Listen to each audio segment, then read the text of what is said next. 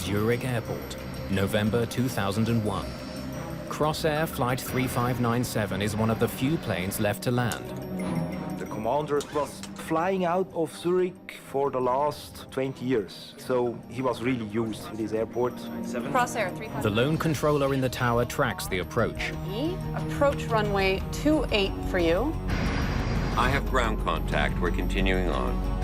Crossair 3597, continue speed reduction to final approach speed. But for some reason, the crew can't find the runway. Damn. He said he saw the runway 1.3 miles. And the flight ends in disaster. Crossair 3597, this is Zurich Tower. Do you copy? We have a possible emergency and approach. He collided with a hill, so obviously he was too low. A terrible mistake sent a passenger jet dangerously off course, killing 24 people. The clues will lead investigators to a trained professional with an astonishing past.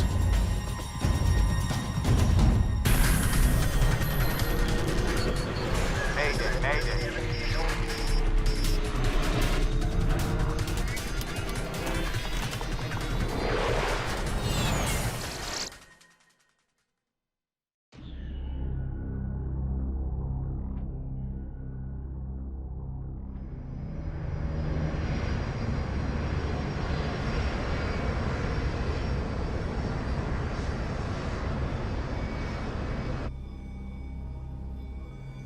Crossair Flight 3597 is cruising at 27,000 feet above Germany. As the autopilot flies the plane, the crew begins reviewing procedures for their landing.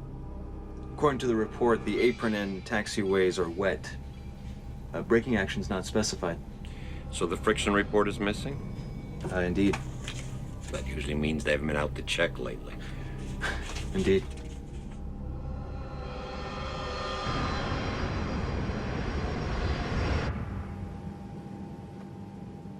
It's the last flight of the day on this busy European route. The 660-kilometer journey from Berlin south to Zurich takes only an hour and a half. There are many empty seats on board. A group of 21 passengers never showed up for the flight. Internet entrepreneur Peter Hogenkamp is returning from a business trip in Germany with his partner, Jacqueline Badran. On that day, we wanted to take the train, but we had to be in Zurich for that opening ceremony of that trade show. So we decided, okay, so we need to go by plane. I've got to get some sleep. It had been a very busy day, so we were very tired when we arrived at the airport.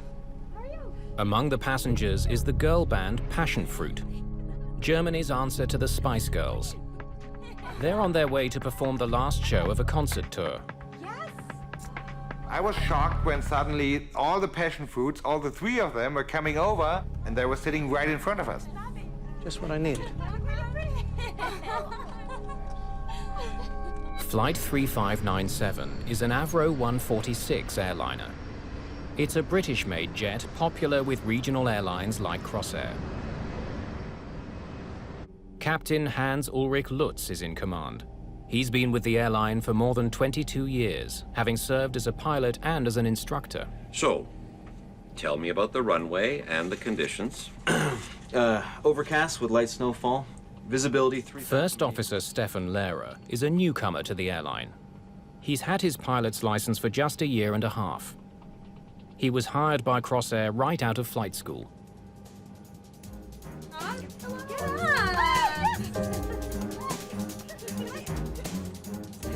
The passion fruits were being quite noisy.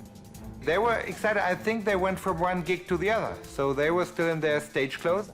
I said, oh my God, do I really need this? Can I just sleep?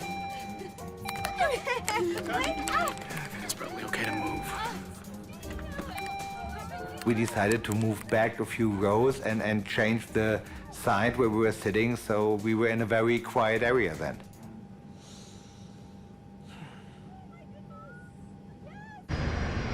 Crossair 3597, clear to flight level 160.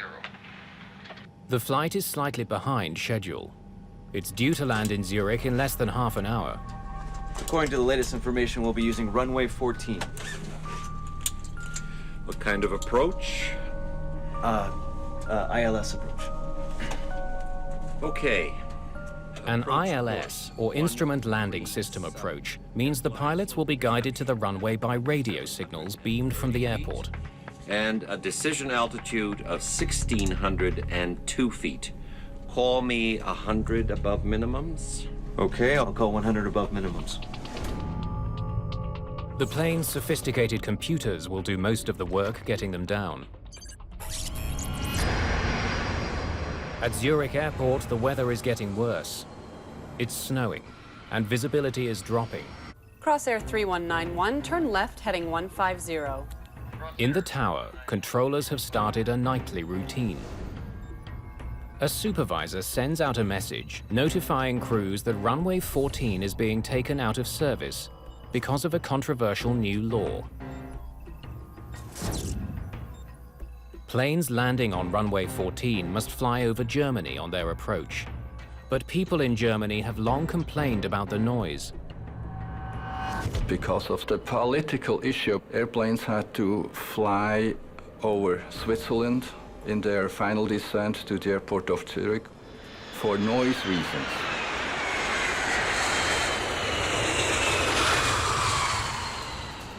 There was no other operational or weather reasons whatsoever. It was purely political. Switzerland has agreed to shut down runway 14 after 10 p.m. to keep landing planes out of German airspace and use runway 28 instead. The crew hasn't received this information yet. But First Officer Lehrer is familiar with the new rule. Should I ask if it's still runway 14? It's almost 10 o'clock. Yes, I'm pretty sure it's still 14. Zurich approach, Crossair 3597.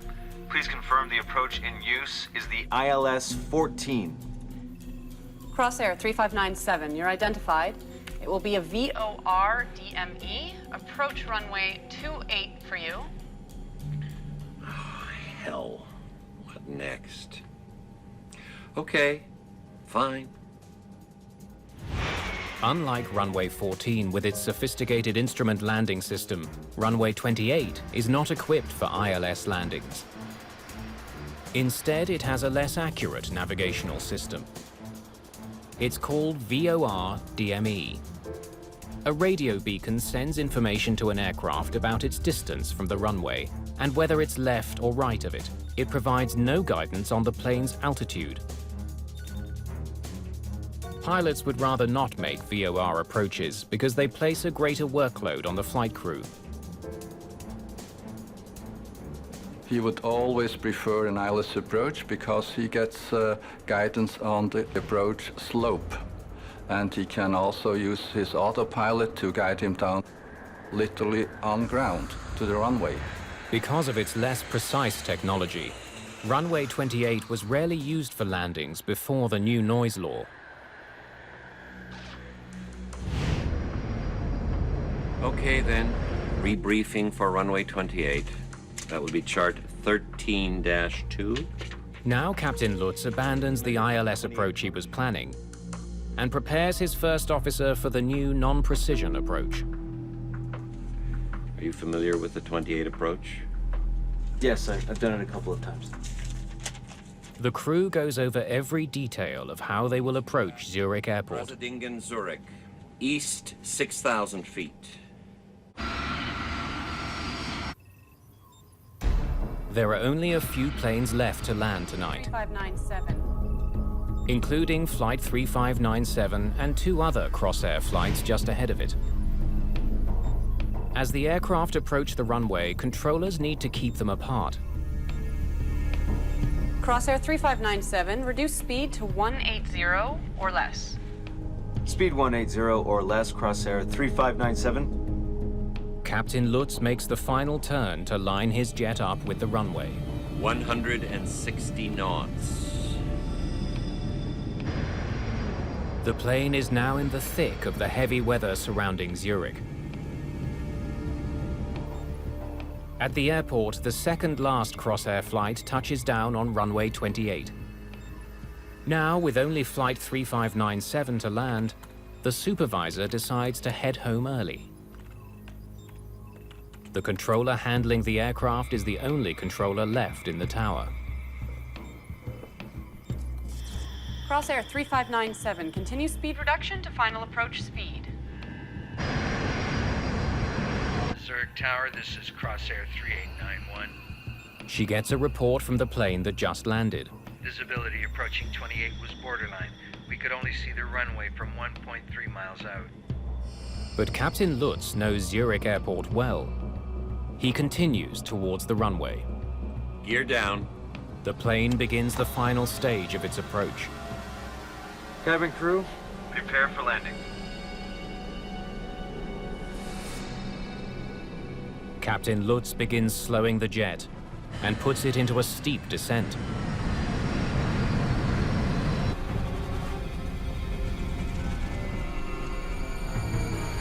Six miles is checked.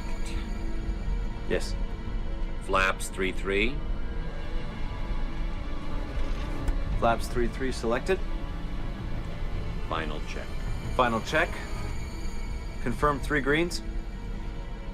Is checked. 116 knots. The descent gets even steeper. Full flaps. Set. Checked. Flight 3597 is about 3 minutes from the runway. Captain Lutz expects it to come into view any second now.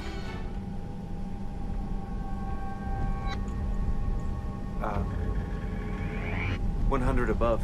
Do we have ground contact? Yes.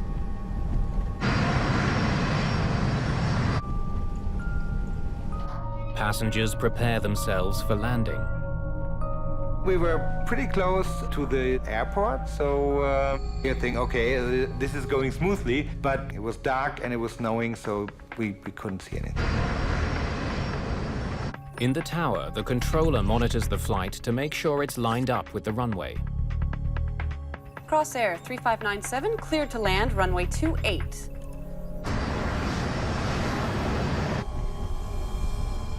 Two 4, the minimum. 2-4.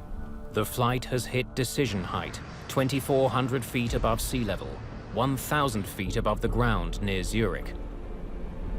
Decision height is the minimum height you can descend before. You need to decide whether you can see the runway and continue the approach visually, or you have to make a decision to go around. I have ground contact. We're continuing on. 500. 500. Captain Lutz still can't see the runway lights, but knows that the flight ahead of him had the same problem. 400. He said he saw the runway 1.3 miles. They should almost be on top of the runway by now. 300. But for some reason, they still can't see it. Make a go around. Crossair 3597. The crew decides to abort the landing Go around! Go around. and pushes the plane to its limits in an effort to get it to climb. Captain Lutz throttles up his plane's 4 jet engines as he aborts his landing at Zurich Airport. But it's too late. There's not enough time for the engines to get to full power and clear a tree-covered hill suddenly looming dead ahead. Residents of a nearby village witness Flight 3597's final moments. I was walking down with my dog. All of a sudden I saw that aircraft coming from behind the forest, the little hill. And I thought, oh, it's very low and it's not on the same route as aircrafts normally are coming to land at the airport of Zurich. The jet clips the treetops.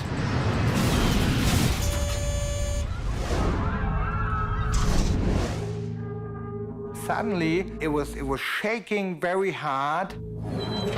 What's happening? Something is wrong.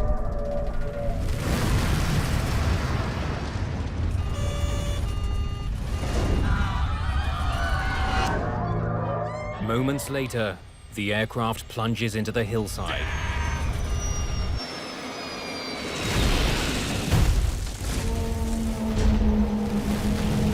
Crossair 3597, this is Zurich Tower. Do you copy? Crossair 3597, this is Zurich Tower. Do you copy? All of a sudden, the whole sky in the west was getting really orange, like a big fire, like an explosion. The impact tears the aircraft apart.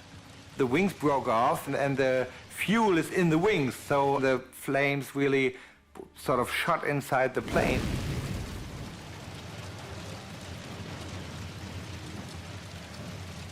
Crossair 3597, this is Zurich Tower. Do you copy? This is Zurich Tower. We have a possible emergency in approach sector east. I repeat, approach sector east.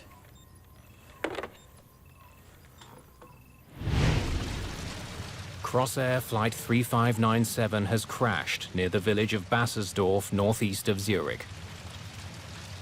Some people have survived the accident, including Peter Hogenkamp and Jacqueline Badran. I don't have any memory of how we really walked out, because the back was cut off and we were just able to walk out there.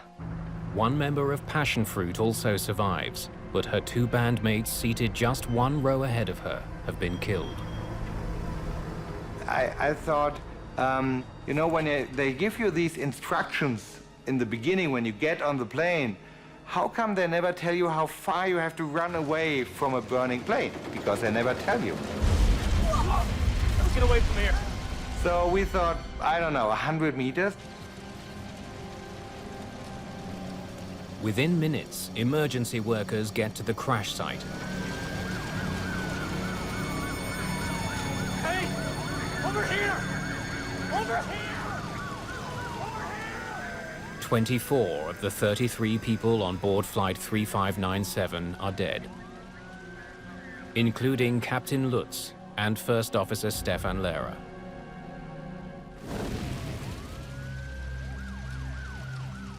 Daniel Knecht, an investigator from Switzerland's Aircraft Accident Investigation Bureau, arrives at the scene. I got the call from our rescue service about 10:30 in the evening. Half an hour later, I was on the accident site. The rear part of the fuselage was quite intact. It was also the region where most of the survivors step out without injury. For Peter Hogenkamp and his partner, it appears that moving to the rear of the plane saved their lives. I think it was just good luck. I think it would have been a whole different story if we wouldn't have changed seats. So the passion fruits may have saved their lives.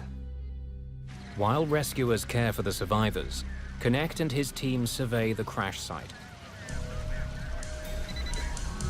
The location of the wreckage far from the airport is of interest to the investigators. 4 kilometers and 50 meters from the runway. The aircraft was not where he was intended to be. He collided with a hill east of runway 28, so obviously he was too low. And the first question was, why was this aircraft too low? The black box flight recorders are found in the wreckage. They're in good condition.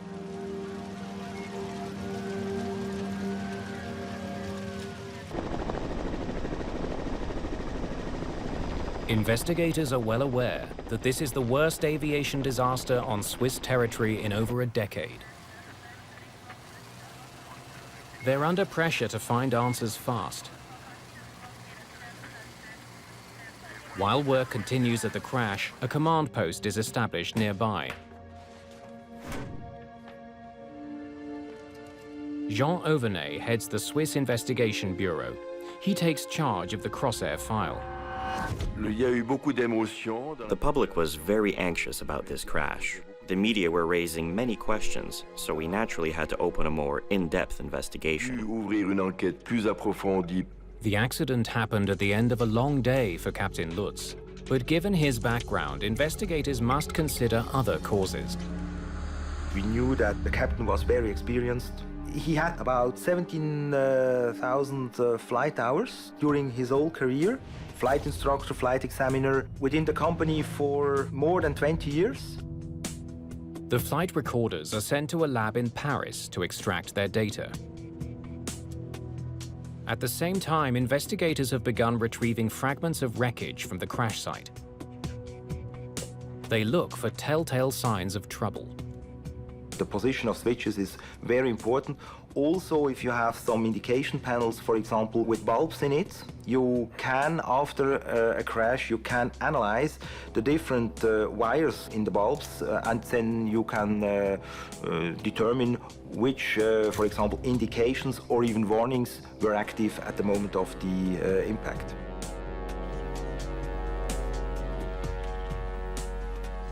An investigator comes across an intriguing piece of wreckage. Oil gauges provide information about the oil flowing to the plane's 4 turbofan engines. Curiously, one of them is installed upside down. This raised a lot of questions for us and for the media.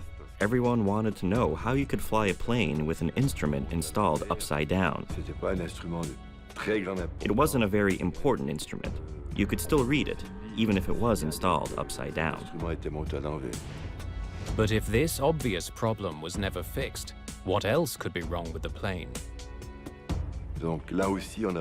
Obviously, there were maintenance issues here. We looked at how the company was doing the maintenance of the planes.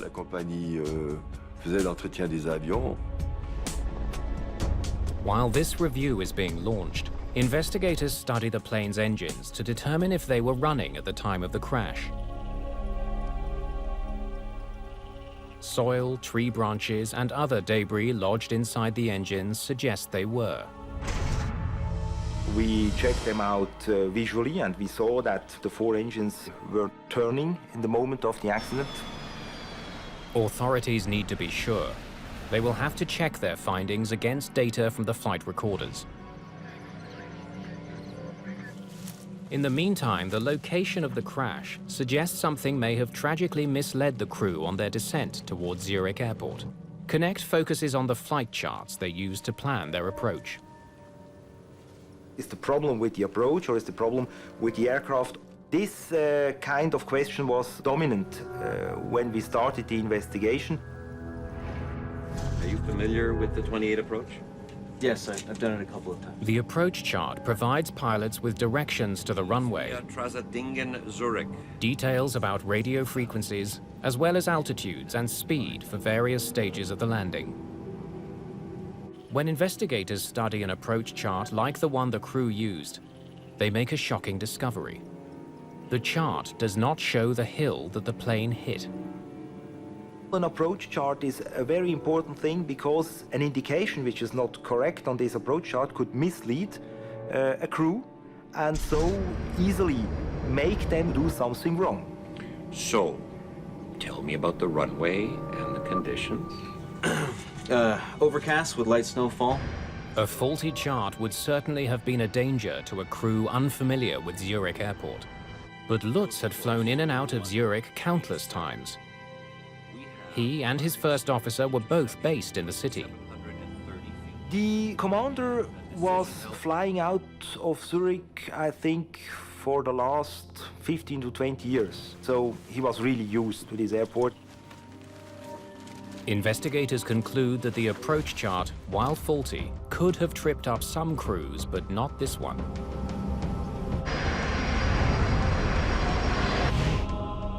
Some definitive news finally arrives. The engine data from the black box confirms the observations at the crash site. We could see quite easily that the engines worked absolutely normally.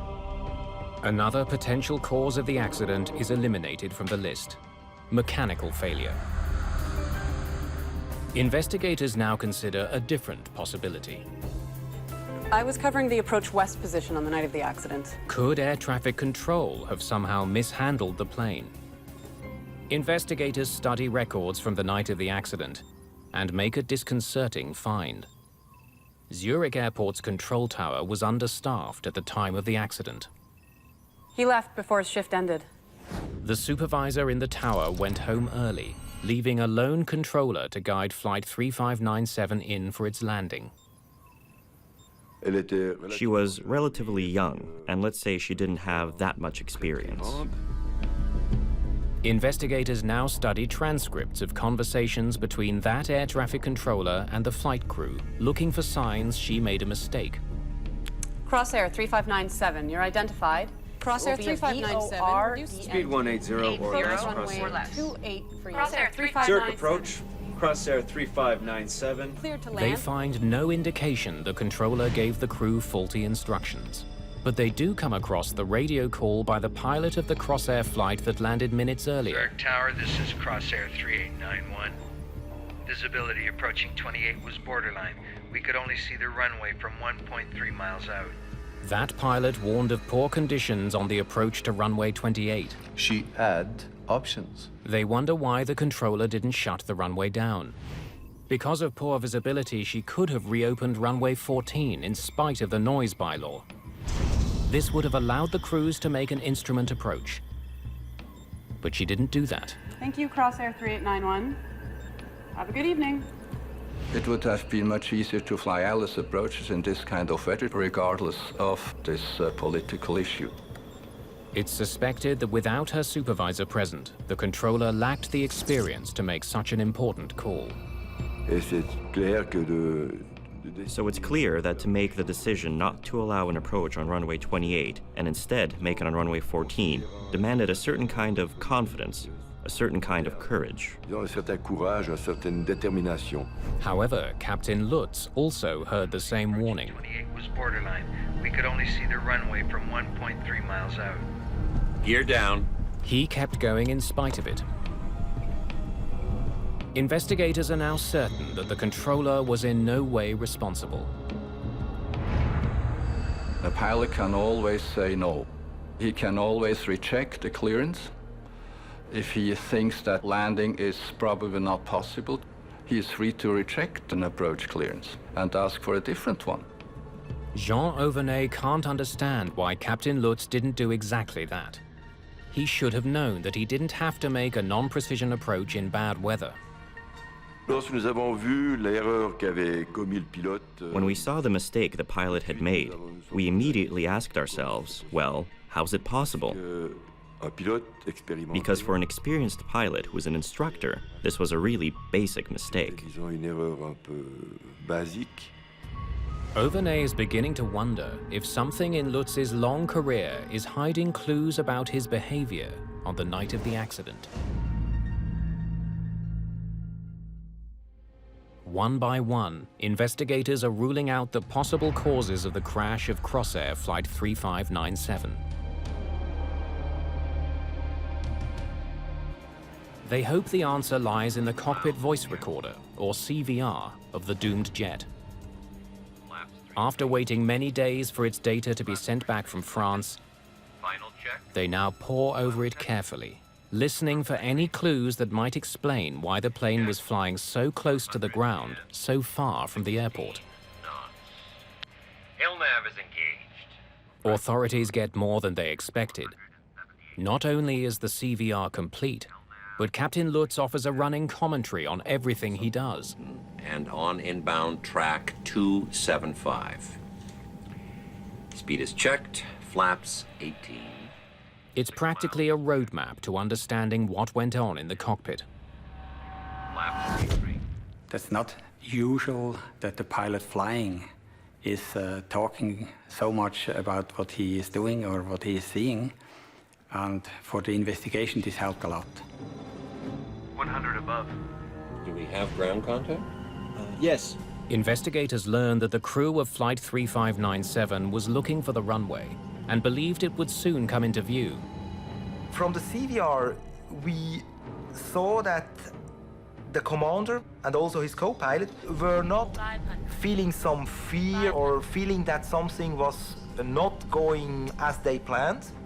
But what they didn't know was that the plane was actually 4 miles shy of its target. Damn. He said he saw the runway 1.3 miles. 300. Captain Lutz obviously thought his jet was closer to the runway than it was. Investigators consider the possibility he was misled by his distance measuring equipment, or DME. It's supposed to tell pilots how far they are from the airport. The DME indication would have given this distance, and then he would have detected immediately that he was below the approach pass. Perhaps the DME from Flight 3597 was faulty. It's been recovered from the wreckage, but it's impossible to tell what information it gave the pilots. However, there is another way to check whether the instrument was functioning or not. The DME distance is not recorded on the FDR, but on 2 occasions the pilots mentioned the distance. 6 miles is checked. Yes. But was Captain Lutz really 6 miles out from the runway when he made that report? Investigators compare the time Lutz checked his DME with radar data on the aircraft's location at that exact same time. They can see that when Lutz's instruments were telling him he was 6 miles out, that's precisely where he was. So we knew that the pilots had an indication for the distance available at that time. An instrument problem can now be crossed off the list as a factor in the crash, which only heightens the mystery. I have ground contact. We're continuing on. If the instrument was working, why did Lutz think he was closer to the runway than he actually was?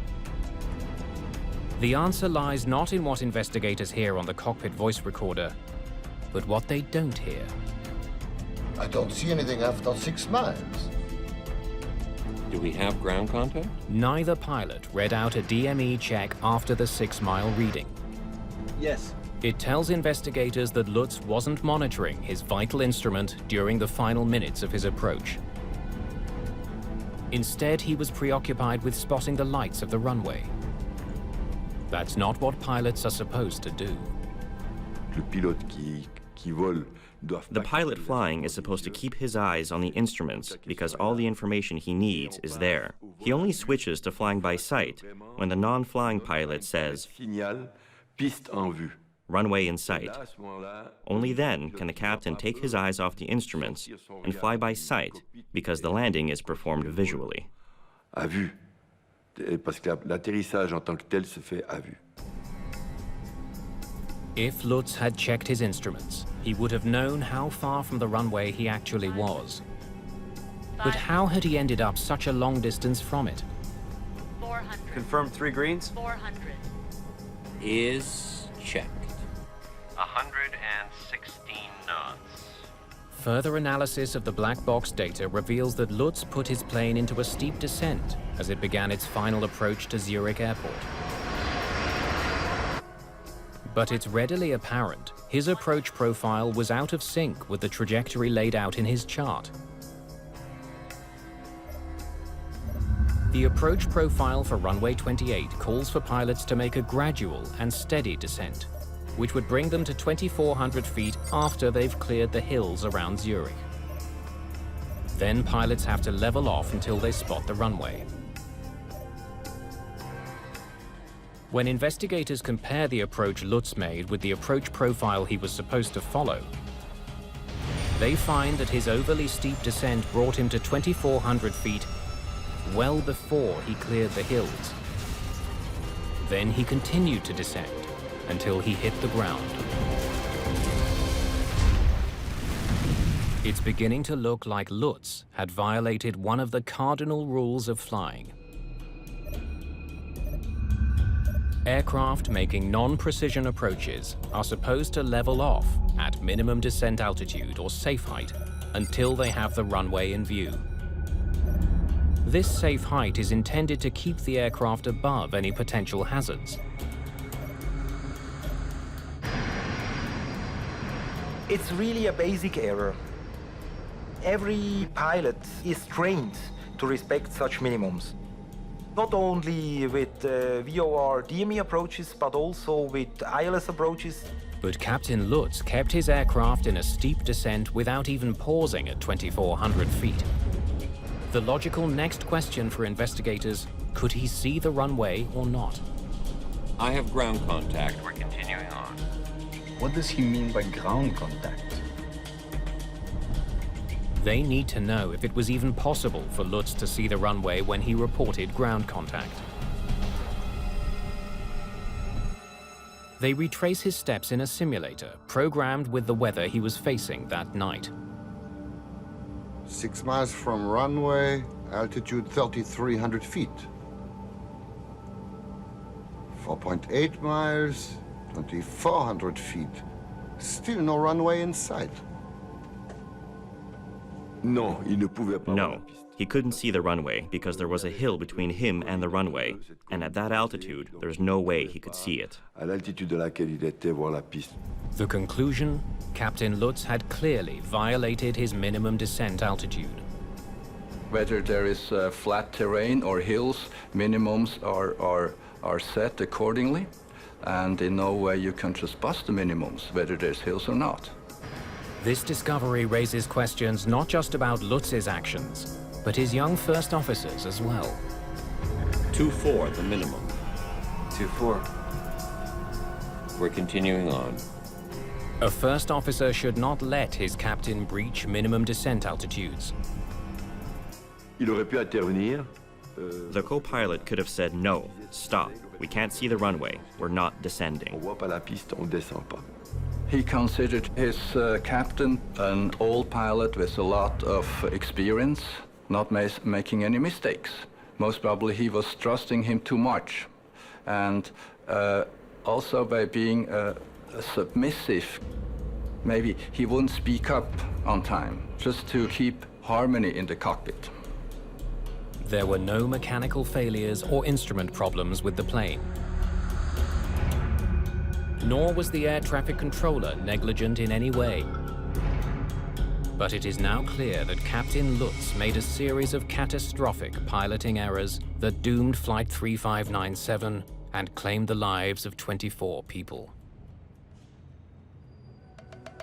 Investigators dig deeper into Captain Hans-Ulrich Lutz's flying record to see if there's anything in his long background that could explain why he crashed Flight 3597. What they discover is truly alarming. Lutz applied to flight school when he was 17 years old. He was rejected 3 times because of his lack of education. He finally got his license at the age of 20, but continually failed exams to upgrade due to his inadequate comprehension of navigation systems. Captain Lutz may have had a long career, but it was not a stellar one. Years of flying and flying hours don't say anything about competence. For some reason, though, his record as a below-average pilot didn't prevent Crossair from hiring him in 1979. There was a red line through his career where several incidents happened before and he had missed several checks. Well, he had some limits. But what's hard to understand for me is that they were identified. And decision was made to keep him flying. Captain Lutz's limited abilities continued in his new job. While commanding a sightseeing tour of the Swiss Alps, he made a navigation error and ended up in Italy. He only realized his mistake when his passengers spotted road signs in Italian. In another incident, he wrecked a $1.5 million aircraft after inadvertently retracting the landing gear while the plane was still on the tarmac. Lutz's failures forced Crossair to fire him as an instructor, but they allowed him to continue flying passenger planes. I personally do pilot assessments, and he would never have gone through my assessment with a positive recommendation. Okay, approach course 13. Investigators wonder why Crossair allowed Lutz to stay on as a pilot if he was not entirely competent. The answer appears to be they may have had little choice.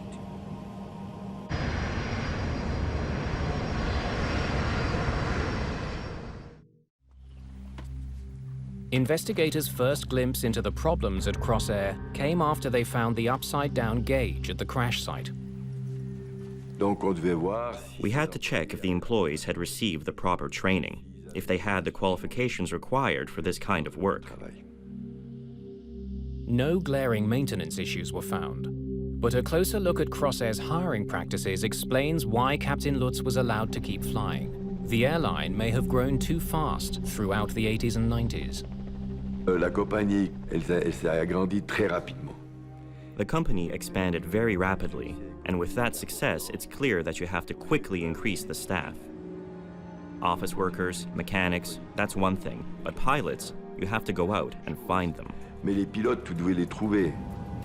In those days, they were desperate for pilots, and somehow no decision was made to lay him off because of his questionable performance during his career. Captain Lutz's failings caught up with him on November the 24th, 2001. Make it go around. Go around! 24 people paid with their lives.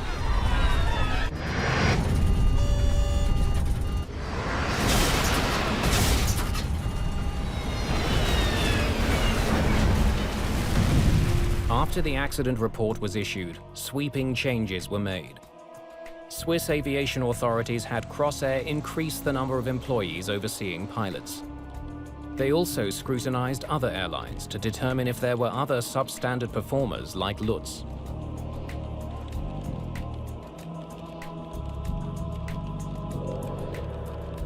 One thing is for sure, that the selection process has improved considerably. And of course, awareness of people's performance during their career was increased considerably. Crossair went out of existence in 2002. It was folded into the Swiss national carrier. As Crossair became Swiss, they adopted the previous Swissair selection process. And I can say today, which is already 9 years since, that safety has improved considerably, and also quality of the pilots that are hired by companies like Swiss.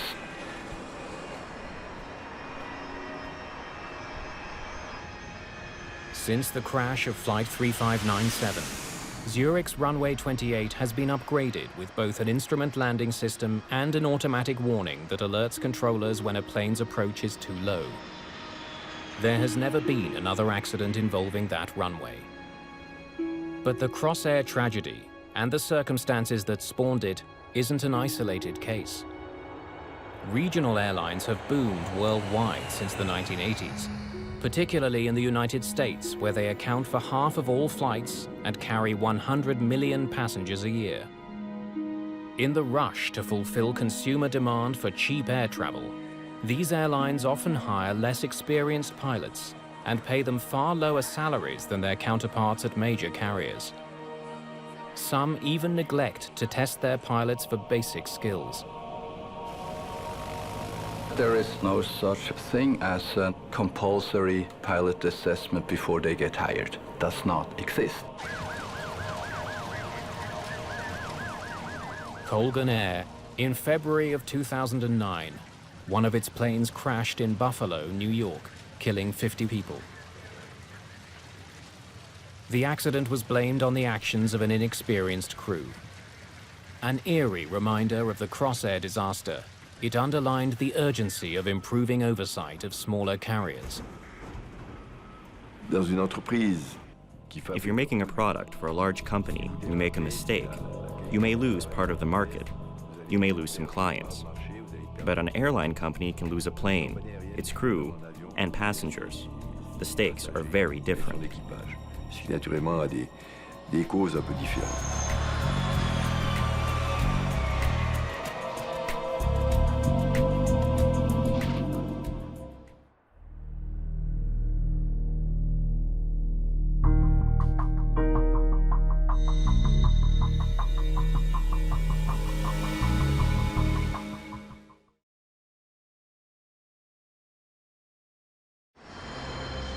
January 2008. The Boeing 777 is the gold standard for commercial aviation. For more than 10 years, the plane has logged 2 million flights without a single major accident. Clear to land. But less than 1,000 feet above London's Heathrow Airport, all that changed. Pete, I can't get power on the engines. What do you mean? It's not giving me power. This can't be happening. I thought if I don't do anything, then everybody will die. Mayday! Mayday! Speedbird! Speedbird!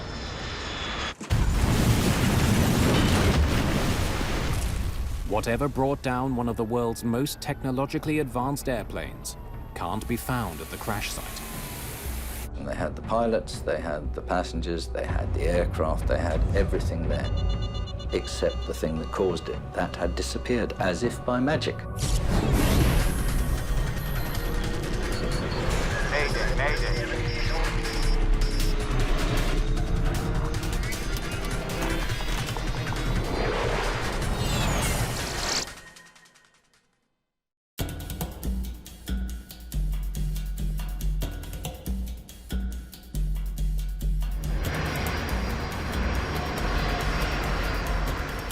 British Airways Flight 38. A 10.5-hour journey from Beijing to London. Captain Peter Burkill has made this trip many times before. I was operating that route a lot. It was one of my favourite flights because it was daylight. You could see the views the whole way along the route. Burkill and First Officer John Coward both have thousands of hours flying the 777 under their belts.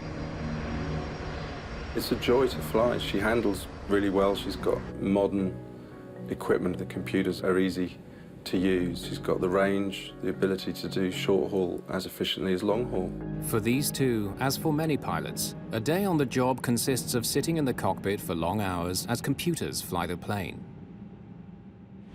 Powered by two massive Rolls-Royce engines, the Boeing 777 is one of the safest planes in the industry. Nick Harris is flying back to London after a business trip to China. The good thing was it seemed to be that we were coming in early into Heathrow. I was looking forward to getting home to see the family. Flight 38's destination is Heathrow Airport, one of the busiest international airports in the world. Nestled in the southwest corner of London, it's bordered by the A30 motorway. People who live in the nearby neighborhood of Hounslow are well accustomed to the sound of jets taking off and landing.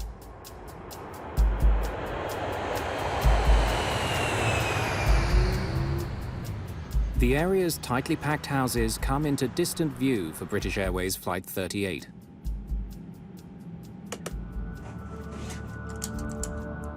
The autopilot is in control as the crew lines up with runway 27 left. As it nears the ground, the plane is buffeted by some high winds. Just a little turbulence. It's the first wrinkle in an otherwise smooth journey.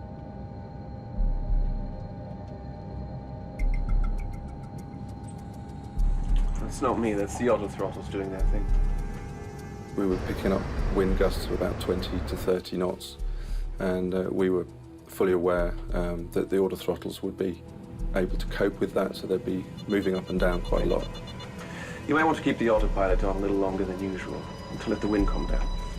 Will do. In turbulent weather, the autopilot can make faster adjustments to keep a plane level than the pilots. 1,200 feet above ground. I'll have to turn that off for now, sir. Sure. Thank you. 2 minutes before landing, Coward takes over flying the plane. You have control? Just as the two pilots had planned. I have control.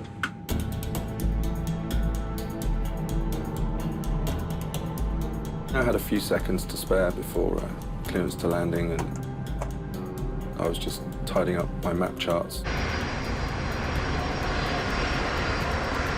Speedbird 38, prepare to land 27 left. Cleared to land 27 left, Speedbird 38. I remember looking out to see if our gate was available. 500 feet. 500 feet. Stable? Well, sort of. Suddenly, there's a problem. Pete, I can't get power on the engines. It's not giving me power. What's going on? What do you mean? I was looking at the engine instruments and they didn't make sense to me because we were asking for full power, but the engine instruments were not giving us any power at all. What's going on?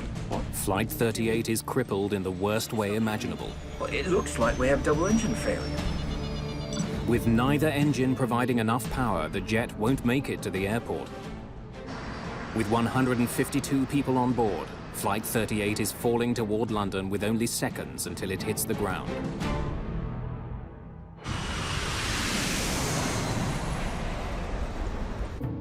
This can't be happening. This is one of the most modern jets in the world. In the cabin, there's no indication that anything's gone wrong. On approach to land, everybody seemed relaxed in the cabin. We were just looking forward to landing. Airspeed low, airspeed low, airspeed low. And now I was looking at our impact point. I could see a set of buildings around the Hatton Cross area and a petrol station. I just knew if we were hitting those, then it was certain 100% fatalities. At that point, I felt the weight of my 4 bars on my shoulder. I am the captain. If I don't do anything, then everybody will die. This close to the ground, Burkill doesn't have many options. He could take back control of the plane from Coward, but doesn't think that's the right move. First decision really was to not take control. I remember looking over at John. He was still flying the plane well. Good, he's doing a good job. He's doing what I need him to do. Burkill knows that even if they manage to clear Hounslow, the jet could still smash into the busy A30 motorway or the antennas at the edge of the airport. I thought about raising the gear. That's the biggest drag on a commercial jet. But I needed the gear to crash on. We were going to impact, and that was going to take the brunt of the impact, so I had to leave the gear down. With a crash imminent, Burkill has only one move left, but it comes with enormous risk. I knew I had about 15 seconds to make a huge decision. I needed to get past those buildings. It was obvious to me that I needed to raise the flaps. Retracting the flaps will reduce drag, but also lift. The plane will fly further, but drop faster. Burkill must determine which is more important. I wanted to discuss it with the crew, but this was all in a matter of seconds. I remember holding that lever for a fraction of a second. He hopes this move will help his plane avoid catastrophe. The effect was immediate. Now Burkill makes the announcement every pilot dreads. Mayday! Mayday! Speedbird! Speedbird! It was hard, very hard. I remember the couple of impacts and the noise. Good God! The landing was hard. Just a huge bang. The noise, bits falling off the ceiling. Then I also became a passenger because we were now in an uncontrolled aeroplane. We were sliding along the ground, and I didn't know what we were going to hit next. And then I thought about my wife and kids, and I said goodbye to them. The lights went out. I could hear the wreckage breaking up. And then we stopped. When we actually stopped, I was surprised that I was still there. And then I looked around the flight deck and I was more surprised to see that all 3 of us were unscarred. Everybody stay seated with your seatbelts fastened! And I quickly became the captain again. The crew switches off the fuel, APU fire switch. hydraulic and electrical systems. Control switches. Cut. Checklist complete.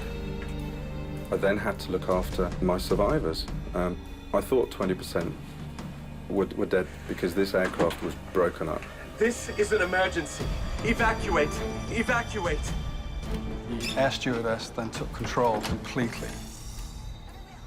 And as she opened the door, I smelt the fuel.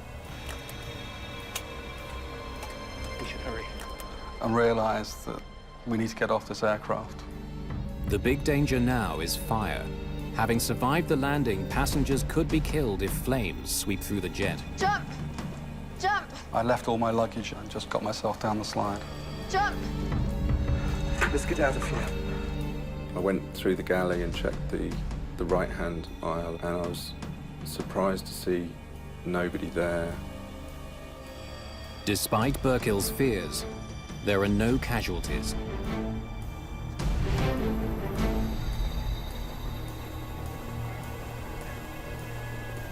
Outside in the cool January air, the scale of the disaster is clear. The right wheel had actually been ripped off during the impact. The engines were just sad. They were all ripped apart. The cowlings were ripped off, and the engines were half buried. It wasn't an aircraft anymore. I now start to realize that we've been involved in a major accident. I saw the damage to the undercarriage and to the wing. The plane narrowly missed the A-30 and the antennas at the foot of the runway. It could have been total devastation. If the impact had been on anything other than soft mud and grass, the likelihood of a fire was immense. Given the amount of damage, it's incredible that only 47 people were injured. I felt quite lucky that I was still alive. It was quite a surreal feeling. From China, British Prime Minister Gordon Brown praises Burkill and the crew. I think it's right to pay tribute to the calmness and professionalism of the British Airways staff, the captain, Peter Burkill, for what he achieved in engineering a landing that protected lives. Investigators have some early hunches about what caused the engines to fail. They also have plenty of clues, but a key piece of evidence is already missing. Heathrow's emergency planning swung into action. The crash of British Airways Flight 38 dominates the news. It's the most serious accident at Heathrow in 30 years. Heathrow Airport is a very busy airport. It is the main airport in the UK, so anything that happens in Heathrow Airport immediately hits the media. More significantly, the 777 is one of the world's most modern and reliable jets. The accident unsettles the airline industry. The 777 is as safe as an airplane can be. It had such a superb safety record. What on earth happened? You don't like not knowing whether it might happen to the rest of your fleet. Investigators quickly arrive on the scene. Phil Slight is the lead engineer for Britain's AAIB, the Air Accidents Investigation Branch. When you first approach an accident site like this, the first thought you've got is, where do I start? The plane landed about 1,000 feet short of the runway.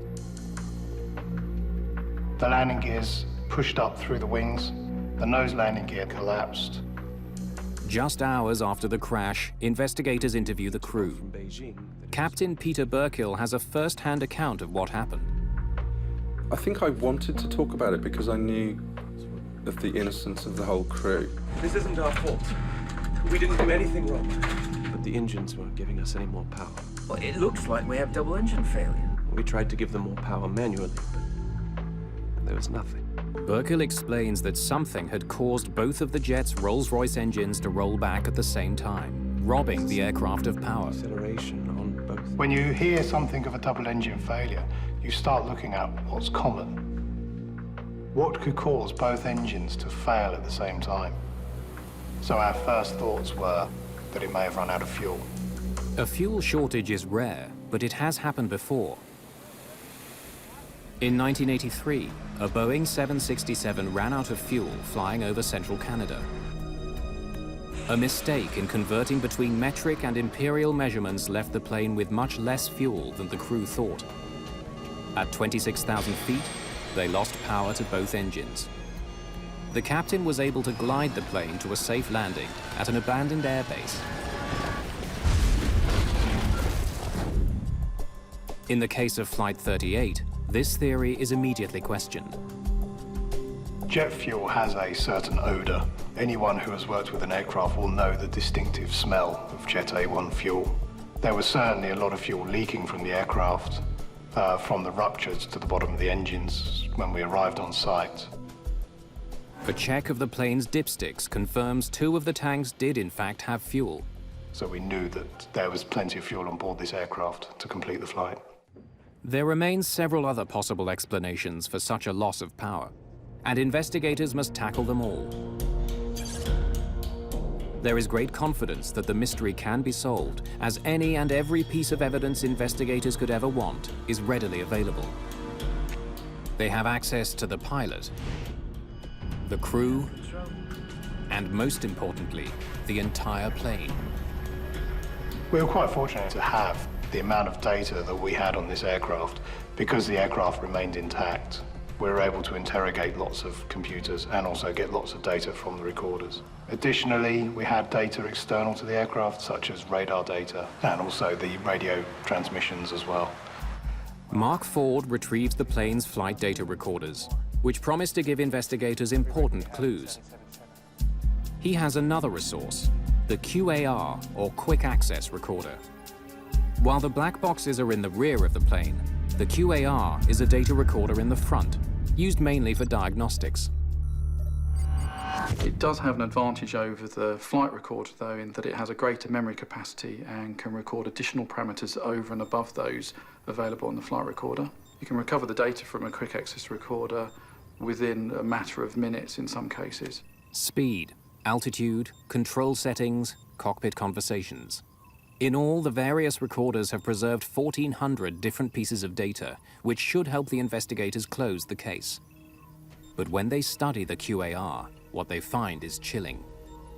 The quick access recorder data stopped about 45 seconds prior to the accident itself. Initial thoughts were that there was an electrical problem, possibly that had affected not only the QAR, but possibly the engines as well. The 777 is one of the latest advances to computer-assisted airplanes. Pilots don't directly control the plane. Instead, their inputs are sent to a computer. Those signals are then relayed to the engines, flaps, and other systems on the aircraft. Pete, I can't get power on the engines. A massive failure of the plane's information systems could explain why the engines stopped working. Perhaps the computers that control them froze. Farnborough is home to the AAIB. The flight data recorder has been sent here for analysis. An electrical problem would be recorded on this device. But interpreting the information will take some time. Time investigators don't have. There are hundreds of 777s landing every day. They need to find answers before whatever brought down Flight 38 strikes again. While they wait, authorities turn their attention to the fuel recovered from the ruined plane. A bad batch of fuel could have deprived the aircraft of power just when it needed it most. Well, fuel can be contaminated in many different ways. It can be particle contamination, it can be biological contamination, and they can get into filters to restrict the flow. We took several samples from various points within the fuel system. So not only from the fuel tank itself, but also from remnants within fuel lines and also within various fuel components. We managed to trace the fuel back through the documentation to a shipment of Jet A1, which came from South Korea. And that was shipped across in a tanker to China and was then transported by pipeline to Beijing Airport. We compared it with over 1,200 other batches of fuel in the UK. And it came out to be very good.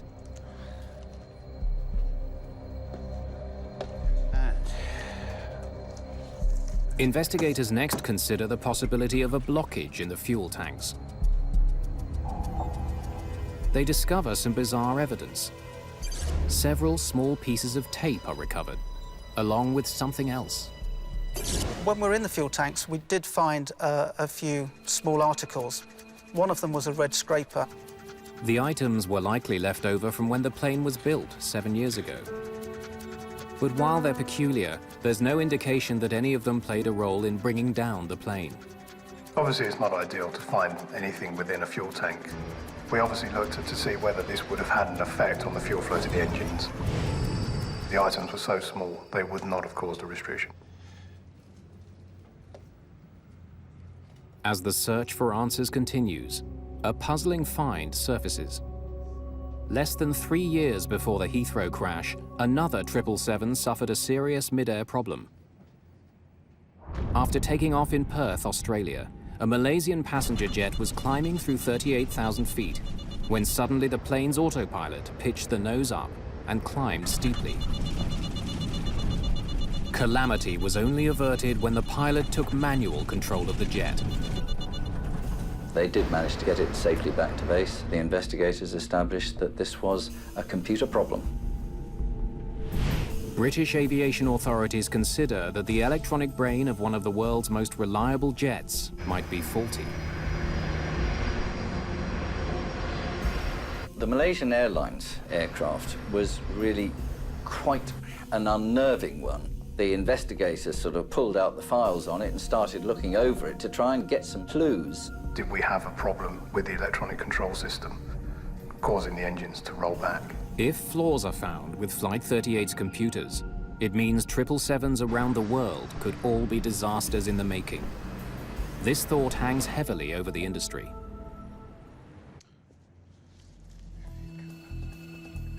When the readout of the plane's flight data recorder is conducted in Farnborough, investigators learn that the crash could have been much worse. There was very little they could actually have done. It looks like we have double engine failure. There was only 30 seconds between when they were fully aware of what was going on. Airspeed low. And the accident was inevitable. Records show that soon after the engines failed, the plane started falling faster than 1,800 feet a minute, a very steep descent. But lack of power was only one factor working against the crew. They had extended their flaps on descent. It helps control the plane at lower speeds by increasing lift, but the extended flaps create drag, which slows the plane down. It takes more power to keep the plane flying with a wider wing. Airspeed low. I needed to raise the flaps. I knew that by raising it 1 notch to flap 25 would be the right thing to do. To reduce the drag, that's what I had to do.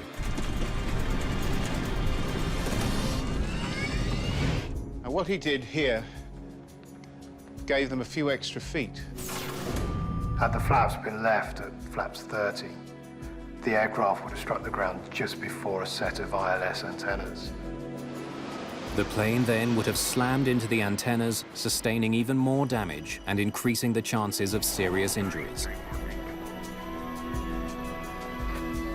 For their efforts, Burkill and his team are considered heroes.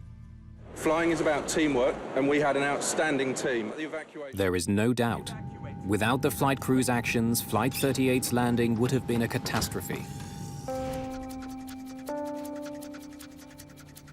Now, the recordings As they continue examining data from the flight data recorders, continue right until the moment of impact. investigators are no closer to solving the case. Analysis of the flight recorder didn't identify any particular fault with the aircraft electrical system that would have resulted in both engines rolling back. They are at least able to determine why no data was found on the quick access recorder for the last 45 seconds of the flight. It's not an electrical fault as they first feared. The 45-second delay in the QAR recording was a result of the fact that the QAR doesn't record in real time. It buffers the data and then will record approximately 45 seconds later. With all the information from the plane's various data recorders now collected, investigators have a precise picture of what happened. The jet was on the proper course as it made its approach to land, when things went horribly wrong. At 720 feet, the right engine rolled back. 7 seconds later, the left engine rolled back. The autothrottle attempted to command greater thrust. It's not me, that's the autothrottle. But the engines didn't respond. I can't get power on the engines. While electrical and computer problems are ruled out as causes of the crash, The flight data recorders do point investigators to the likely source of the problem. The two most significant parameters from the quick X recorder were the fuel metering valves. Both those valves indicated that they had opened to their fully open position. The plane's computers were calling for as much fuel from the tanks as possible. The valves were fully open, but not nearly enough fuel was reaching the engines. A plane with plenty of fuel and a working computer system still crash-landed, and investigators can't determine why. They focus on the weather on the day of the accident. It was a very cold air mass over Siberia, so we were aware of the cold conditions, but the flight was expected to be smooth and also quick. The plane's path took them high over Russia. The outside temperature went as low as -74 degrees centigrade. It's a potentially dangerous temperature if not monitored closely. In cold air masses, you have to be very aware of the fuel temperatures. When fuel starts to freeze, it produces wax. As the fuel temperature drops, the wax becomes greater within the fuel itself until it comes to a point where it can no longer flow. We have a fuel temperature gauge on the flight deck, which is monitored at all times, and I personally look at that every time I do a fuel check, which minimum is once an hour. Basically, you don't want to get it below -34 degrees centigrade. While they were cold, the temperatures never dipped into the danger zone where the fuel could wax and clog the system. And the fuel temperature increased significantly as the jet approached London. We were coming through 20,000 feet, and I remember seeing -20 degrees centigrade, so it had already started to warm up. Another potential cause of the crash is ruled out. Investigators are now running out of possible explanations. And the expectation from the media, and also from aviation experts, was that we would have the answer within days. But there was no comment today about the ongoing investigation. It very quickly became apparent that that would not be the case. They had the pilots, they had the passengers, they had the aircraft, they had everything there, except the thing that caused it. That had disappeared, as if by magic. Despite mountains of data and physical evidence at their disposal, investigators are still unable to say what caused the crash of a British Airways 777 at Heathrow Airport.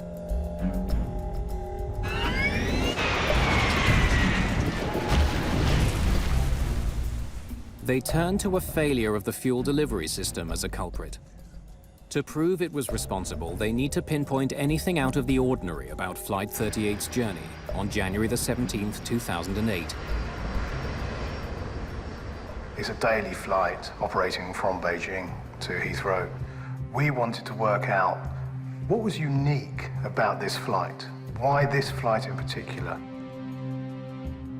If you've got a very puzzling incident, like the 777 accident at Heathrow, you're going to mine all the data you can. Just put them over there for now. So we approached many operators to obtain some data of previous flights so that we could then do a comparison.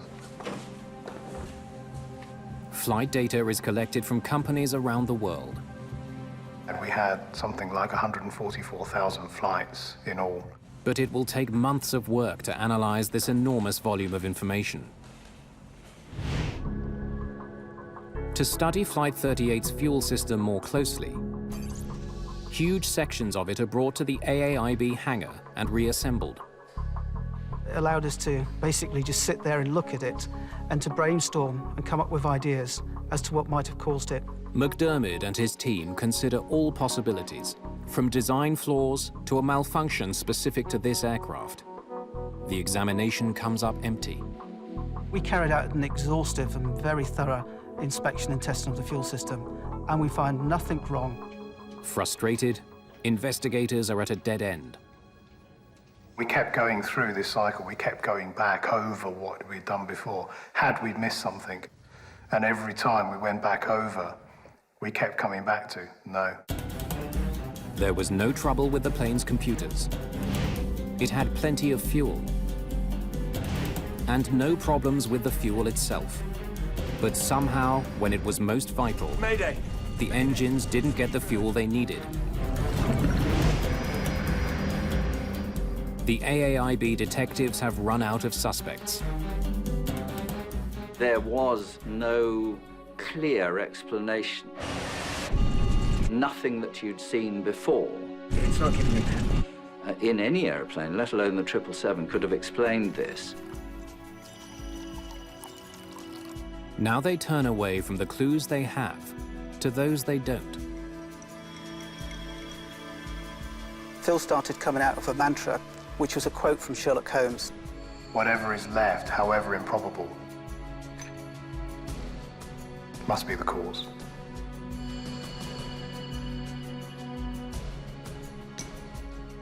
Has to be. In this case, we always kept coming back to what's there, what could have been there that's not there now. And we come back to ice. Suspicion that the cause of the accident was ice grew stronger and stronger. But investigators are faced with a nearly impossible task. How can they prove that ice had brought down the plane when the evidence they need would have melted by the time they arrived? 3 months after the crash, Brian McDermott flies to Seattle to work with engineers at Boeing, the company that built the 777. If ice brought down Flight 38, they need to prove how and why. We took the pipes from the right side of the fuel system, and those pipes and those couplings were used on the test rig at Boeing. Ice in the fuel lines has long been a concern for jets of all kinds. But decades ago, engineers found an ingenious way to deal with the ice forming in the fuel of passenger jets. The heart of the system is the fuel oil heat exchanger, or FOHE. Cold fuel runs through thin tubes, which are surrounded by the hot oil used to lubricate the engines. The purpose of a fuel heater is to heat the fuel up to prevent icing of the delicate fuel control system. The FOHE is designed to prevent exactly the problem investigators suspect crippled Flight 38. But it's also a potential bottleneck in the system. During the fuel testing, we were looking to establish where we could get a restriction that would restrict the fuel flow to 6,000 pounds per hour. And the only place that we could get such a restriction occurring was on the face of the fuel oil heat exchanger. Investigators have to prove 3 things. First, that substantial amounts of ice can accumulate inside the fuel pipes. Second, that the ice can suddenly be released. And finally, prove that it can block a device specifically designed to melt it. We use different methods of controlling the environment around the pipes that range from dry ice to cold fuel and to hot air to simulate the environment around the pipes that the aircraft experienced during the flight. After each fuel cooling test, investigators look inside the pipes for ice. But they can never get much ice to form, let alone block the fuel lines. And the fuel temperature was minus 30 degrees centigrade. Very little ice would stick to the inside of the fuel pipes. Investigators know the temperature on the accident flight didn't get much colder. So how had the ice formed? We still hadn't answered the question of where does the ice come from in the first place? And indeed, was it ice? Or was there something else that we've missed? Surprisingly, when the fuel temperatures are warmer, the breakthrough arrives. If you have water in the fuel, then that water will freeze and form ice crystals. And then when the temperature gets to about minus 20 degrees centigrade, then those ice crystals will start to stick together and will also stick to the inside of the pipes. Below minus 20, any ice crystals in the fuel are too cold to attach to the pipes. But in the sticky range, between minus 20 and minus 8 centigrade, slushy ice forms and sticks to the sides of the fuel pipes. So when we demonstrated that ice could actually build up and grow onto the walls of the fuel pipes, there was a certain amount of surprise as to how much could actually grow. Oh, now we're getting somewhere. Well, the question for us at this stage was how could that ice come off the pipes? Investigators think they have the smoking gun. But they still can't prove how a small bit of ice could bring down a $200 million plane. They continue analyzing thousands of comparative flights to see what made Flight 38 unique. But after 7 months, they still can't crack the case. From 35,000 Rolls-Royce powered flights, it was less than 1% that had the same features as the accident flight. Then, on November the 26th, 2008, more than 10 months after the crash, the importance of finding an answer is underscored when the elusive culprit strikes again. Another 777 runs into trouble 39,000 feet above the United States, when one of its engines simply stops working. Fortunately, in that case, the engine recovered and the aircraft landed safely at Atlanta. Even though it didn't result in an accident, it reinforces concerns that there's a potentially dangerous flaw on every 777 around the world. The incident captures the attention of the British Airways crash investigators. The Delta Shanghai flight really was investigated with huge interest. The engines were Rolls-Royce engines of the same type. So they immediately went looking for evidence of the same problem. And in fact, they do find important similarities between the Delta airliner and British Airways Flight 38. The aircraft had operated a long sector from Shanghai in China to Atlanta. The fuel temperatures were within the sticky range that we had defined during the research. We were able to see that the reaction of the engine was very similar to that of the 777 at Heathrow.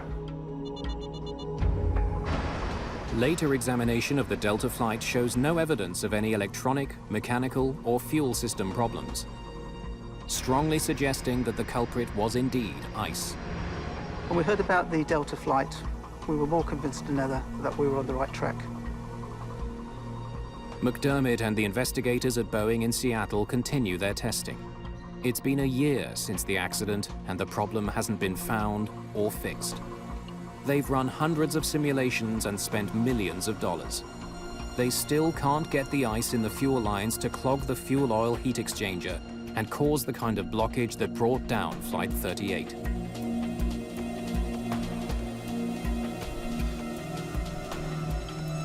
We came to a stage where we had not actually come up with what had caused this accident. At this time, the media and also the general public, there was a bit of unrest as to why we had not yet come up with an answer. Industry pressure to resolve this case is intensifying. Investigators still need to know what made Flight 38 different from thousands of others that had flown under similar conditions. To find out, they retrace every moment of Flight 38's journey. The voyage from Beijing involved a gradual climb, a steady cruise, and a gradual descent. The fuel temperatures fell and rose accordingly, causing ice to accumulate in the fuel lines. That ice posed no danger unless it was released. Now investigators study the fuel flow and find that it was kept steady for most of the flight. The autopilot maintained constant speed and low power for hours, never demanding an abrupt increase in engine power until just before they reached the runway. The approach into Heathrow was quite a turbulent approach, and the engines were demanding various levels of thrust power. That's not me, that's the auto throttles doing their thing. And there were 4 changes in fuel flow, one of which was a very high fuel flow of around about 12 to 13,000 pounds per hour demanded. A closer review of the American Delta flight reveals that its engine rolled back under the same circumstances, a sudden demand for power after a long period of consistent speed.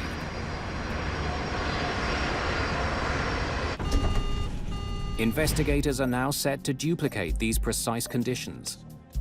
They hope that by reproducing the moments just before landing, which was the only part of the flight where the crew suddenly required more power, they may finally get the answer they're looking for. The problem that we were looking at is very, very difficult to replicate. And during what was one of the last tests, we actually managed to get all the elements together. After simulating running engines at constant speed, investigators increased the power. We allowed the ice to accumulate for 3 hours, and then the flow rate was increased. What happens next breaks the case wide open. In Boeing's Seattle lab, investigators' sudden demand for more engine power causes the fuel pressure downstream of the fuel oil heat exchanger to drop dramatically. And when investigators examine this vital component, we then saw that ice had formed across the face of it. soft ice that had formed deep inside the fuel lines broke free when the pressure was abruptly increased. It restricted the flow of fuel to the engines. Investigators have finally found the Achilles heel hidden deep inside the 777. The tubes that bring the fuel through the FOHE jut out just above the container of hot oil. It's just a few millimeters, but was enough to prevent the ice from coming in contact with the hot surface below and melting. Now, the ice doesn't totally restrict the fuel flowing through it. It has some porosity, so the fuel will continue to flow through. But the flow rate is much lower than it should be. In all of the tests, only one gave investigators the result they were looking for, the one that exactly matched the journey of Flight 38. While the plane flew over Russia, water in the fuel turned to ice. At -20, it began to build up along the inside of the pipes. The steady speed of the aircraft ensured this accumulation was never interrupted. Then, as the plane approached Heathrow, turbulence resulted in the first demand for power since much earlier in the flight, and things cascaded into a serious problem. Doing their thing. You might want to keep the autopilot on a little longer than usual. The gushing fuel washed the ice through the fuel system until it built up against the face of the FOHE, with disastrous results. Pete, I can't get power on the engines. It's not giving me power. Facing a threat no one knew existed, Mayday! Speedbird! the pilots didn't have a chance to solve the problem.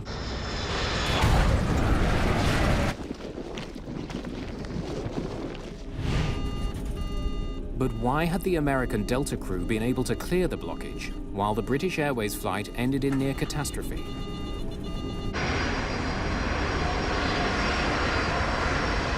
It's discovered that after just a few seconds of reducing engine power to idle, the blockage in the FOHE clears. But this maneuver was not available to the British Airways pilots because they were so close to the ground. Soon after the Seattle tests, Rolls-Royce redesigned the fuel oil heat exchanger. So what Rolls-Royce did was to actually remove those protruding tubes, so you now have a flush face. And they found that if they flattened this surface, even if ice crystals did form in the fuel, they'd go straight down the holes in the block. Very, very easy fix. Other aircraft manufacturers are ordered to ensure that their systems aren't vulnerable to the same problem. Peter Burkill, John Coward, and the rest of the crew of Flight 38 received the British Airways Safety Medal for their performance during the accident. It's the company's highest honor. Crew have been presented with an unprecedented failure, and they did the best they could in the time that they had available.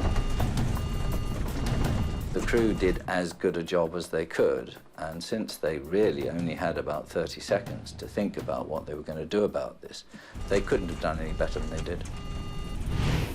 The ice that brought down one of the world's most sophisticated airplanes was gone by the time investigators showed up. Weird thing about this investigation was that the culprit had fled the scene. The inquiry into what happened consumed thousands of hours of manpower and cost millions of dollars. These people really pulled out the stops to find out. And the reason? We have to know. With unrelenting diligence and a little inspiration from Sherlock Holmes, the mystery was finally solved. Whatever is left, however improbable, must be the cause.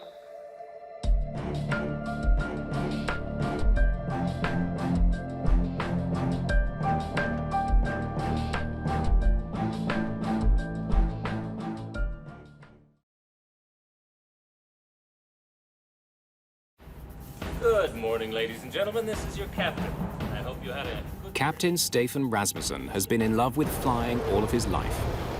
I got my first idea of flying when I was a young boy. After learning to fly in the Air Force, Rasmussen joined Scandinavian Airlines. He seemed to be the one who really enjoyed his job. On December the 27th, 1991, he's in command of a state-of-the-art DC-9. The flight will take him to the very edge of his abilities as his engines fail and his plane falls out of the sky. I was in a nightmare. Stockholm, Scandinavian 751, we are crashing into the ground now. What caused the most baffling accident in Sweden's history is nothing investigators could have imagined. What they finally uncover will strain Rasmussen's lifelong relationship with airplanes to the breaking point. I really felt that I didn't trust the aircraft. Mayday, Mayday.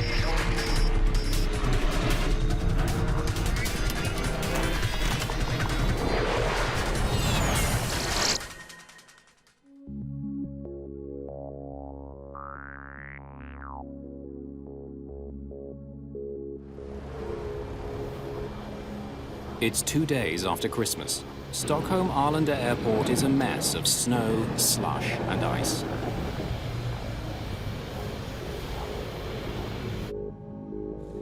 Passengers boarding a mid-morning Scandinavian Airlines flight to Copenhagen are finding the cabin very uncomfortable. It was really warm inside the plane when we entered because there had been heaters on during night. And I saw when the passengers embarked, they also wanted to take off jackets and shoes, and because it was like a sauna.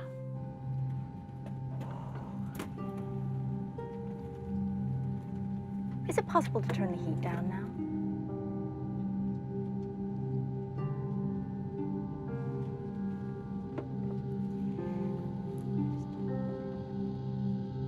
"34-year-old Ulf Sedermark has been with the airline for 4 years. He's the first officer on today's flight. It was a light snowfall. Temperature was just below freezing and light winds. We were going to fly Stockholm to Copenhagen and then to Warsaw, back to Copenhagen and down to Barcelona that day. It would be quite a long working day. Stefan Rasmussen has just finished an exterior check of the plane. The Danish pilot is in command this morning. In those over 12, almost 13,000 hours I've been sitting in an aircraft, I always felt that I put the aircraft and back on like a rucksack. And when we took lift on the wings, we melted together. The plane Rasmussen is strapping on today is a nearly new DC-9, easily identifiable by its 2 rear engines. By now, everyone should know that door stays open. Great. Even in the days before terrorist threats, flying with the cockpit door open is unusual. It's just one way Rasmussen has endeared himself to the crews and passengers he flies with. I always had my cabin door open because I found out that if we had the door open and they could see that there were a human being in there, they'd trust you. For me, it felt good that the door was open. It just feels like you have a connection more than if the door is closed. The winter weather has delayed this flight, but Rasmussen won't compromise safety for schedule. Where are we now with the de-icing? The wings aren't quite done. They've done the underside. Now they're doing the top. Thank you. Under Captain Rasmussen's instructions, the ground crew had already de-iced the plane once. Now they're giving it another pass. And it took a while, but they had trouble getting rid of the snow on top of the wing. So we were slightly late for our pushback out to our runway. For Captain Per Holmberg, this kind of delay is routine business. He flies DC-9s for the airline. A passenger this morning, he is scheduled to command another flight later that day.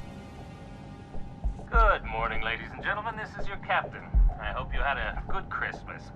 We're just getting our wings cleared as we've had a bit of snow overnight. And when that's finished, we're ready for takeoff for some warmer weather. I handpicked the airline's best cabin crew to take care of you today. We all hope you have a nice flight. Finally, Scandinavian Airlines Flight 751 is cleared to proceed. There are buildups of snow that the crew must avoid on the way to the runway. Would have been nice of them to clear the snow. Oh, that would have made it too easy. Approaching holding point, runway 08. Roger, Scandinavian 751. You are cleared for takeoff from runway 08. Spoilers? Armed. Auto brake, takeoff and armed. Runway update performed. Checklist completed. Set power.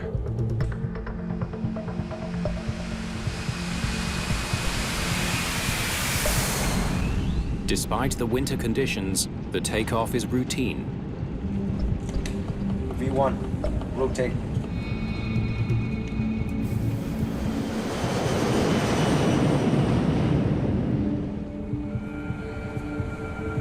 Gear up.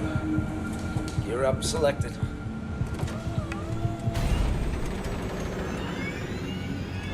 When Wolfie reached out for the gear, I heard things which was different.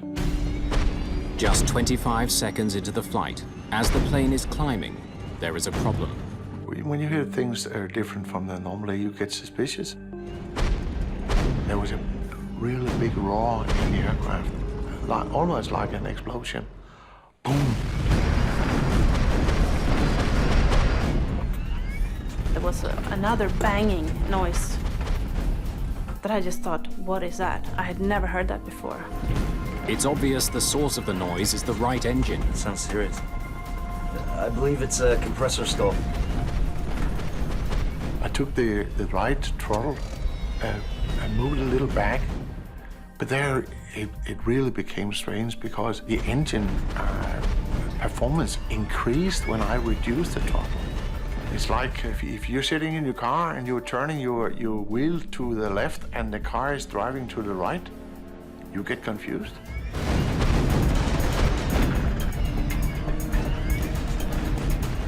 We're not supposed to like call into cockpit now.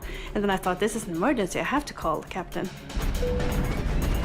But Captain Rasmussen doesn't respond to the call. He's too busy trying to figure out what's going wrong with his plane. I couldn't see anything on the instrument. They were quite stable and they're quite normal range, no problem. But I could hear those roaring every second.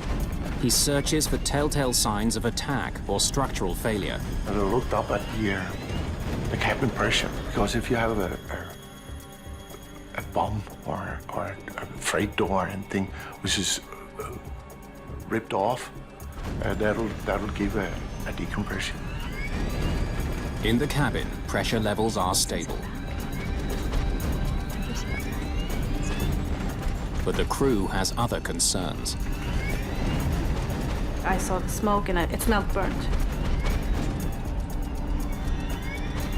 What should we do about this? Just 3,200 feet above the ground, the emergency escalates. The right engine quits. When we have flown a little over 1 minute, the right engine just went down. I had a very, very short moment of thinking that I was in a nightmare and just dreaming. I was confused. I was really confused. 2 seconds later, the left engine also quits. The plane is now powerless. One engine drop and then another engine drop. I thought that it wasn't true. It wasn't true. It wasn't real. Less than a minute and a half after takeoff, the DC-9 begins falling from the sky. And after that, it was complete silence.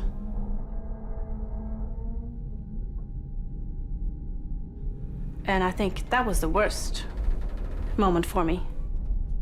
Just being in the air, and it's so quiet. It was like a bird just sailing through the sky. So then I started to get scared.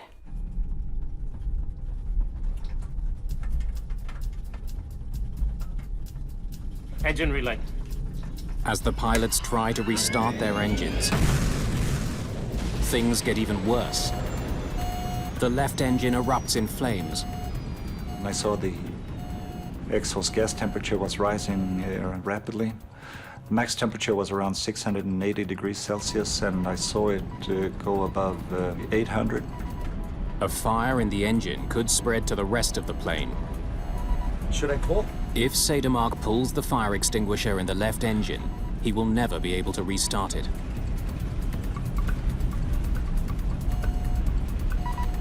He pulls the handle to put out the fire.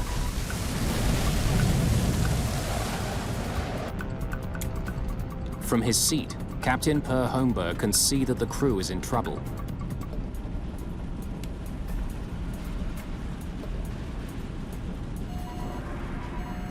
Flight 751 is now falling at a rate of 1,200 feet per minute. But air traffic controllers at the Stockholm airport have no idea the plane is in trouble. Arlanda, Stockholm, Scandinavian 751. Good morning, SK-751. Climb to flight level 180. We have problems with our engines, please. We need to go back to Arlanda. 751, roger. Turn right, heading to here. Suddenly, the radio goes dead. A result of the failed engines.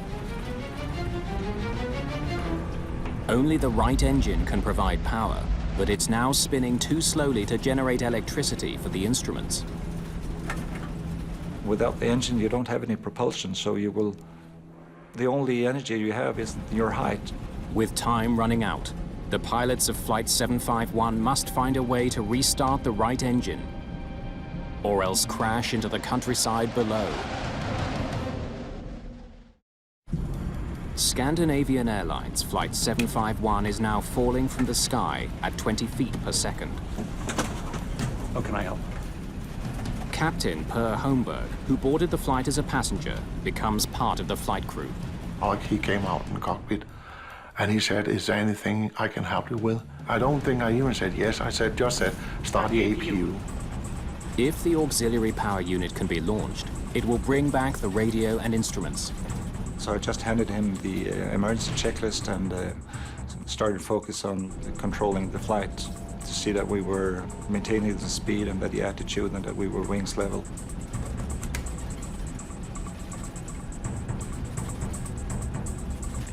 He managed to start the auxiliary power unit, so my flight instruments were supplied from that.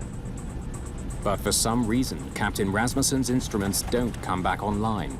He managed to fly the plane basically by feel. Power is also restored to the cabin, but it's small comfort to passengers who now know they're in extreme danger. Stockholm Air Traffic Control instructs the pilots to return to the airport. Scandinavian 751, are you able to turn right, heading 090, radar vectoring for 0-1? But the plane is now just 1,600 feet from the ground. And First Officer Sedermark's attempts to resuscitate it aren't working. Roger, we are maintaining our heading, but we are trying to restart our engines. Making a 180-degree turn back to Stockholm could be catastrophic. I really had the feeling that if I turned the aircraft at that time, we would have stalled. When you're turning back, you are losing a lot of energy. So the most safe thing to do is actually just to go straight, keep your wings level. That means that you will use less energy of your altitude, so you can maintain your speed. You can maintain 2,000 feet. We are not able to maintain 2,000 feet. We are descending. We are at 1,600 feet and descending. Holmberg wants Rasmussen to focus his attention on finding a landing spot. Look straight ahead.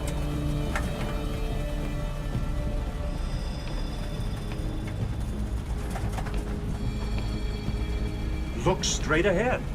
He was screaming at Stefan, just look straight ahead and watch the flight path. Prepare for on-ground emergency. On-ground emergency! Bend down! Bend down!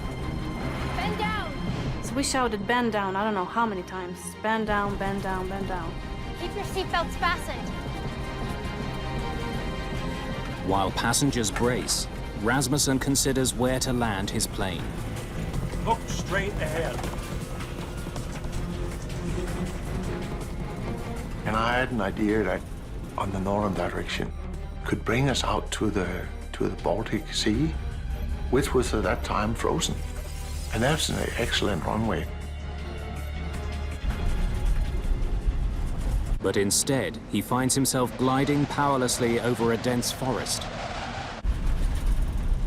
I saw that green area and I saw that little light spot in the middle of the forest, but that really looked short. Steer right, steer right. Just 500 feet above the ground, Captain Rasmussen lifts the plane's nose to slow it down, hoping to soften the crash landing. Pine trees from the top there look very soft. I could use the trees as almost like a pillow. Should I lower the landing gear? Yes, gear down. Bend down and hold your knees. I prepared myself for a hard impact. If it's an emergency landing, we have no engines, I just thought this is going to be a hard landing. Stockholm, Scandinavian 751, we are crashing into the ground now. I wasn't afraid until we were flying into the trees. Then I was scared, and I knew we were not going to make it. I didn't thought I should die. I knew I should die. I made my prayer to God.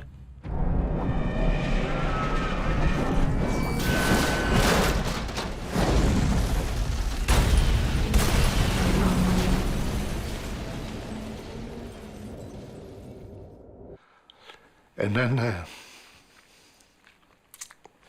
moment after, we were in a strange world.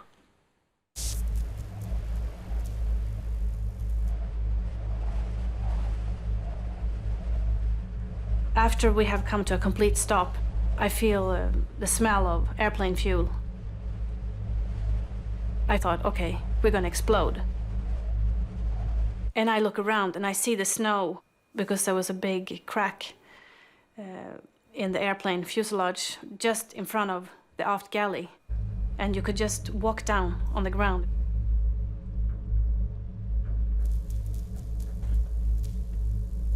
Everything was quiet, and I woke up. It might only have been a split second or so. I was afraid that my spine was broken, that I wouldn't be able to walk again. So I remember I was sitting there and I was moving my toes and my feet just to see if I could have control over them. I had a pain in my hand because I had broken a bone in my hand, and I was bleeding heavily from my forehead, so I was trying to get clear of all the blood that was coming down in my eyes. And Stefan told me that we had to get out of the aircraft.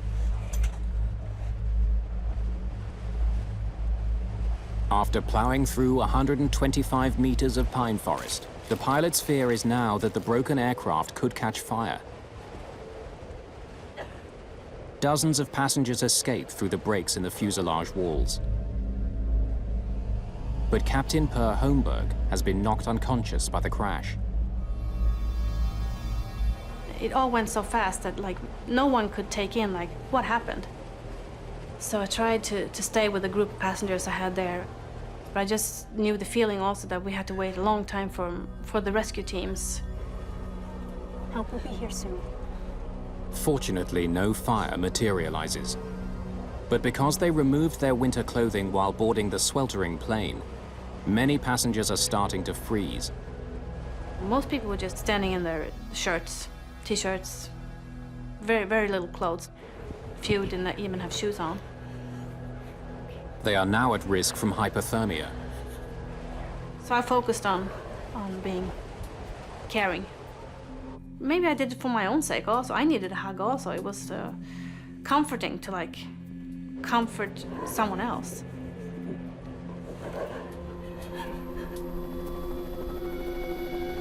The wreckage of Scandinavian Airlines Flight 751 lies just 15 kilometers northeast of Stockholm Arlanda Airport. The fuselage has broken into 3 pieces. In the chaos of the moment, nobody knows how many people have been killed in the crash.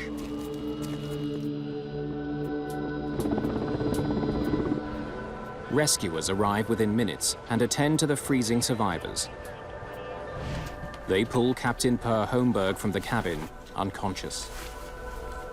He landed on the wall at impact, and he skidded down on the wall to the floor at impact. So he was quite badly damaged. He cut his eyelid, and he also got his collarbone that was broken off, so his shoulder was in front of him. 92 of the passengers have sustained injuries. Only 8 are considered serious.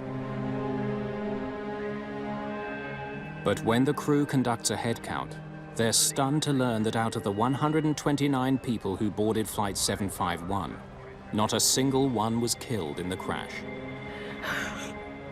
Everyone survived. It was like a shock just to take in.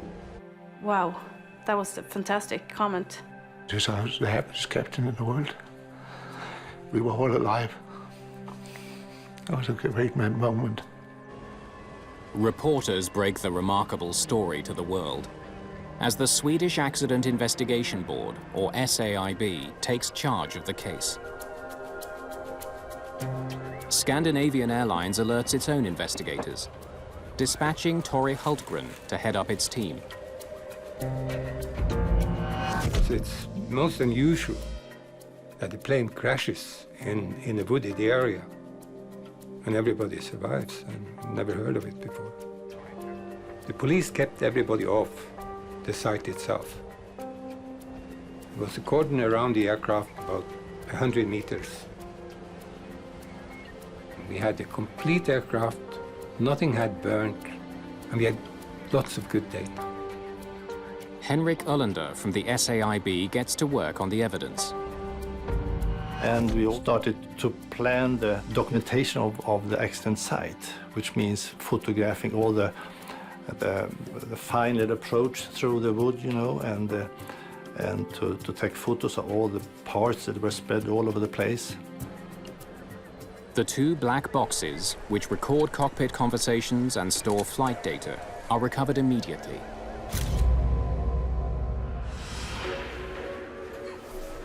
Investigators speak to survivors. Everyone tells a similar story. Would you mind telling me what you saw and heard? Loud, booming sounds from the engines moments after the flight began, smoke in the cabin, and finally the entire loss of power and an engine on fire.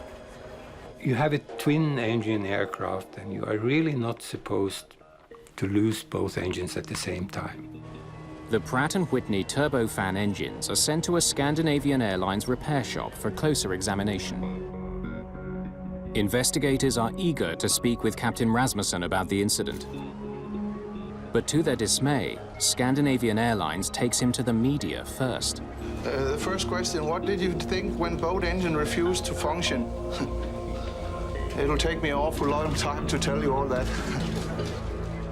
The normal case is that the key witnesses, like the crew and so on, should be kept in quarantine until they meet the investigation board. European media celebrate Captain Stefan Rasmussen as a hero for landing the DC-9 without engine power. But investigators consider the possibility that he or his co-pilot had made errors that caused the crisis in the first place. The honor and the glory always rests with the captain, but so does also the mishaps. I knew that being a person in the spotlight of the press would be a quite different situation. And I said to myself, the only thing you can do now is to give them all their story and then pray that they will find the reason.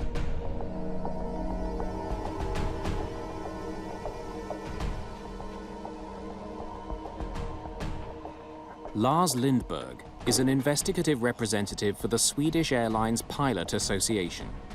He examines the wreckage for signs of mechanical or structural failure. We knew both engines had failed for some reason. So we was concerned what was the background for something like that to happen.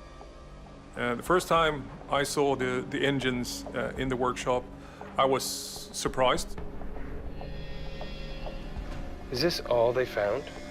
There was a number of parts that were completely missing, and this was something we hadn't seen before to this extent.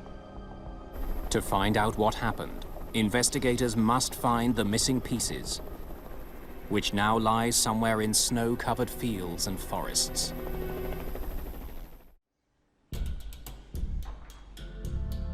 A close study of Scandinavian Airlines Flight 751's engines reveals exactly which pieces are missing. Parts of this aircraft was shedding parts from both engines. And then what you do is you go further in and you document everything and you try to find the root cause and see how it all comes together.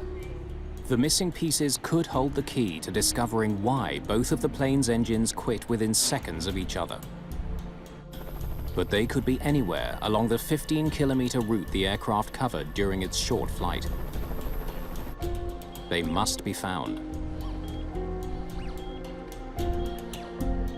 Investigators use the flight data recorder to map the plane's journey and determine where engine parts may have fallen.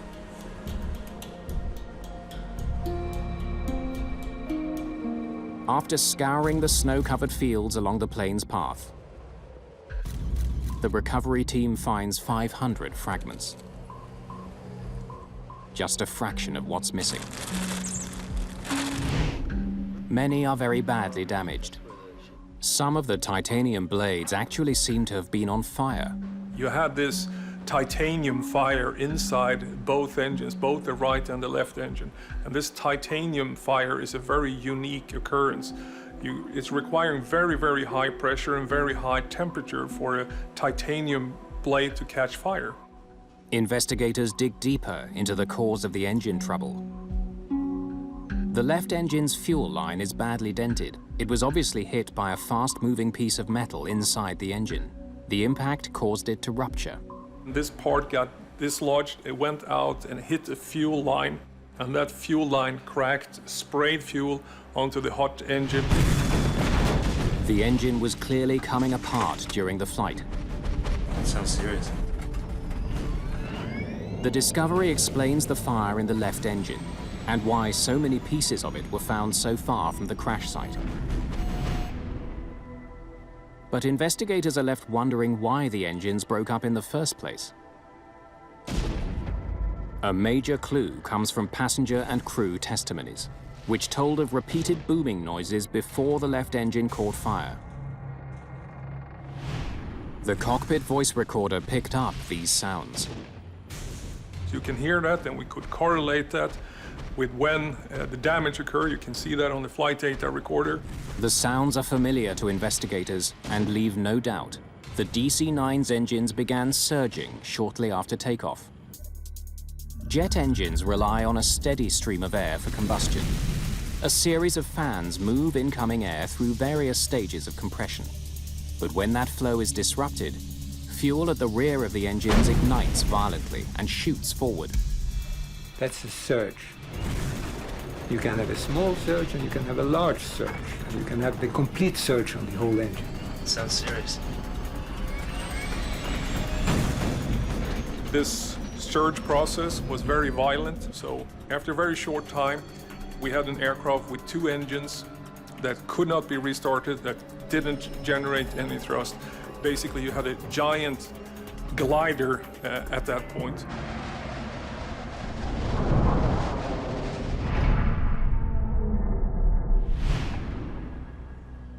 A closer look at the fan blades from the front of the engines explains why they were surging. They're badly dented. The damage would have prevented them from effectively directing air to the rear of the engines. This damage that twisted the fan blade started this process. You got this disturbed air in the fan, you got this rotating fan stall that then triggered this whole breakdown, the compressor surge, and then the whole process that led up to the dual engine failures. But what exactly mangled the blades? There are ways to tell. If it comes from a stone, rubber, ice and so on. You can see it on the shape of the damage. The ice causes very specific damages. It's sort of like a soft dent. Analysis of dent patterns on the fan blades is conclusive. They were struck by ice.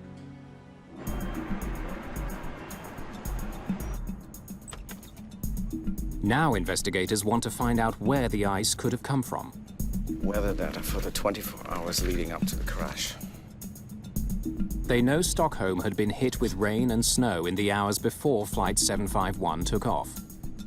It was a situation with the temperature around 0 degrees. It was a drizzle, snow, rain in the morning. They learned that the DC-9 arrived from Zurich the night before, with the fuel tanks more than half full. They had quite a large amount of reserve fuel, of diversion fuel, in their wings. The fuel in the wing tanks were close to minus 20 degrees Celsius. The conditions that night were ideal for the formation of clear ice on the wing surface. And here you had very, very cold fuel on the top wing skin. And as the temperature dropped during the night, it went to snow and rain, and finally snow. So there was a layer cake. Ice at the bottom, slush, and snow on top. About 10 inches total on top of the wings in the morning. Responsibility for de-icing the plane ultimately falls on the captain. Rasmussen insists he was aware of the overnight buildup. Investigators wonder if the pilot did all he could to ensure his plane was completely free of ice. Rasmussen claims he instructed technicians to de-ice the plane thoroughly. I didn't walk around with the aircraft. It was cold, it was frosty. Noticing that there was still frost on the wings, the head technician ordered a second round of de-icing. I was really convinced that the aircraft was clean. And so was he, Where are we now with the de-icing? The wings aren't quite done. They've done the underside. The cockpit voice recorder backs up Rasmussen's testimony. They've got it good and clean under the wings? Yes, yes. They de-iced the aircraft once and looked at it and I said, once more. And they de-iced us the second time. In fact, a total of 850 liters of fluid was sprayed on the aircraft. But the fluid may have been faulty, not potent enough to melt the thick layer of ice that had accumulated on the wings overnight. Technicians test samples of the fluid used to de-ice Flight 751. We found no discrepancies. There was nothing wrong with any of the fluids used. But when investigators interview the maintenance crew that worked on the plane, they begin wondering if the de-icing team was thorough enough in their efforts. The ground crew insists that after they sprayed the wing, it appeared to be clean. But that appearance was deceptive. It looked perfect, because the clear ice on top of the fuel tanks, you cannot see the clear ice. A technician inspected the front of the wing and found no ice. He couldn't have known that there was ice further back, out of his reach. No provisions for stairs or anything that he could use to get up on the wing at the de-icing platform. It looked shiny and nice, couldn't see any ice on it, but still there was maybe an inch of ice on top of the wing when the aircraft took off. As soon as the plane took flight, the ice became a problem. On this aircraft, the engines are positioned behind the wings, and as the aircraft rotated and the wings bent in order to take the weight of the aircraft, this ice in the wing roots loosened and it sucked right into the engine. The ice damaged the fan blades at the front of the engines and ultimately caused them to begin surging. Nobody really expected that this would happen, or could happen, but it did. When ice breaks off the wings during flight, it doesn't pose a problem for most aircraft. But the placement of a DC-9's engines leaves them more susceptible to being struck. The Pratt & Whitney engines on Flight 751 were designed to withstand this type of ice ingestion. Something else must explain the disaster. Investigators know that the wrong reaction by a pilot can make surges worse. They comb through the flight data to see what these pilots did when the emergency struck. The first thing you do when you have a surge, if you recognize it as a surge, is that you reduce power. Captain Rasmussen claims he did just that. Of course, you just pull the throttle back, and then you have the balance between the incoming fuel and incoming air. And that was actually what I did. But the flight data recorder tells a different story. Why is the engine power increasing? It clearly shows that in the moments after the surge, thrust was reduced, but then seconds later was increased to beyond full power. Yeah, it didn't add up because the RPM was increasing to 110%, and the throttle position was moving. It shouldn't be. The only thing that could move the throttles in clamp was the pilot's hand. But if Rasmussen didn't push the throttles forward, something else did. It would explain the captain's confusion as his engines began to surge. As a pilot, when you've gone through the training, you've done all your emergency training, you've been through the simulator, and now you have a system that is doing something that you don't expect, it's very confusing. Despite their relentless efforts, investigators can find no possible explanation for the increase in thrust. The frustrating part with the investigation was that we could not figure out why the system did what it did. Then, almost 2 months after the accident, the plane's manufacturer provides the answer. The culprit is something called automatic thrust restoration. It's brand new. It automatically increases the thrust during the climb. Swedish authorities learned that automatic thrust restoration, or ATR, was recently introduced as a safety feature on Scandinavian Airlines planes. It existed because the FAA had discovered some pilots were throttling back considerably while taking off and landing to reduce noise over residential neighborhoods. The ATR was designed to make it impossible for them to throttle back to dangerous levels. So as soon as he powered back, the system kicked in. Investigators learned that when Rasmussen reduced power to clear his engine surge, the system read this as a dangerously low power setting and pushed the throttles forward. The increased thrust made the surging worse until the engines destroyed themselves. The investigation concludes that the pilots had taken the right steps to clear the surge and prevent the catastrophe. But the computer code which governs the ATR undermined their efforts. A strip of zeros and ones caused the throttles to move and caused the engines that were stalling because they already got too much fuel, got even more fuel. And they went into self-destruct, both engines. In a few seconds, they were both totally destroyed.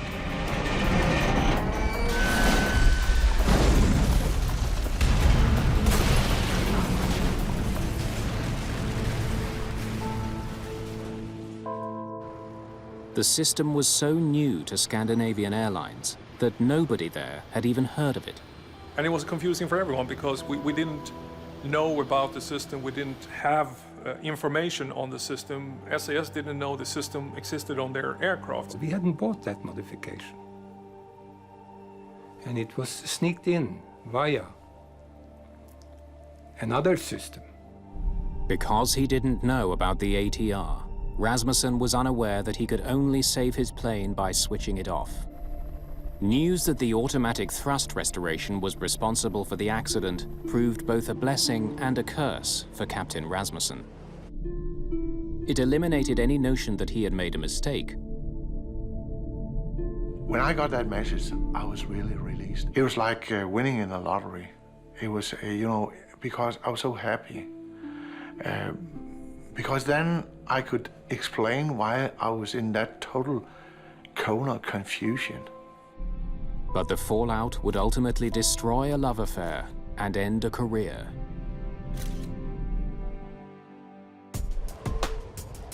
On October the 20th, 1993, the Swedish Accident Investigation Board releases its report on the crash of Flight 751. It determines that the actions of Captain Rasmussen and First Officer Sedermark contributed to the safe outcome of this incident. And although investigators question Captain Per Holmberg's decision to enter the cockpit in the first place, they do praise his contribution. This crew flew until they stood still on the ground. They never gave up. They never gave up. They didn't give an inch. The investigators put much of the blame for the accident on Scandinavian Airlines because their procedures for checking for clear ice were inadequate.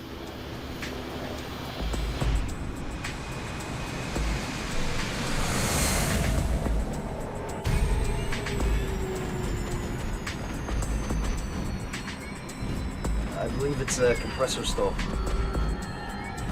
The report also condemns the fact that the pilots didn't know about the automatic thrust restoration and how it would act in a surge situation.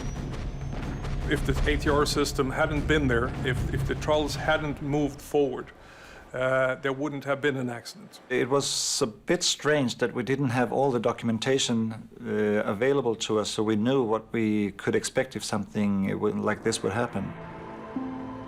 In the wake of the crash, Scandinavian Airlines started training its pilots how to use the ATR system. They also implemented steps to ensure airplanes don't take off with clear ice on the wings. We changed all the procedures, we provided stairs for the mechanic, and we made it a requirement to go up on top of the wing and touch it with your hand to verify after de-icing. After healing from his injuries, First Officer Ulf Sedermark returned to the cockpit. I didn't feel the responsibility that I wouldn't be able to do my job again. Whatever happens, I know that I still can see things for what they are. And I still love doing my job, and if something bad happens, I can deal with it. But Stefan Rasmussen's return proved far more difficult. Set power. After I'd had from a high-skilled psychologist, we talked about getting in the air again. He knew that that would be a hard decision to take. Gear up.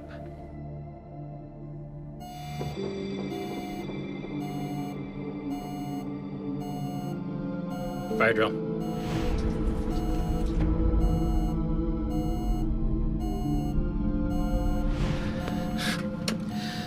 After time in the simulator, Rasmussen couldn't regain confidence in his plane. Sorry, guys. In a disaster situation, in a crisis, is that you have optimized the teamwork between man and machine. I really felt that I didn't trust the aircraft. Pilots tend to take the responsibility for all that went wrong. Too much of the glory and also too much of the responsibility. With the right counseling, about 90% of pilots involved in an accident are able to continue flying.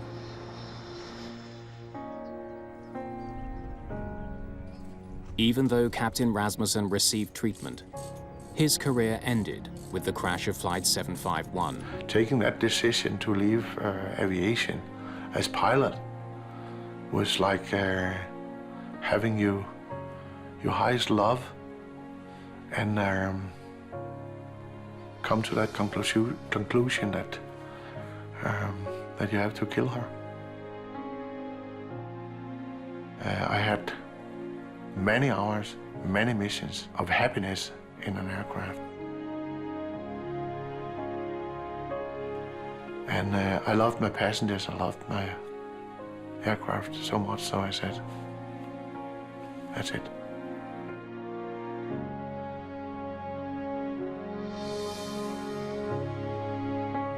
I never regret it, never. And I think I was right.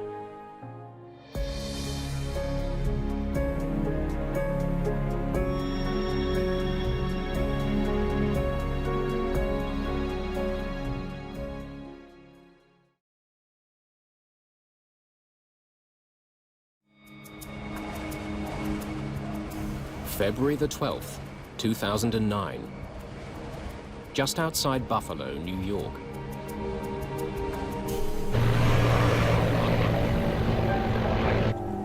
Gear down. Folks alive. Gears down. Jesus Christ! The airplane entered an aerodynamic stall. It did not recover.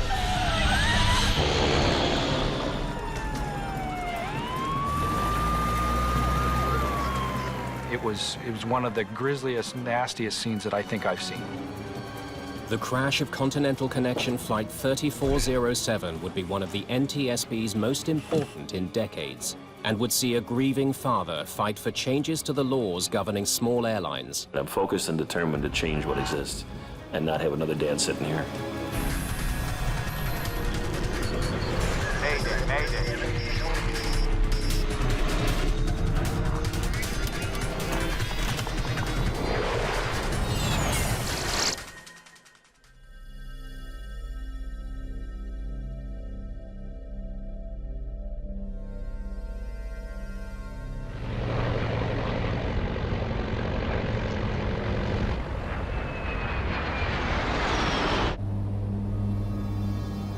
Continental Connection Flight 3407, operated by Colgan Air, is en route from Newark, New Jersey to Buffalo, New York.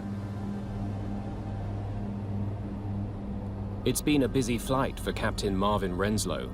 He's providing guidance to a new first officer, Rebecca Shaw, a former flight instructor from Seattle. Shaw's only been with the airline for just over a year. She must decide if she now wants to become a captain. I don't know what I want to do with the upgrade. It depends where I'm based. Well, think of it this way. If you stayed on the queue, obviously you're not making the captain rate. Right. But you may have a better quality of life with regards to buying a house, having a schedule. Shaw trained to be a first officer on the plane they're flying now. A Canadian-made Bombardier Q400. It's a twin-engine turboprop, popular with regional airlines. The 45 passengers have had a long night. Their plane was held up for 2 hours at Newark, a delay considerably longer than their journey. Flight 3407 is heading northwest over upstate New York. The trip is only 53 minutes. Visibility is poor, and there's a forecast of snow and moderate winds in Buffalo.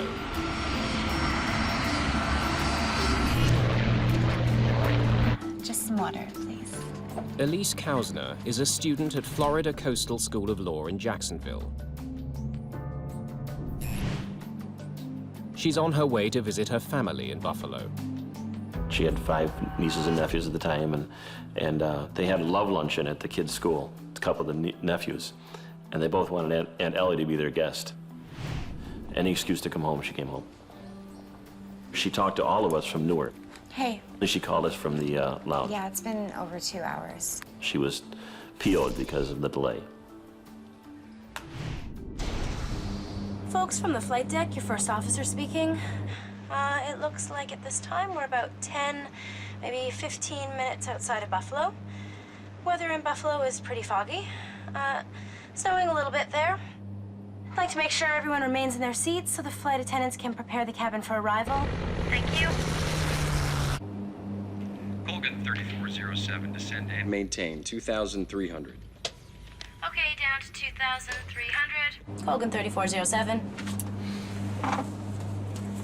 Let's do a descent checklist, please. We can do the approach checklist along with it. Sure. Bug set. Set. GPWS landing flaps selected 15 degrees. The pilots go through a list of settings for the plane to continue its landing approach. We're off. Yep. Passengers can already glimpse the lights of Buffalo's suburbs.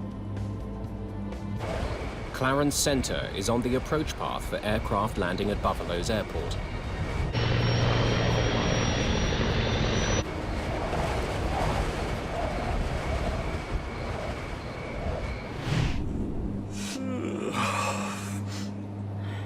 gear down. Locks alive. Gears down. All right, flaps 15. Extending the flaps provides more lift, allowing the plane to slow to its final approach speed.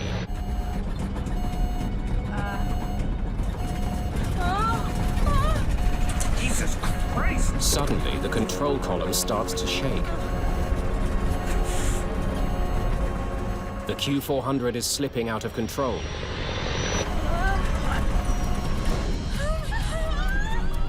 Captain Renslow struggles to keep his plane flying. But it seems to have a mind of its own.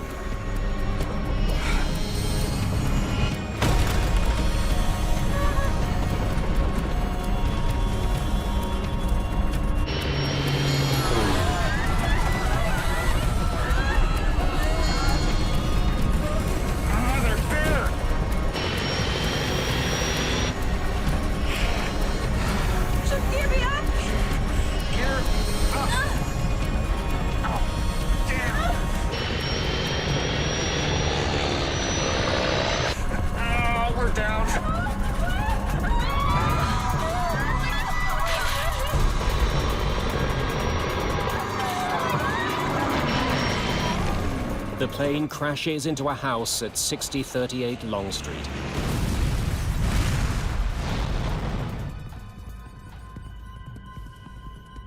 At air traffic control in Buffalo, Flight 3407 disappears from radar. Check Colgan there, see if he's on you. What's his call sign? Colgan 3407. Nope, I don't have him. You see anything out there? Nothing. All right, call the fire department. I'll never forget the dispatcher's words, plane crash, house on fire. I immediately got my shoes on and my coat on, got in my truck and started heading down the driveway. Firefighters don't have far to go. 6038 Long Street, home of the Velinsky family, is less than a block from the Clarence Center station. As I turned towards the village, the whole village was aglow.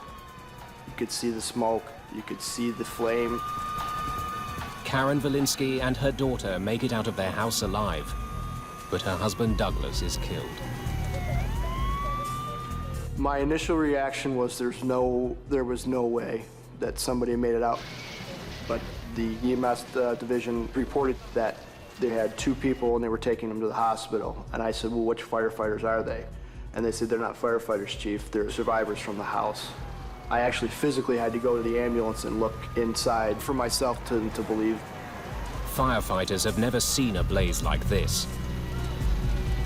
If you've ever gone to a bonfire and stood 5 feet from it and you couldn't take it anymore, that's what it felt like from 100 feet away.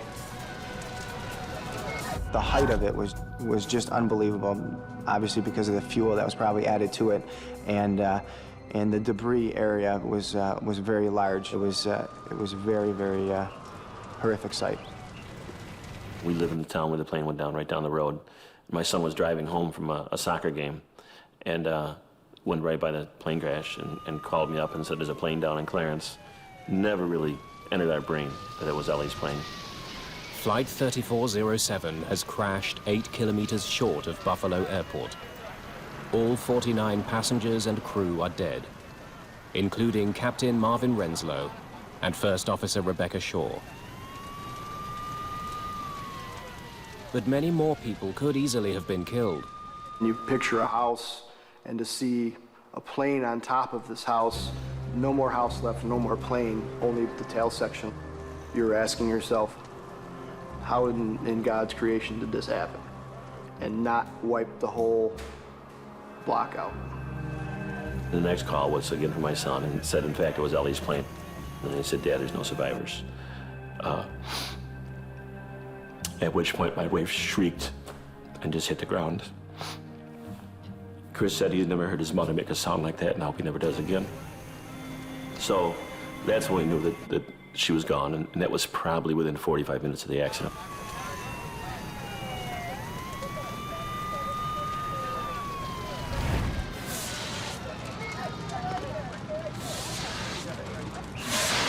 The scene in the morning is one of utter devastation. Clay Crookshanks from the NTSB. Can I start poking around?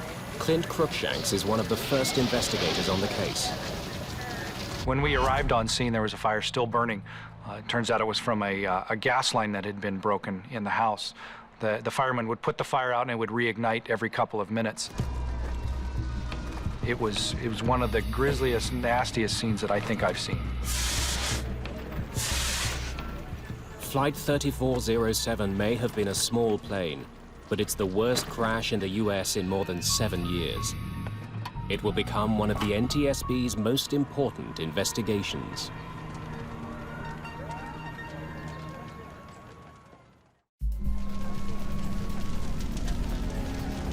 The fire at the crash site of Flight 3407 continues to burn, preventing investigators from examining the wreckage.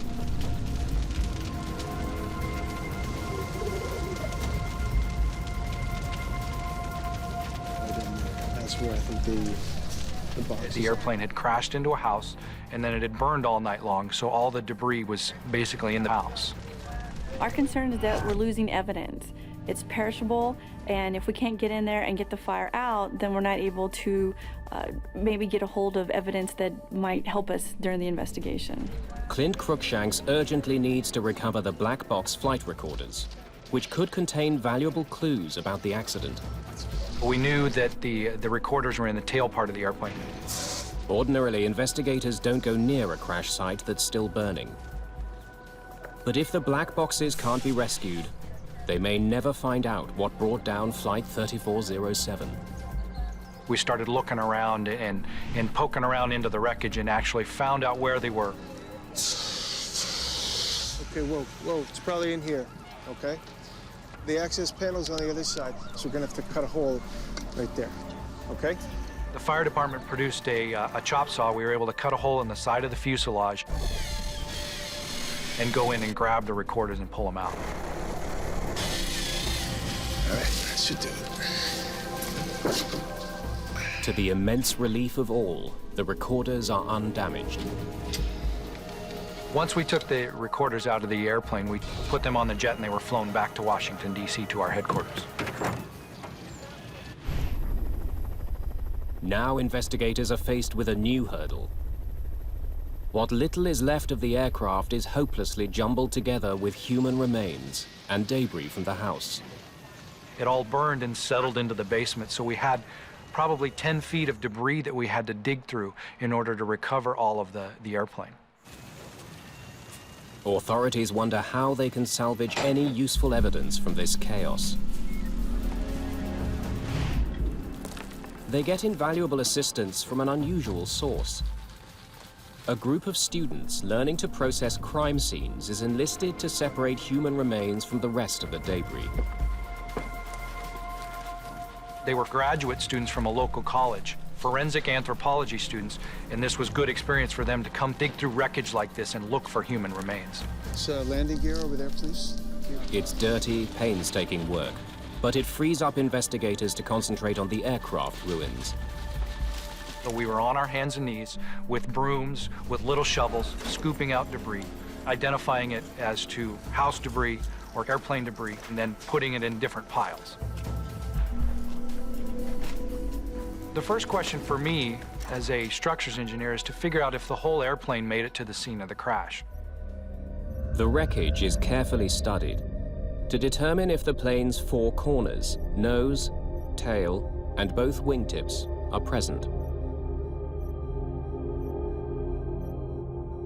If we find all four corners of the airplane, then we know that there was no in-flight breakup. There was nothing that departed the airplane during the flight that may have caused the accident. One wing has been consumed by fire. The other is shattered into pieces. Hey, have a look at this. But investigators are gradually finding what they've been searching for. Oh yeah, it's the last piece. It's the left one. It wasn't until several days into the investigation, as we were scraping away some of the debris, that we actually found evidence of the left wing and the nose. Investigators now have all the pieces they need to conclude that the entire plane is at the crash site. Whatever caused the disaster was not the result of a breakup in flight.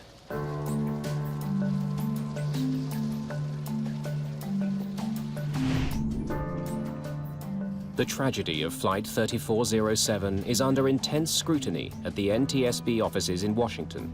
Officials there try to determine if some kind of malfunction caused the crash. On this particular accident, we knew it was a landing accident, so we want to check the aircraft's performance, and then also we checked for flight control continuity. Much of this responsibility falls to Scott Warren. My role in the investigation was to be the systems group chairman for the safety board, so I was in charge of looking at all of the aircraft systems. Warren analyzes the aircraft's cockpit voice recorder, or CVR, to determine if there were any indications of a problem in the cockpit. Lieutenants can prepare the cabin for arrival. Thank you. Is that ice on the windshield? He discovers that 6 minutes before the crash, the crew of Flight 3407 had noticed a buildup of ice on the aircraft. Got it on my side. Don't have yours? Oh, yeah. Oh, it's lots of ice. Ice can be a deadly threat to any airplane. If an aircraft has ice on it, it will have more drag on it, so it'll require more power to maintain a given airspeed. Oh yeah, it's the most I've seen on the leading edges in a long time. Until a year ago, Rebecca Shaw had no experience with ice on an aircraft. I'd never seen icing conditions. Never de-iced. Never experienced any of that. When ice accretes on a wing, it adds weight to the airplane, but most importantly, it changes the shape of the wing. And of course, it's the shape, the curved shape of the wing that actually creates the lift. So by changing the lift characteristics of the airplane, it makes it less able to fly. You know, I'd have freaked out. Like, I'd have seen this much ice and thought, oh my gosh, we were gonna crash. Observing that there was ice on the airplane was an important thing to do. But then it would be important to turn around and verify that your anti-ice and de-ice equipment was on, and there was no indication on the voice recorder that they actually rechecked. Flaps 15. The CVR reveals that only minutes after the crew detected ice, a device called the stick shaker went off. It was a warning that the plane was about to stall, literally to fall out of the sky. Shortly afterwards, the aircraft did precisely that.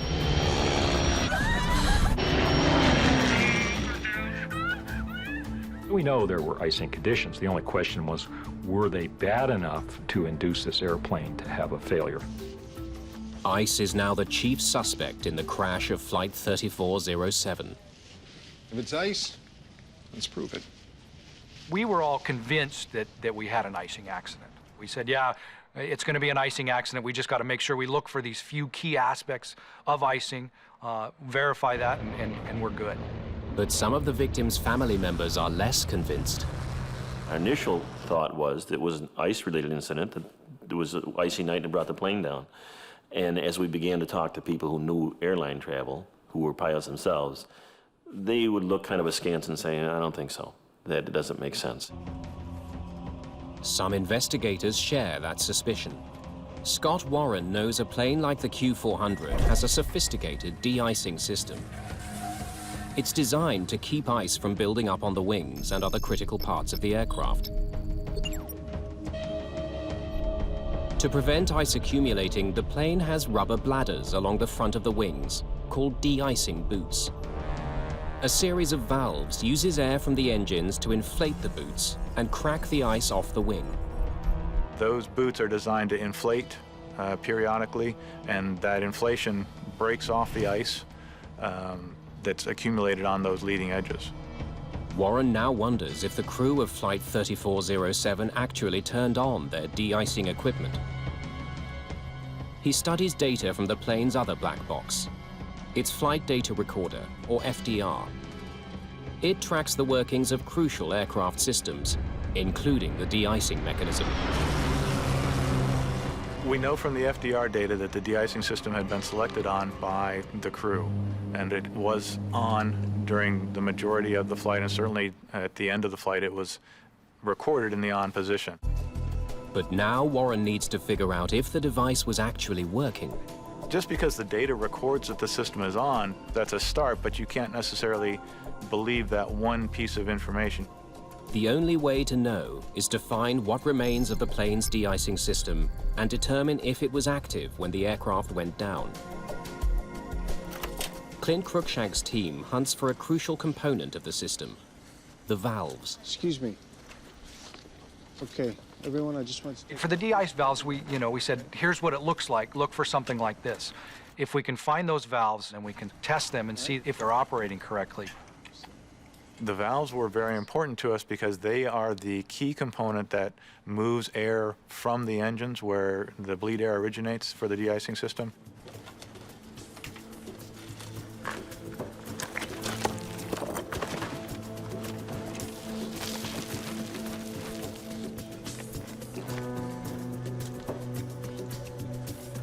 Okay, good. 5 more to go.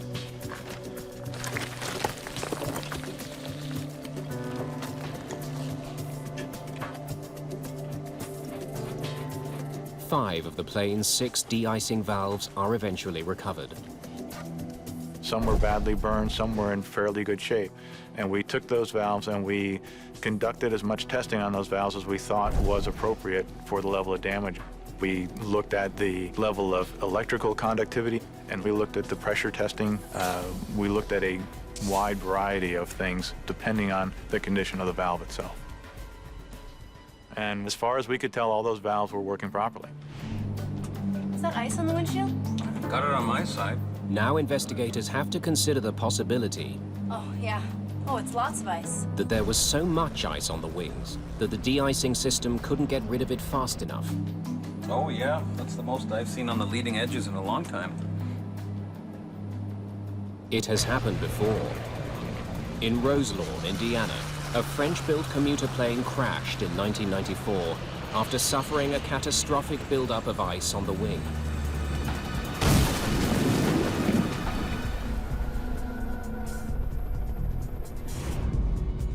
By analyzing how much power was needed for the plane to maintain its airspeed, investigators reach a surprising conclusion. Basically, the aircraft was flying as if it had a relatively small amount of ice on it, but a very manageable amount of ice. Looks normal. It was not overloaded, it was not excessive. If ice didn't bring down the plane, something else must have caused it to stall. Warren studies the Q400's operating manual to learn the plane's stall speed, the velocity at which it can no longer generate enough lift to stay in the air. He discovers that in the conditions Flight 3407 was flying through, it's roughly 111 knots. He now compares the plane's stall speed with its actual airspeed just before the stall warning went off. 131 knots, well above the danger zone. Flaps 15.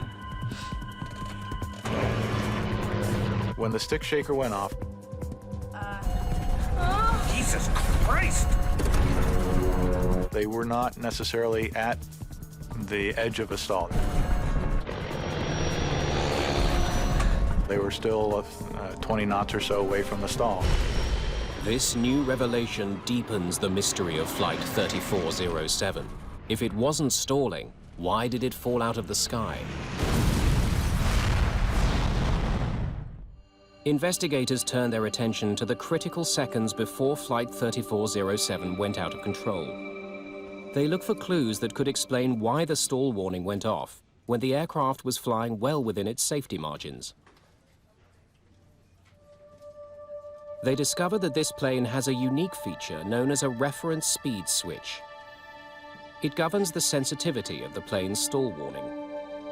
Very few airplanes, in my experience, have such a switch. This airplane is the only one I know of that has an actual switch on the overhead panel. It was designed by the manufacturer to be an extra safety feature. Some kind of variable ref speed? Pilots are supposed to turn on the reference speed switch when they're going to be flying through icing conditions. And we'll probably be picking up some ice. When in the increase position, it reminds pilots to fly faster to counteract any drag effect ice will have on the aircraft.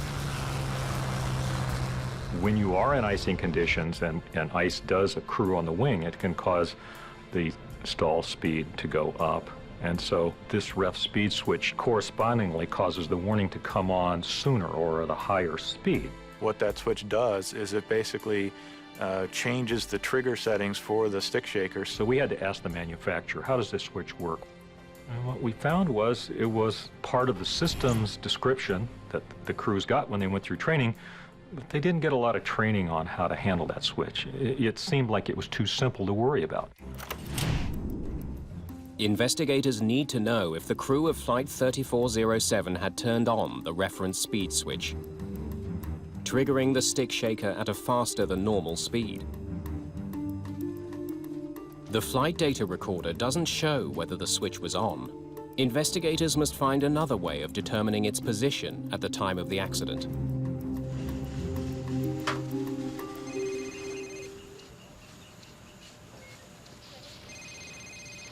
Glenn here. Clint Cruikshanks is given a new priority. All right, I'll see if we have it. Recover the ice protection panel from the Q400's cockpit, where the reference speed switch is housed. Since the panel was in the cockpit, finding it is a challenge. Most of the front end of the airplane was consumed by fire, and so we didn't find anything except for little balls of molten aluminum, little wire bundles, and a lot of ash. But after an extensive search, Cruikshanks discovers that the ice protection panel is one of the few pieces of the cockpit that survived. Bingo. However, the knobs and switches are barely recognizable. Cruikshanks examines the charred panel to check the position of the reference speed switch. It was set to activate stall warnings at higher than normal speeds. We did find the ref speed switch in the wreckage, and it was in the increased position. This discovery only raises more questions. We'll probably be picking up some ice. The cockpit voice recorder indicates that as Renslow was beginning his descent into Buffalo, he commanded his plane to fly at the normal approach speed. Gear down. But what's strange is that with his reference speed switch on, he actually should have been flying faster, as this is what the switch would remind him to do. So why wasn't he? The plane's computer warned the crew to fly faster, according to the settings they had configured, by displaying a set of red bars on the airspeed indicator. You may have a better quality of life in regards to... These bars are meant to warn the pilots that a stick shaker activation is imminent. Whenever it's right. If you're looking at the airspeed indicator, you should be aware that you're getting slow, and the stall warning may come on.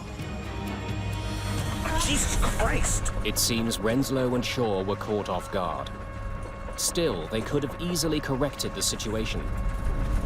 Once the stick shaker activated, they could have turned the switch off, or they could have put the nose down and increased their airspeed.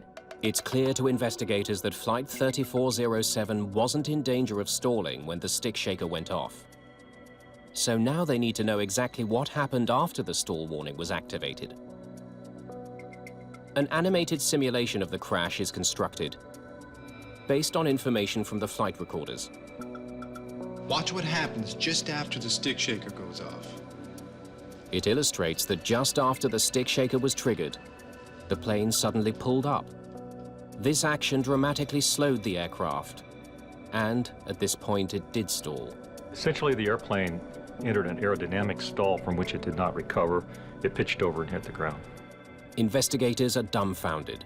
Flight 3407 wasn't stalling when the stick shaker went off, but a few seconds later it was. The crew's every action during that brief time now demands careful scrutiny. What did they do? It's a puzzle. How could a trained flight crew take a plane that wasn't stalling and in the space of a few moments make it fall from the sky? Anytime you have an apparent stall for no apparent reason, that's a mystery. You would expect that no flight crew would stall an airliner. So the question is why? The focus of the investigation now switches from the plane to the crew, specifically on the moves they made during the critical seconds after the stall warning sounded. We wanted to see if the way they flew the airplane was the way they were trained, according to the standard operating procedures that are portrayed in their flight manuals. The flight data recorder retains information from more than 1,000 different aspects of the Q400's flight operations. From the airspeed and altitude to the position of the rudder pedals and throttles. It also records the movements of the most critical flight control, the control column. Pilots use the control column to change the position of the elevators and ailerons, which manage the direction of the plane. The flight data recorder stores information not just about the control column's position, but how much force is applied to it as well. The FDR records what the control positions were. It has sensors built into the control column, it has sensors built into the control wheel. What Scott Warren finds when analyzing the control column's position is stunning. In response to the stick shaker, Captain Renslow should have pushed the column forward to bring the nose down and gain speed. But for some reason, he did the exact opposite. We found that the crew, instead of pushing forward, which is the normal response to a stick shaker triggering, the crew was actually pulling back on the controls. This had the effect of pulling the nose up, causing the airspeed to drop and tipping the aircraft into an actual stall. Captain Renslow had apparently mishandled one of the most elemental piloting maneuvers: how to recover from a stall. Above everything, it requires gaining airspeed to get out of the red. The recovery procedure is fairly simple and straightforward. It requires pushing forward on the controls and adding full power. At any point in time, had the captain pushed forward on those flight controls, he had a reasonably good chance of recovering quickly. From everything we've gained, that stall was recoverable on a repeated number of levels on a repeated basis. There was no reason for that plane to go down. Investigators also learned that First Officer Shaw, in trying to help Renslow deal with the crisis, inadvertently made things worse. I put the flaps up! She retracted the flaps, reducing the amount of lift as the plane struggled to stay in the air. Had the first officer simply called out, "You're stalled," advanced the power, pushed the nose over, the airplane would have been able to recover. From a human point of view, it's sad to recognize that those sorts of things happened and the tragedy that came from that. It's concluded that Captain Renslow's failure to properly respond to the stall warning was the primary cause of the crash of Flight 3407. As the issue is now pilot error rather than mechanical failure, human performance investigator Evan Byrne is brought on board. His first question: why hadn't either Renslow or Shaw noticed that their airspeed was too low for the icy conditions? In this case, we can look back towards the fact that there were clear and conspicuous cues of the deteriorating airspeed that were not heeded by the captain. Byrne listens to the cockpit voice recording to try to understand what might have led to that oversight. Where you could be home with your husband to take care of and all that stuff. He learns that the crew had been talking throughout the flight. The conversation continued during the landing approach. It's a violation of a rule known as the sterile cockpit, which bans non-essential conversation during critical phases of the flight. You're gonna be upgraded in 6 months. Blah, blah, blah. Quite simply, it prohibits conversations that aren't related to the operation of the flight. Let's do a descent checklist, please. We can do the approach checklist along with it. Yeah, sure. Bug set. Byrne also discovers that because of the cockpit banter, the crew performed critical checklists and briefings late. Off. Hydraulic pressure and quantity. Distracted, the crew probably didn't see the red bar indicating they were flying too slowly for the conditions the plane had been configured for. On. Approach checklist complete. Rock and roll. When crews deviate from standard operating procedures and perform checklists late or don't make the required callouts, they become more vulnerable to subtle mistakes that they may make inadvertently that could lead to startle and surprise or unanticipated events that they have to respond to. The evidence is unequivocal. The crew of Flight 3407 was badly distracted throughout the approach. Came in when we interviewed, and he said, yeah, you're gonna be upgraded in 6 months. They had forgotten a key setting they had made that required them to fly faster than normal. they had missed indications that they were flying too slow for icing conditions. Then Captain Renslow had reacted incorrectly to a stall warning, sealing the fate of the plane. Evan Byrne wonders, what could have caused a trained airline flight crew to have made such missteps? He finds a clue on the cockpit voice recording. Excuse me.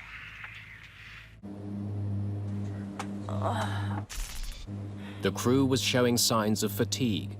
Could Renslow and Shaw have been too tired to function effectively on the flight deck? It's a tough question. Answering it will require tracking their movements during the 72 hours leading up to the crash. It's basic gumshoe detective work in the investigation where we're trying to collect as many facts as we can. Byrne interviews the families of the pilots. Could I speak to Mrs. Renslow, please? He studies the pilots' mobile phone bills and records of text messages.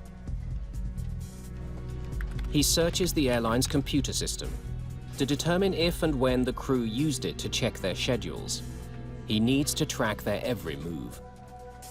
And what time did Rebecca leave the house? We're talking to colleagues or other pilots, check airmen, instructors, and we ask all those people about the pilots, about their recent activities.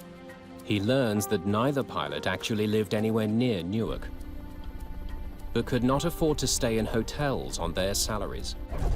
Captain Renslow was earning $60,000 annually at Colgan Air. First Officer Shaw was being paid less than $16,000 a year, substantially less than an average bus driver. As a result, both pilots had made long cross-country commutes to Newark. Captain Renslow from his home in Florida, and Rebecca Shaw from Seattle, Washington.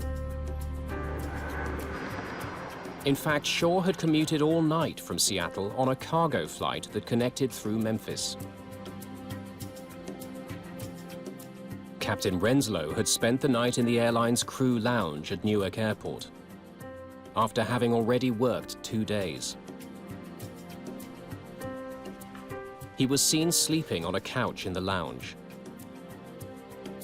It was against company rules, but pilots who couldn't afford housing near the airport did it anyway.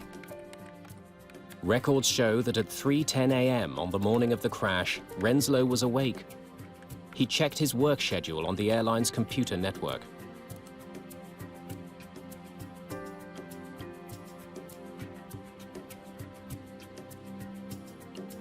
Next stop, Buffalo.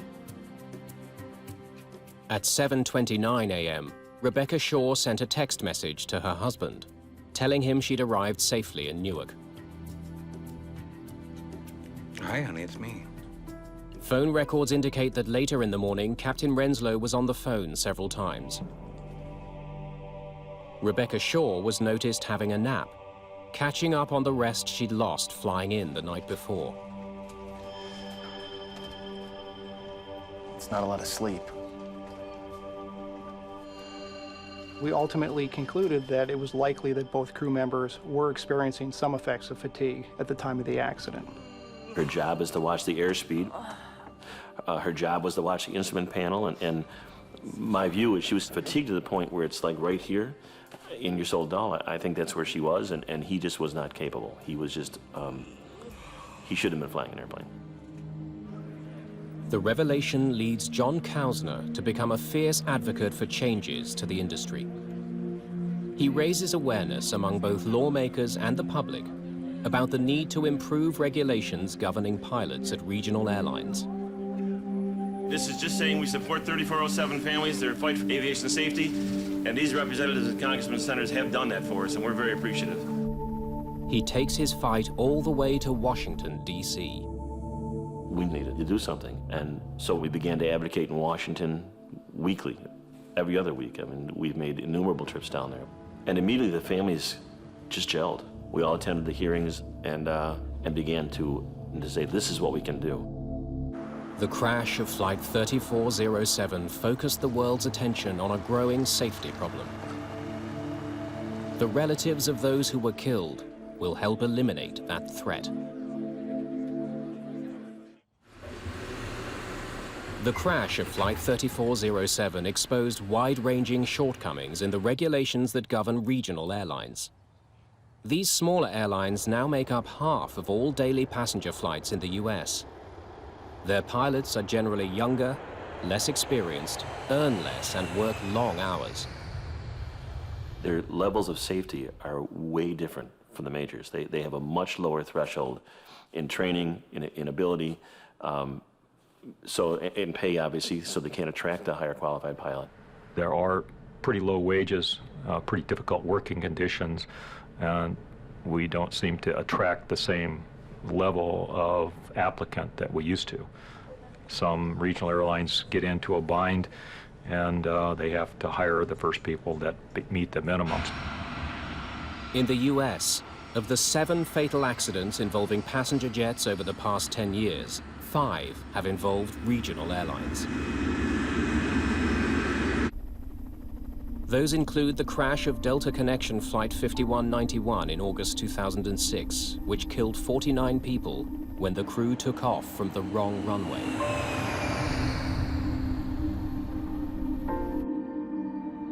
John Kausner's campaign to change laws governing pilots has paid off. We relied on your support. We needed your support. You nurtured us. We want to thank all of you from all of us. A year and a half after the crash, under pressure from Kausner and other victims' family members, the US Senate passed a bill which toughens training requirements and forces the FAA to draw up new rules on pilot fatigue. Studies into the problem of overtired pilots are already underway. At the University of Iowa, researchers are developing a system that could help pilots resist fatigue, stay engaged with the critical task of flying, and prevent future tragedies like that of Flight 3407. Thomas Schnell is a human factors engineer. We use a number of neurocognitive and physiological sensors that we apply on subjects, pilots that we invite for our studies.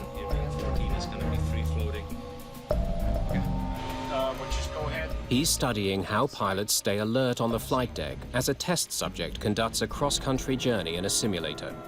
Using sensors, he can determine how alert and engaged a pilot really is. The research could lead to the development of fatigue detectors on airplanes. We are trying to predict pilot state so that we can adjust something on the flight deck to prevent the problem from getting worse or starting in the first place. We monitor brain activity, eye movement activity, heart, the EKG and respiration and other parameters in an effort to figure out what the pilot's or the crew's state is. Are they fatigued, overworked? Are they disengaged or distracted?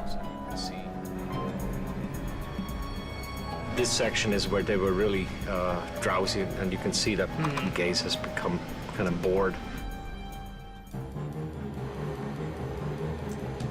Schnell instructs the flight simulator to trigger a major systems failure in the cockpit. It's no good. Everything's dead. Hydraulic systems have failed. Flaps not applicable. Crank up that heat map so we can see what this brain activity was. Brace for impact. When a crew is fatigued, what you might see is their reaction to events may slow down. So you'll see mistakes being made on the flight deck. It's precisely these kinds of mistakes on the part of Renslow and Shaw that ultimately crashed Flight 3407 and killed 50 people. It's a tragedy that should not have happened, that was foreseeable, was preventable, and it's repeatable if we don't do something about it. I'm focused and determined to change what exists and not have another dad sitting here.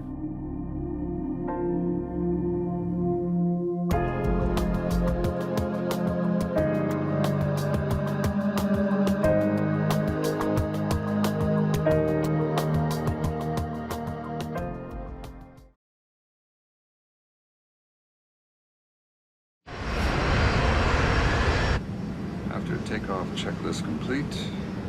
US Airways Flight 1549 has just left New York's LaGuardia Airport. Birds. And that fast, we were just on top of them. My aircraft. Our aircraft. Both of the plane's engines have stopped working. Mayday, mayday, mayday. This is Cactus 1549. The plane is falling from the sky. There are only a few seconds to decide what to do. If we can get it for you, want to try and land on runway 13. We're unable. 155 lives depend on the pilots making the right call. Hey, Cactus 1549, you can land runway 1 at Peterborough. Can't do it. With a bad option on the right and a worse one on the left, the crew decides to put their Airbus on the runway that's dead ahead. We're going to be in the Hudson. Mayday, mayday.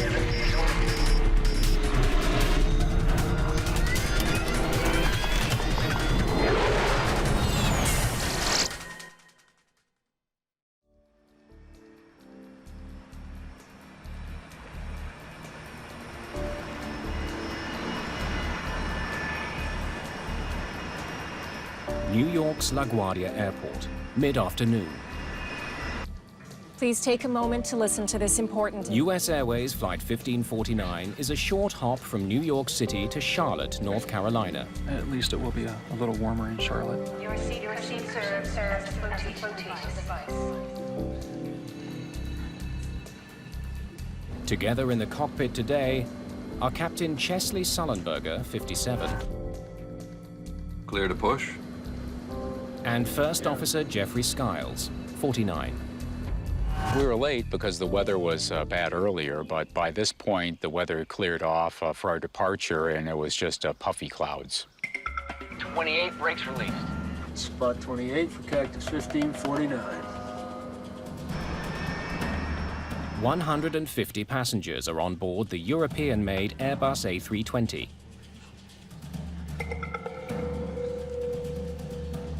Businessman Clay Presley is on his way home to Charlotte. I arrived at the airport at LaGuardia. It was very cold. It had been snowing a little bit that day, and we had a storm coming in, so we wanted to make sure we made that flight and weren't hung up or delayed on some later flights. The crew flew in an hour earlier from Charlotte, with Sullenberger at the controls. Your brakes, your aircraft. First Officer Skiles will be flying the plane back to Charlotte. My aircraft. It's a common sharing of piloting duties.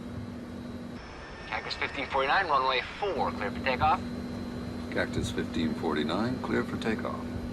This trip marks the final leg of a 4-day sequence of flights for both men. We made our standard call-outs. It was just a normal takeoff, normal procedures on the climb out. There was absolutely nothing at all to indicate that this would be any different than any other takeoff in my entire career. But by the end of the day, they'll be the most famous crew on the planet. Gear up, please.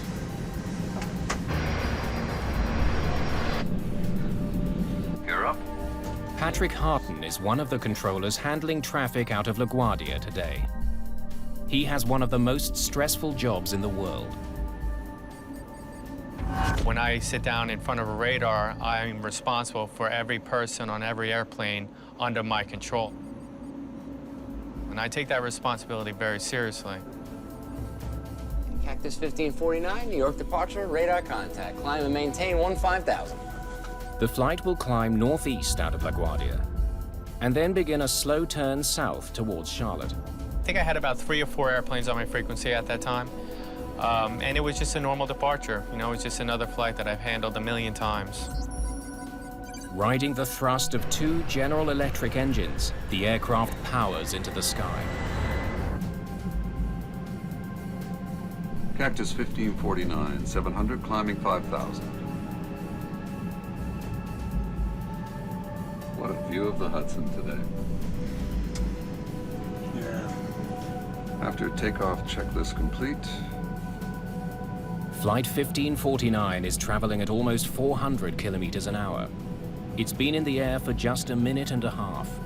I caught something out of the corner of my eye, and slightly to our right, but still ahead of us, was a line of birds.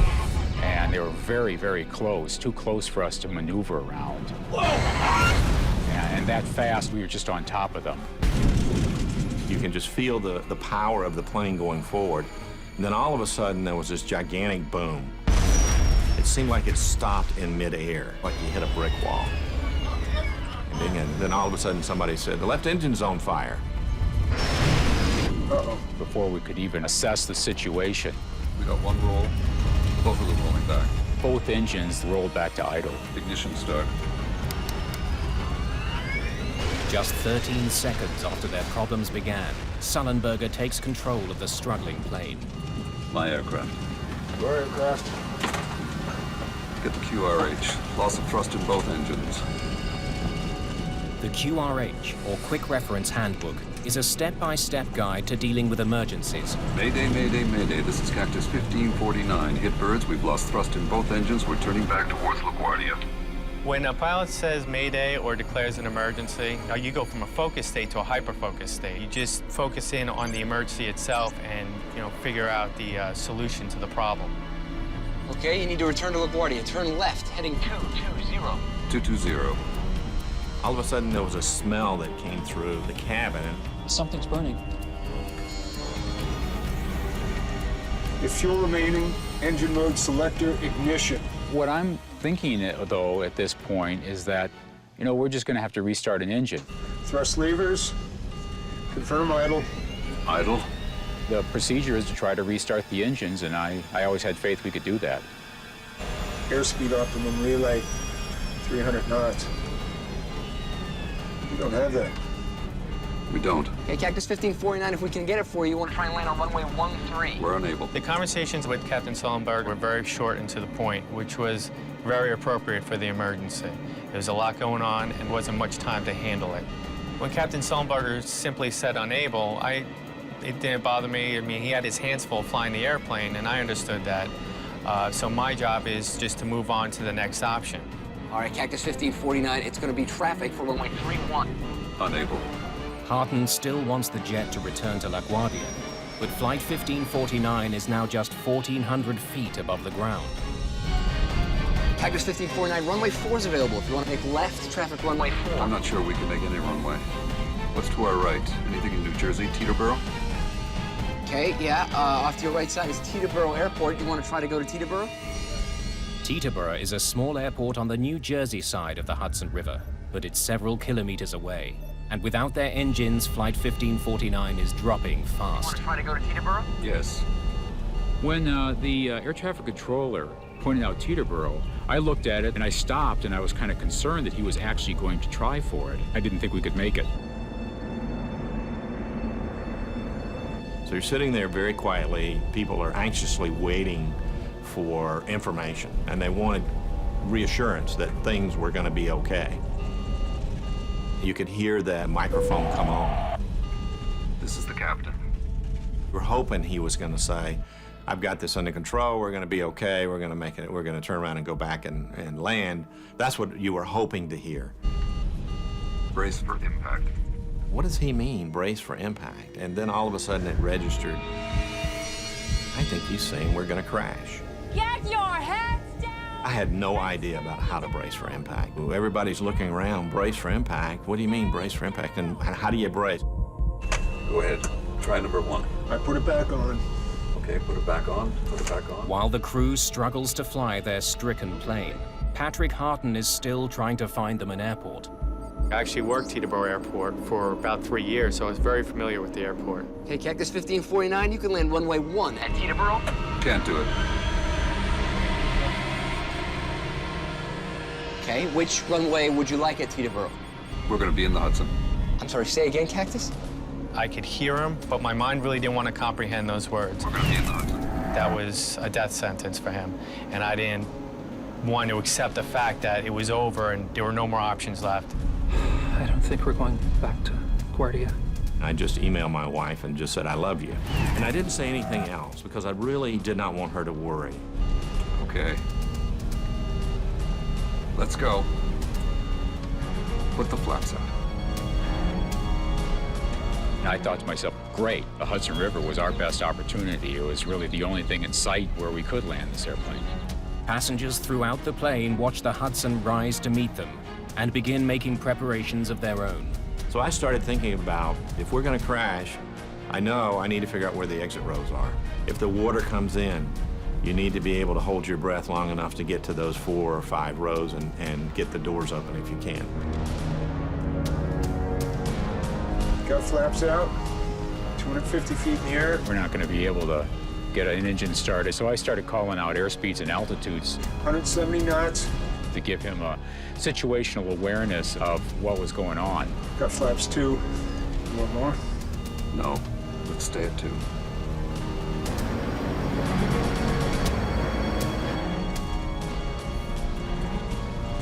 Got any ideas?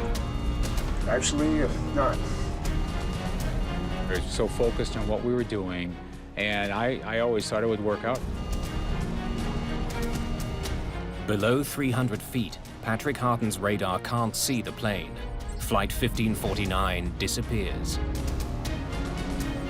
When the aircraft disappeared off my radar, I just assumed that there weren't going to be any survivors. In the cabin, the passengers prepare for the inevitable. All the passengers really started kind of pulling together, and somebody yelled out as we were going down. You ready at the doors? The folks at the door says, "We're ready." I was just scared to death. We're going to brace.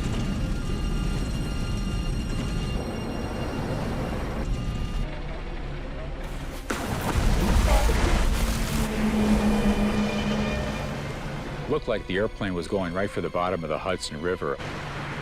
All we saw was water cascading over the windshield. It was like a tornado. Pieces of the plane were being torn apart. Some people were thrown around pretty good. Then the airplane popped up, and it was just sort of gently rocking in the waves.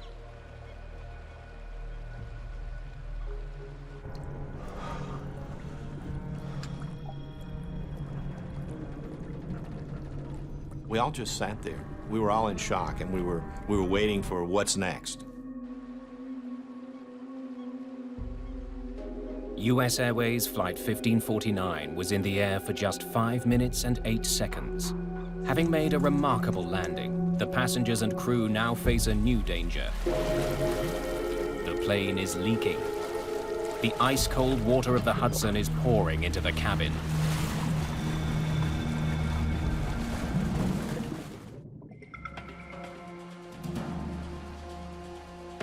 The crew of Flight 1549 has just performed an extremely difficult aviation feat, but they still have more work to do.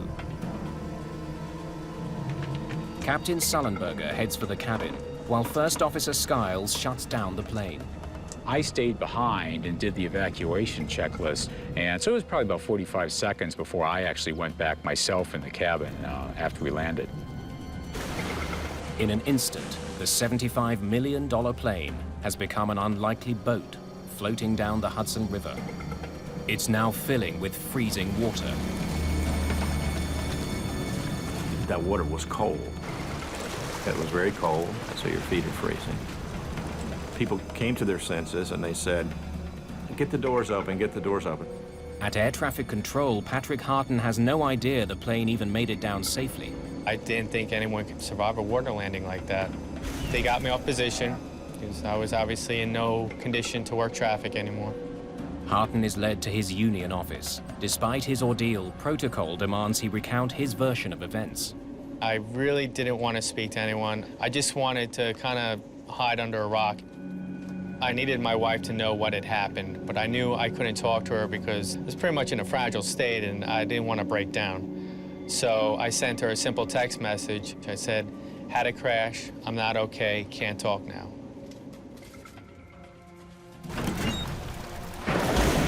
Passengers nearest the exits open the doors quickly, while Sullenberger and the cabin crew begin managing the evacuation. I just jumped up very quickly and started making my way to the emergency door. And so I worked my way out onto the wing, just a few steps to start with. I started noticing that people around me had their flotation devices. They'd pulled up their seat bottoms, or they had a life jacket that they'd taken. I had nothing with me. Skiles heads back to help the crew in the cabin get passengers out of the sinking plane. He knows there's not much time, and one of the flight attendants has been injured. I went back to about mid-cabin, and Sully and I and two young men were getting seat cushions and life vests, which are underneath the seats, and we're passing them out. And I'm looking around trying to assess the situation. Is the plane going to blow up? What's the next step? Yeah, there were actually probably 6 or 8 people that went into the water. And they were shivering and they were cold. We started pulling them back up onto the wing. At the back of the plane, water continues pouring in. Passengers are directed to move forward to escape. Go over the seats if you have to. This unwieldy boat won't be floating much longer. We were actually in the water, you know, up to our knees, and it was just absolutely freezing cold. You know, every part of your body that was in that water just ached to the bone. Come forward! Is there anybody here? We were very confident there was nobody left on the airplane, but what was going on the wings, you know, we just had no idea. Skiles and Sullenberger are the last ones off the plane. I just saw the big splash when the plane just bounced over the water. A small commercial airline crashed into the water. They've been in the water more than 10 minutes already. LaGuardia Airport has sent out an alert to New York's emergency services. In the middle of the Hudson, 155 frozen people hope that help will arrive in time. I saw the first ferry, and I could see the wheelhouse. I felt like, okay, we're really going to be okay. There was a sigh of relief. First on the scene are passenger ferries that have been shuttling people across the Hudson. They are eventually joined by the Coast Guard and fire department.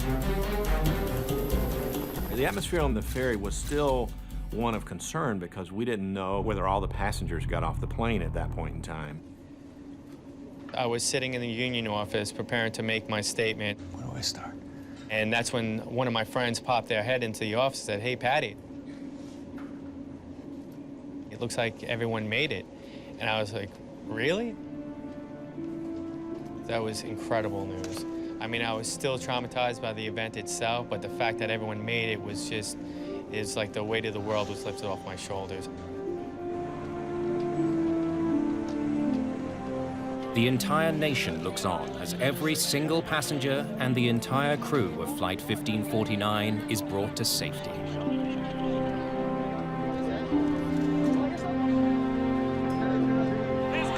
Are you okay? Like so many others around the world, investigators from the National Transportation Safety Board are riveted to the pictures. Hey, you gotta see this. We learned a little bit about the accident, of course, before we launched. The TV channels were showing the aircraft in the river and everything.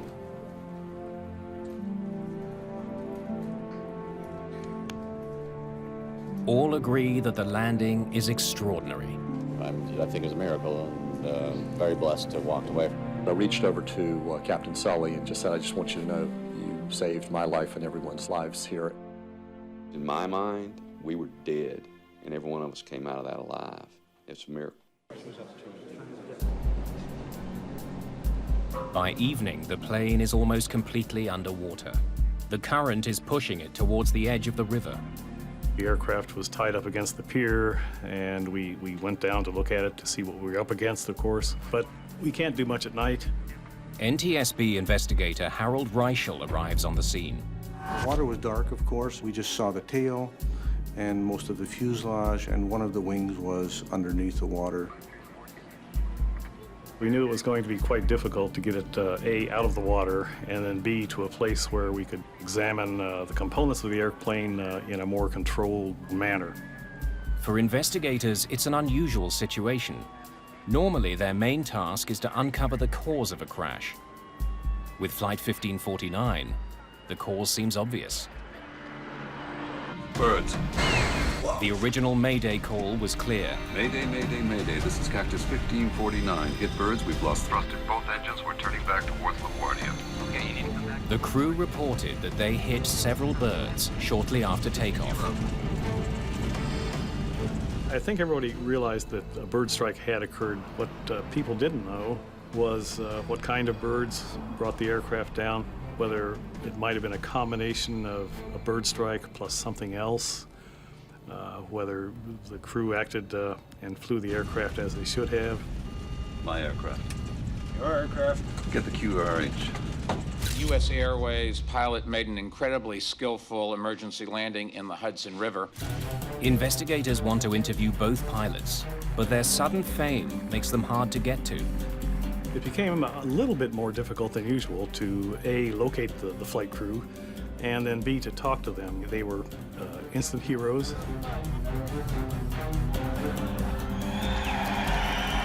Nothing in a life can prepare one for the media frenzy of a situation, like this. And it's not just the pilot's newfound celebrity that's an obstacle for investigators like Catherine Wilson. One of the most challenging things in this case was nobody wanted to sully Sully. He was a hero in this case, and we were the ones who was potentially going to pick apart what he did and try to find out what he did and whether it was right or not. To prove that birds caused the crash, authorities need to get the plane out of the water. But a vital piece is missing. We've been told earlier that both engines were still attached to the aircraft. That turned out not to be true. So that became a major goal right off the bat, was to figure out where that second engine was.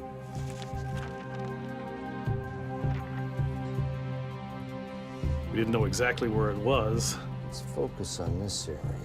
But we had films of the aircraft actually touching down, and we could cross-reference different things. We used some side-scanning sonar that gave us a very clear picture of the bottom.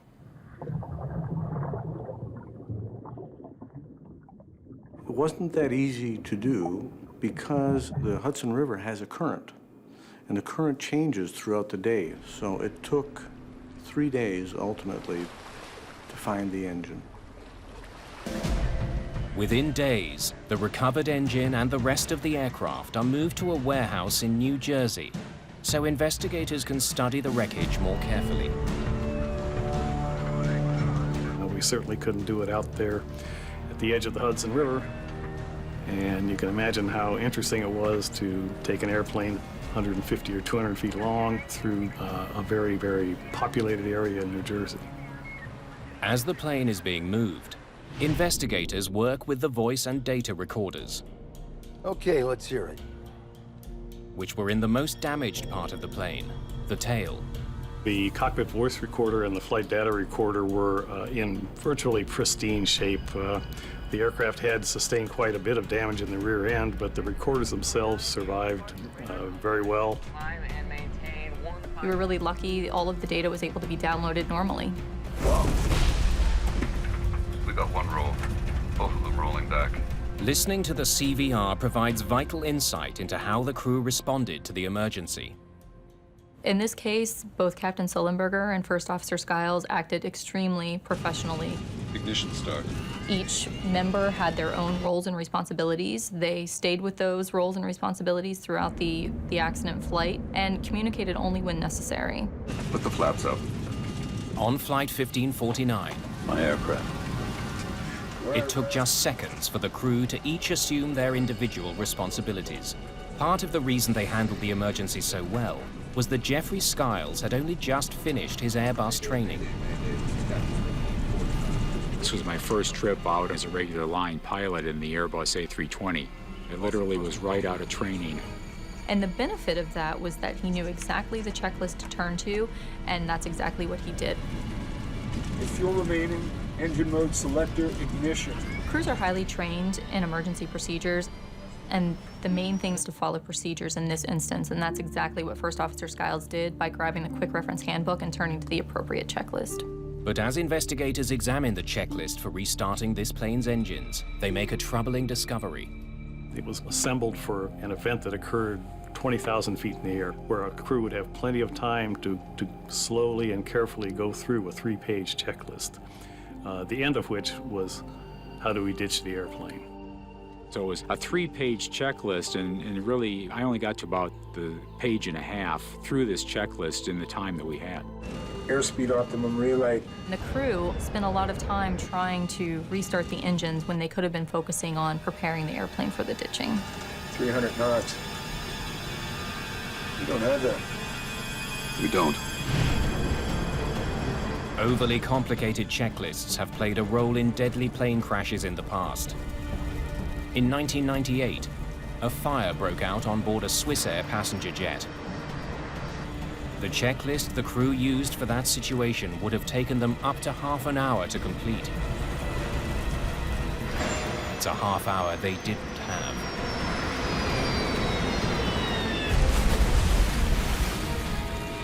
But on Flight 1549, the checklist was far from the greatest challenge facing Sullenberger and Skiles. I'm not sure we can make any runway. Water landings are notoriously difficult because unless they're perfect, they can be catastrophic. In 1996, after a hijacking, an Ethiopian Airlines captain tried to land off the Comoros Islands when his plane ran out of fuel. His left wing hit the water first, causing the plane to cartwheel. It was ripped to pieces. Of the 175 people on board, only 50 survived.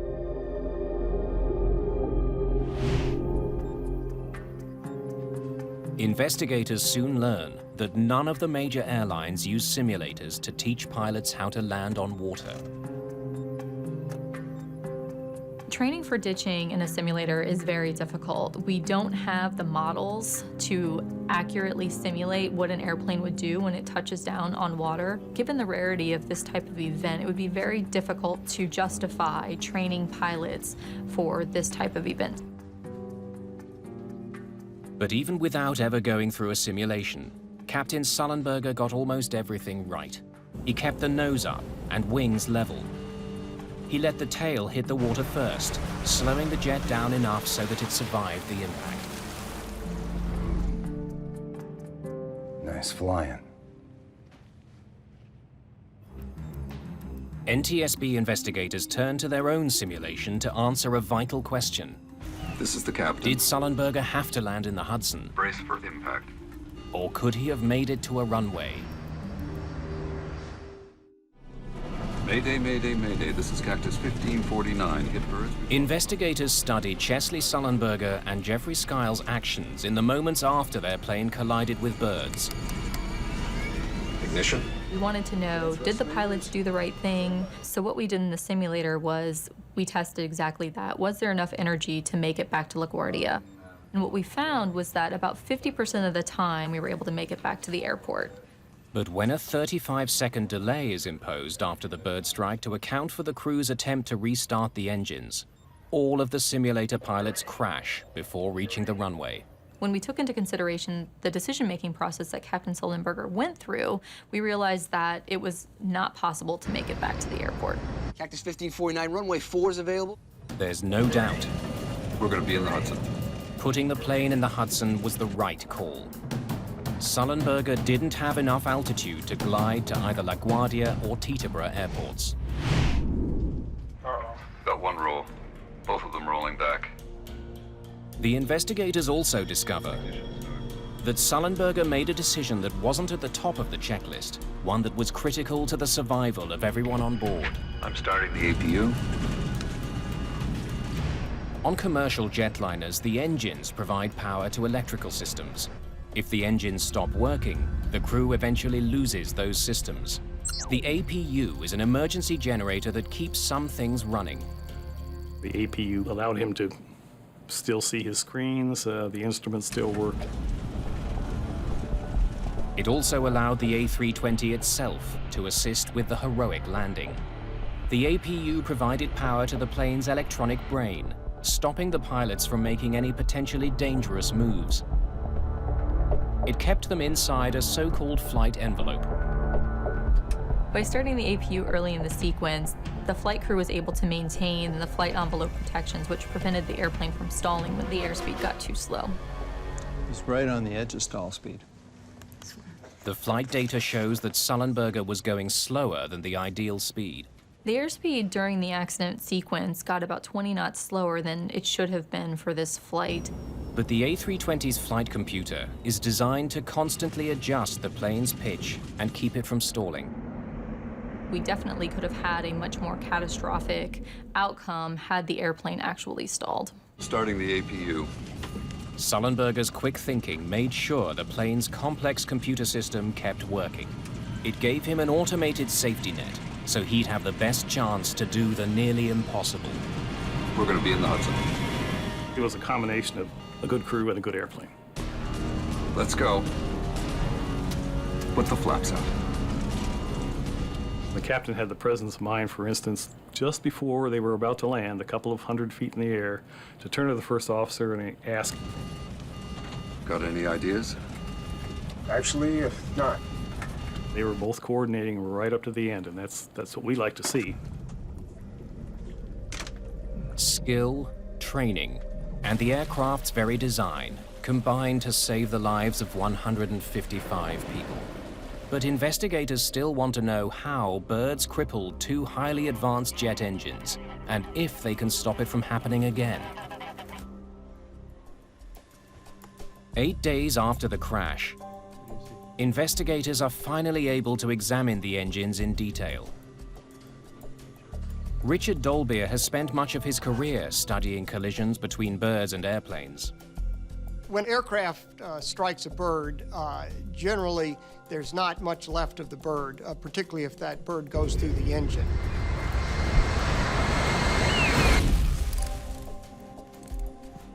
The engines are analyzed piece by piece to try and figure out exactly what happened 3,000 feet above New York. Let's look inside. We expose the engine surfaces to a black light. Proteins from many tissues will fluoresce with a black light. Much of the tissue was already gone, but many of the proteins stayed on the surfaces of the engine. Look at that.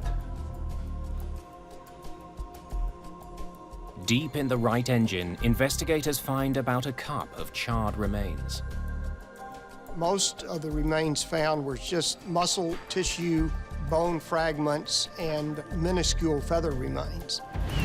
I was able to find about 29 samples in one engine and 14 in the other. But the engines aren't the only part of the plane that's been damaged. Birds. Whoa! The aircraft hit many birds. So we found evidence on the wings and on the flaps and on the fuselage, but the plane can still fly when that occurs.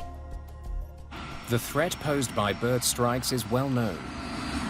Bird strikes are a much bigger problem than the general public realizes. In the last 20 years, there have been approximately 210 aircraft that have been destroyed because of collisions with birds. This Boeing 757 ingested a crow while taking off from Manchester, England, later landing safely. In 2008 alone, there were 4 dramatic accidents. A Boeing 747 sucked a kestrel into one of its engines. The crew aborted takeoff and survived. The plane was ruined. This jet ingested pelicans into both engines, and one ended up in the cockpit. Repairs cost $2 million. The engine of an MD-10 was severely damaged by a gadwall. The repair cost was $900,000. And 5 people were killed when this Cessna smashed into at least one pelican. More than 200 people have died in bird strike accidents since 1988. The problem could get worse because there are more birds out there. By restricting the use of pesticides that were hazardous to birds, such as DDT, we've seen a tremendous rebound in the populations of bird species. A remarkable increase in the Canada geese that are resident, non-migratory birds. Nationwide, the population has grown from about 1 million to about 4 million.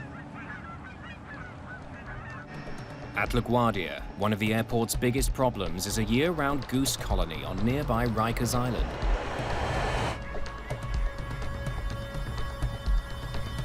From the year 2002 to 2004, there were 8 Canada goose strikes at LaGuardia Airport. It involved birds either on the airport or right off of the airport. One of those strikes almost caused a plane to crash, and it was a very close call. For the past several years, airport officials have rounded up hundreds of geese from Rikers Island and euthanized them. It's controversial, but should be effective. So, where did these birds come from? If the geese that hit US Airways Flight 1549 were local, they can be controlled. Investigators need to know more about them. The remains that we did find were so small that we couldn't really tell what type of birds. We enlisted the help of the Smithsonian Institution. They can take remains, even very small remains, small pieces of feathers or flesh or whatever, and they can identify them. The hope is that DNA analysis of the remains will not only confirm the bird's species, but also offer clues as to where they came from.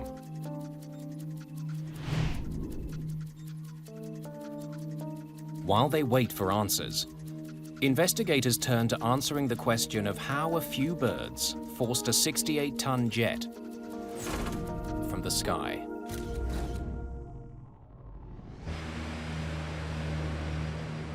Before they can be used in a passenger jet, engines undergo rigorous testing to prove they can perform under extreme conditions. The tests include ingesting frozen bird carcasses. The CFM turbofan engines that power the A320 passed those tests and were certified in 1996. The large bird test required for the CFM engine is shooting a 4-pound bird from an air cannon into the engine, which is running at near full power. To pass, the engines don't have to keep running. They only have to stay together, which they did on Sullenberger's plane. Well, the engines did not experience what we call uncontained failures. No large chunks of fan blades or anything flew out through the cowls to hurt people inside the airplane. Fan blades are always the most interesting part to look at, and they often tell quite a story. A series of fan blades throughout the engine compress incoming air until it's ignited in the core, creating thrust. Ingested birds can wreak havoc on this process. When a fan blade of an engine fails, it causes a lot of continuing damage. In this particular case, all the fan blades were there. They suffered severe damage, but none were broken. An analysis of the engines shows that while the primary fan blades survived the impact, the delicate machinery inside the cores of both engines did not. Uh-oh. We got one roll, both of them rolling back. Once we went into the engine itself, into the core, we determined that there was significant damage. When a bird gets ingested into the core, it is such a large mass compared to these blades that it does a lot of damage to them. The birds ingested into Flight 1549. Mayday, Mayday, Mayday. This is Cactus 1549. Ripped apart the engine's compressors. Metal shards from these broken compressors were sucked deep into the cores of both engines, shutting them down. We've hit birds. We've lost thrust in both engines.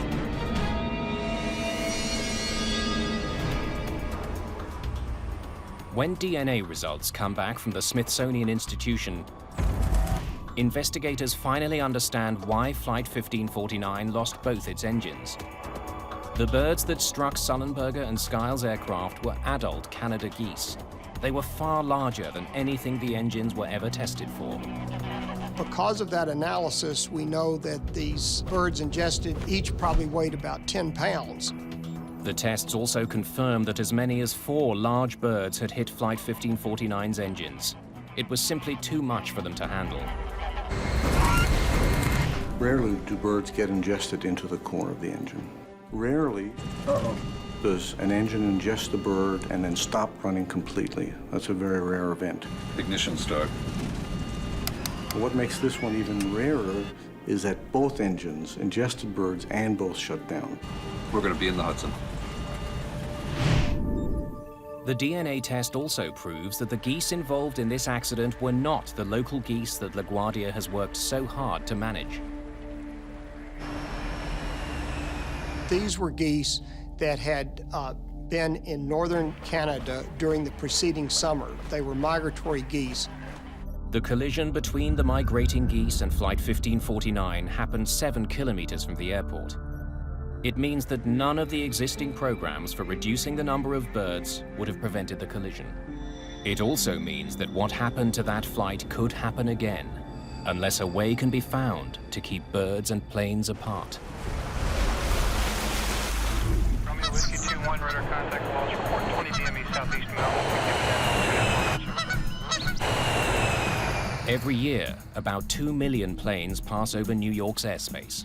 Most people do not appreciate the problems that birds can cause to aircraft. They don't realize how a small, seemingly insignificant organism in relation to the size of an aircraft can cause these kinds of catastrophic failures.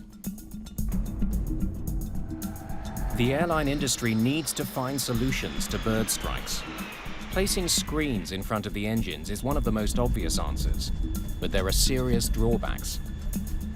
Screens can fall off, screens can break, and then they would be ingested into the engine, causing similar damage or more catastrophic damage.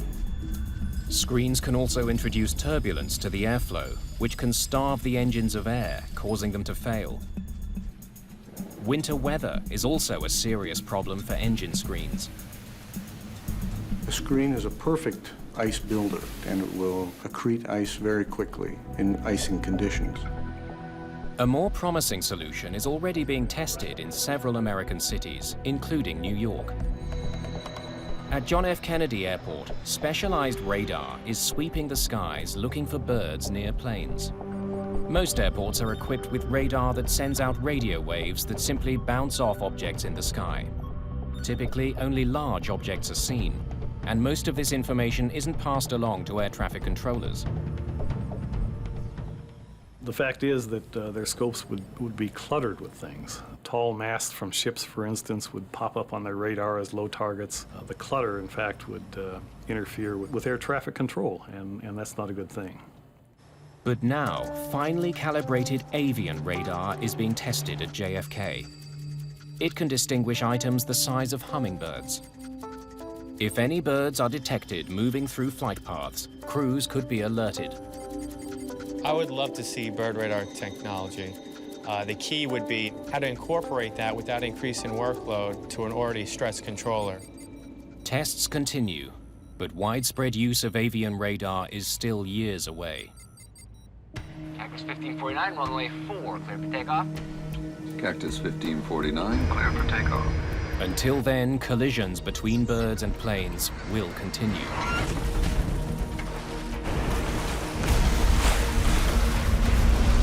What the safe outcome of Flight 1549 proved is that right now, the best defense against this threat is a good team in the cockpit. We had a very experienced flight crew with very good training. My aircraft. Your aircraft. Get the QRH. All your training that you've done, all the years that you've been flying the airplanes, it all just comes back to you when you need it. My aircraft. Sully and I worked together extremely well on this event. I knew what was in his mind, and he knew what was in my mind. We were both accomplishing our individual roles, but we had a knowledge of the whole situation. Okay, you need to return to LaGuardia. Turn left, heading 220. 220. This event definitely puts things in perspective for you as a controller. One thing I appreciate more, the teamwork and how when you work together, you can pretty much accomplish whatever you need to accomplish. Off to your right side is Teterboro Airport. You want to try and make Teterboro? We're going to be in the Hudson. The landing in the Hudson took training and skill. It also took a bit of luck. We had a very clear day. We had a perfect condition for the river. So there was just a series of really fortunate events that occurred that assisted this crew in landing successfully on the river. Well, the safety board, we don't really deal in miracles very often, but this event had a lot of things that came together at the right time and the right place. And And so a lot of us are thinking, well, maybe we do have a miracle here. What a view of the Hudson today.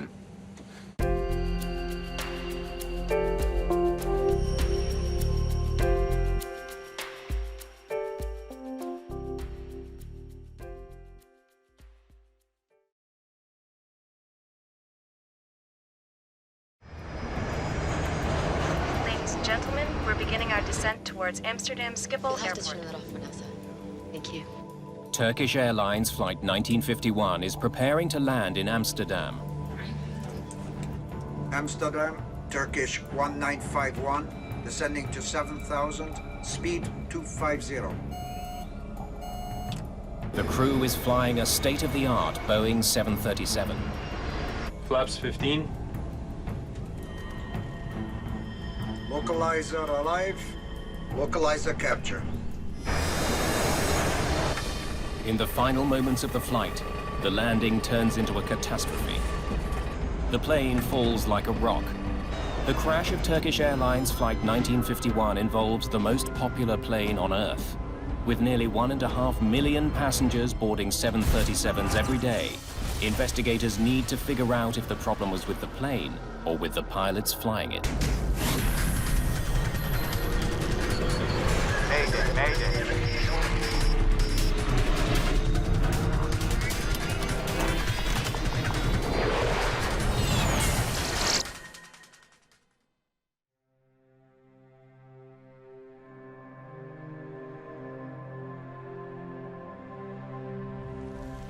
On the morning of February the 25th, 2009, Turkish Airlines Flight 1951 becomes the first plane to crash at Amsterdam's Schiphol Airport in more than 10 years.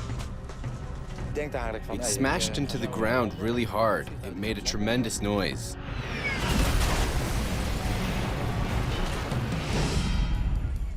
The plane hits the ground in a muddy field just north of runway 18 right. Since the crash was so close to the airport, rescue workers arrive quickly. Most of the passengers have survived, but many are badly injured. Survivors are taken straight to local hospitals. Images of the Amsterdam accident quickly spread around the world. This is the third crash of a passenger jet in the past 6 weeks. The sudden nature of this accident adds to the mystery. It doesn't take long for the Dutch safety board to arrive at the scene. They will be investigating this accident, but they won't be alone. The crash involved an American-made plane, so the U.S. National Transportation Safety Board sends Joe Sador, one of its most experienced investigators, to Amsterdam. When it's a non-U.S. registered aircraft that crashes overseas, such as this Turkish Airlines, we are the state of manufacture and design of the airframe, and also in this case the engines. Fuselage in 3 large pieces, engines forward of the main wreck site. Flight 1951 was one of the most advanced aircraft in the skies, the Boeing 737-800 series. It's designed to travel longer routes at higher altitudes. The new generation 737 is still the best airplane Boeing ever built. We developed an airplane that had an improved wing, improved avionics, simpler systems that required less maintenance. Investigators know this isn't just any plane. The 737 is the world's best-selling commercial jet. Finding out why this one crashed is imperative. There are more than 5,000 of them in the skies. They carry about 1.5 million passengers a day. Investigators must quickly determine if there's a flaw with the plane that could cause another accident. What they know so far is that Flight 1951 had been traveling from Istanbul, Turkey, to Amsterdam. There were 128 passengers on board the early morning flight, including 4 engineers from Boeing. Ladies and gentlemen, we're beginning our descent towards Amsterdam Schiphol Airport. Please raise your seat backs to the upright position and stow away your tray tables. There was no mention on board of any kind of trouble in the cockpit. The crash has killed 9 people, including 3 members of the Boeing team and the pilots in the cockpit. See if you can get me some aerials of the crash site. There are eerie similarities to another recent accident involving a Boeing aircraft, British Airways Flight 38. Approximately a year before this, there had been a 777 short landing at Heathrow, which had a dual-engine flameout. In that accident, a Boeing 777 fell to the ground short of the runway. The British Airways pilots reported that both their engines stopped delivering power just before landing. At the time of the Turkish Airways crash, the cause of that accident hasn't been found. Like in that case, investigators have plenty of clues to work with. The plane and its engines are largely intact. The flight data recorder and cockpit voice recorder are found in good condition. There are also plenty of survivors to describe what happened. According to the passengers, the landing had been routine, but then suddenly the plane simply dropped out of the sky and hit the ground.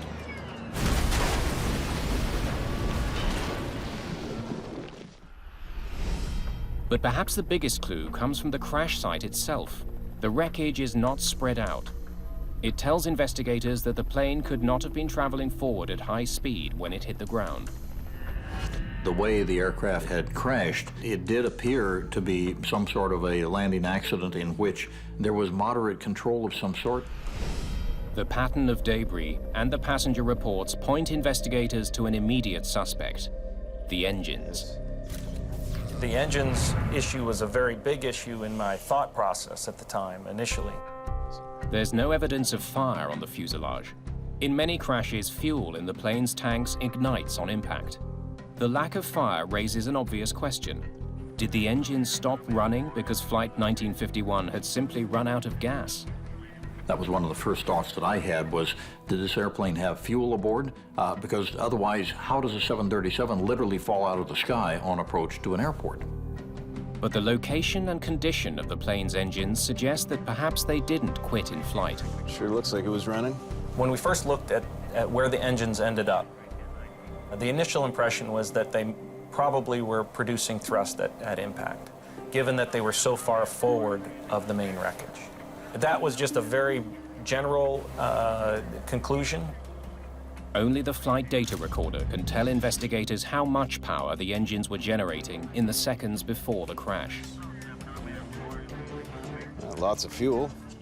Rules that out.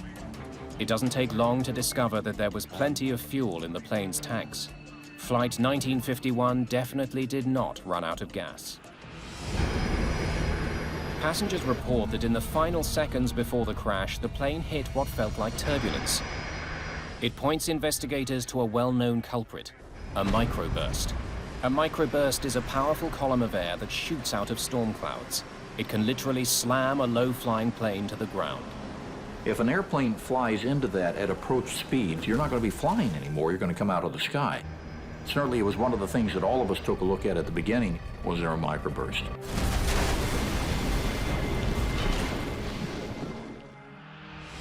In 1985, a Delta Airlines flight was caught in a microburst while landing at Dallas-Fort Worth Airport. The plane hit the ground short of the runway. 137 people were killed.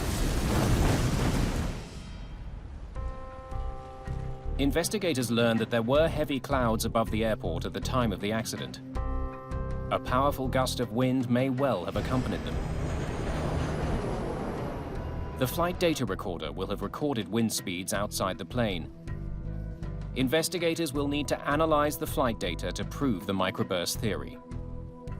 In the meantime, the rescue has led to an unusual discovery. There was 3 pilots in the cockpit, which is unusual. This is a 2-crew cockpit.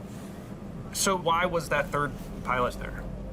Since none of the 3 pilots survived the accident, it's all the more urgent for investigators to retrieve the data from the cockpit voice recorder. It records conversations in the cockpit. They're in luck. Because of the way that the aircraft crashed, access to the recorders and the condition of the recorders was excellent. The reason for the 3rd pilot is soon uncovered. Flying standard arrival route Visibility 3,500 meters, expected to decrease to 2,500 meters. For First Officer Murat Sezer, this had been a training flight of sorts. He was new to the airline and was being shown the intricacies of landing at Amsterdam's airport. In the Jepson charts, which is what all pilots use to navigate to and from Schiphol, there's 102 pages of information on Schiphol alone. So there's dozens of approaches. Runway 18 right has 3 high-speed exits to the left. The captain, Hassan Arisan, was doing double duty. He was training his first officer. Make small corrections as we get close to the runway. And was in command of Flight 1951. It's because Captain Arisan was teaching that there was the third pilot in the cockpit. Olgay Ojgur was a safety pilot. He was there to keep an eye on the flight's progress during this training mission. The purpose of that second set of eyes is to make sure that the captain and the first officer, if they're in a situation where it's a little bit of a training portion of the flight, that they don't miss something.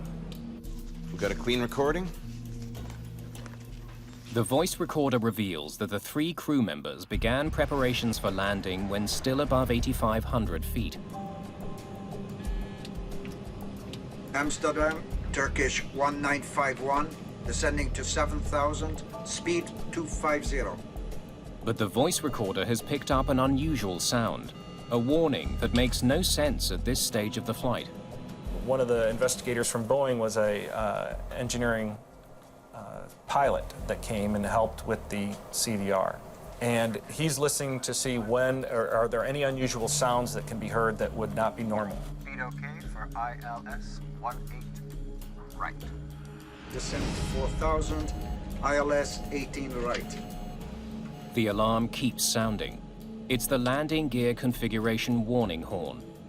Captain Arisan continually dismisses it. Turkish 1951, descent 4,000, ILS 18 right. Landing gear. Is that the landing gear warning? They're at 8,300 feet here. The warning is a solid clue, but investigators can't yet see how it could possibly have caused a crash. The crew of Turkish Airlines Flight 1951 got warnings to extend their landing gear while still thousands of feet in the air.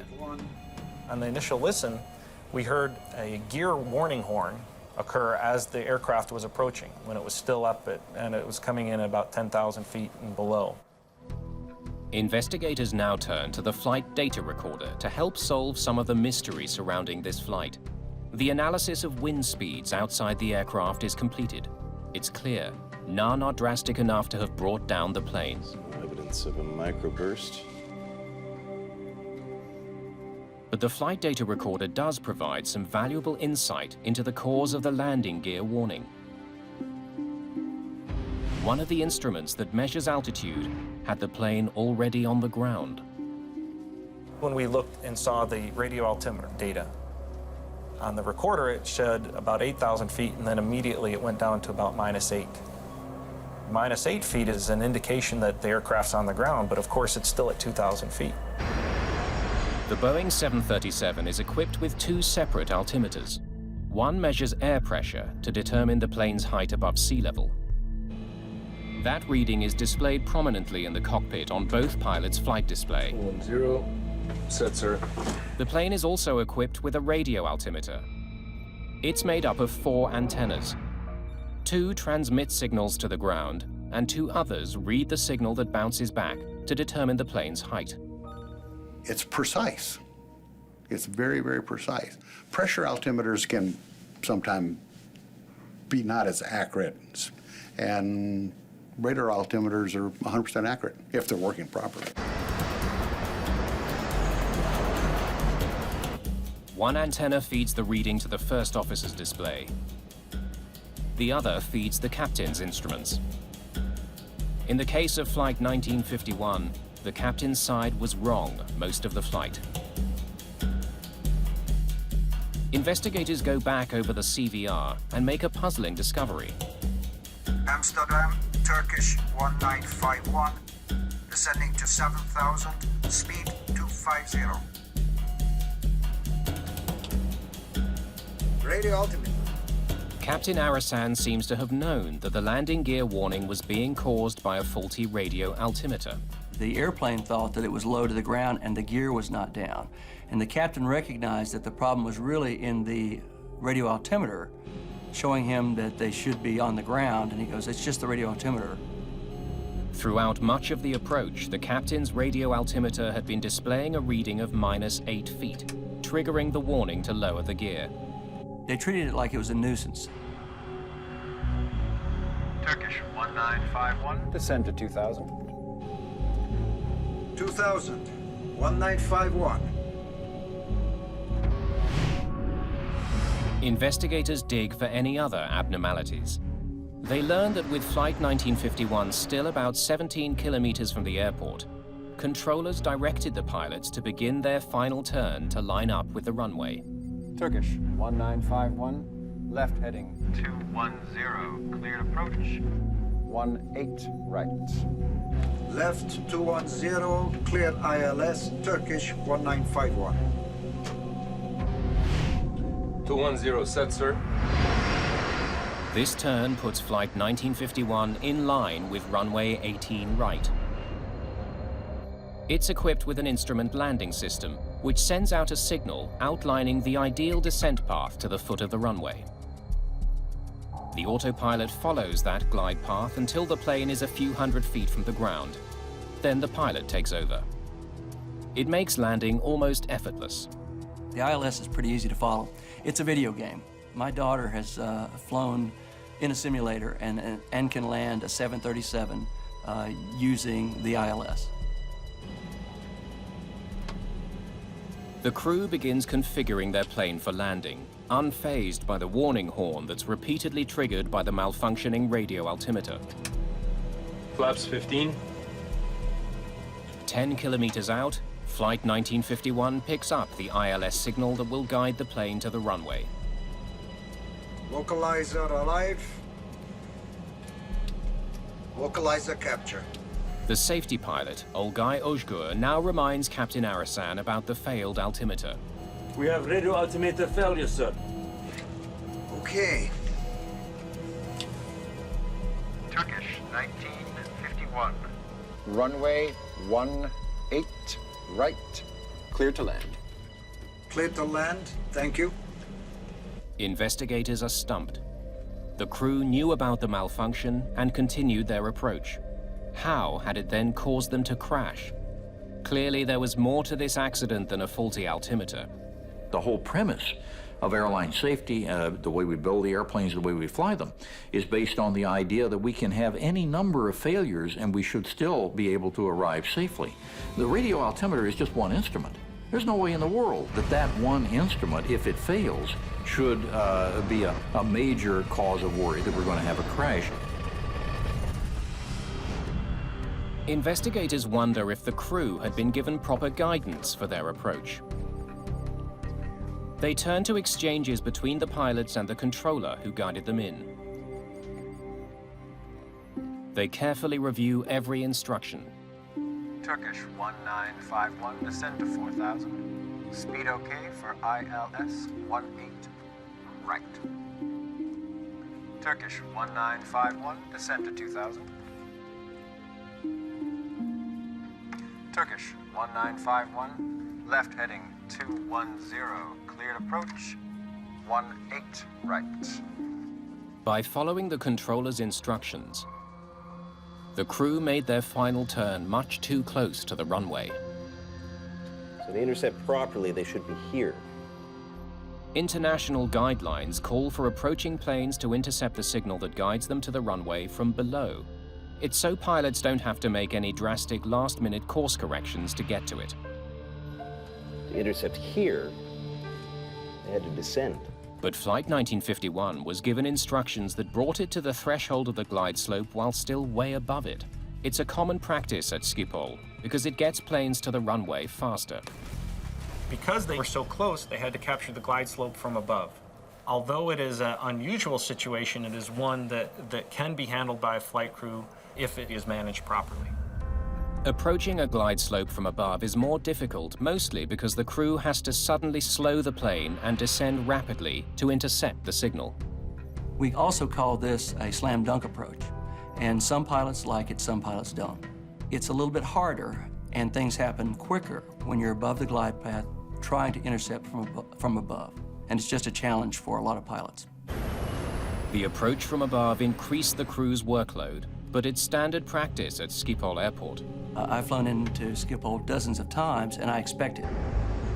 If the controller's instructions had somehow overtaxed this crew, their conversations would indicate it. They're just 5 kilometers from the runway. 1,000. Check. Flaps 40. Speed brake. Speed brake armed. Green light. One thing at a time. Landing gear. Gear down. 3 green. Flaps. Flaps 40. Green light. 500. All lights on. Please warn the cabin crew. Cabin crew, take your seats. Then, real trouble. A stall warning. Speed, sir. I have control. 100 knots of speed. Arisan fought to save his plane, but just 400 feet above the ground and only 1.5 kilometers from the runway, the Boeing 737 suddenly fell straight down. It only took a few seconds for it to hit the ground.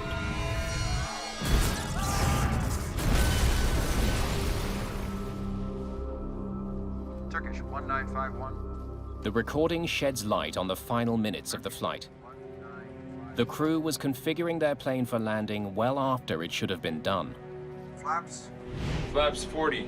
Green light. Most airlines have regulations that call for a flight to be stabilized, to have all checklists completed by the time the plane hits 1,000 feet. In instrument conditions, you're required 1,000 feet to have basically everything done. The airplane is configured, you have slowed, you have run your before landing check, and you have received your landing clearance. And from 1,000 feet on in, you just monitor the instruments, and we're looking for the runway. Please warn the cabin crew. Cabin crew. In fact, this crew was still running their checklist up to the moment the crisis hit, 460 feet above the ground. This approach was not stabilized. Because the aircraft was unstable, the flight crew was in a very high workload environment in the last 1,000 feet of flight. The radio altimeter was malfunctioning. The aircraft was giving off warnings. The crew was assigned a challenging approach, and they were executing a checklist late. But none of this explains why Flight 1951 crashed. In these type of accidents, you can never get inside the head of the pilots. And that's a very frustrating type of accident. But the flight data recorder does provide another intriguing clue. Moments before Flight 1951 hit the ground, the plane's engines were at idle, hardly providing any power. Perhaps this accident is a repeat of the Heathrow incident. The engines, it was interesting to note, were at idle approximately the last 2 minutes of flight, until the very end when the thrust was increased again. That was a big red flag right there. The question is why was that the case? But then they spot something that's very different from the accident at Heathrow. Tart flare mode. For some reason, while still more than 1,000 feet above the ground, the plane's computer began preparing to touch down. In retard flare mode, engine power is reduced to idle by the flight computer, and the plane's nose automatically pitches up to the flare position. Planes should only be in this configuration just before they touch the ground. The autopilot raises the nose to break the descent. The auto throttles brings the power back to flight idle, and you touch down with the power either all the way in idle or just about to be in idle. But Flight 1951 went into a slow, nose-up position well before touchdown, causing the plane to fly slower and slower throughout its descent. So why was Flight 1951 in landing mode? And why hadn't any of the 3 crew members noticed how slowly they were flying?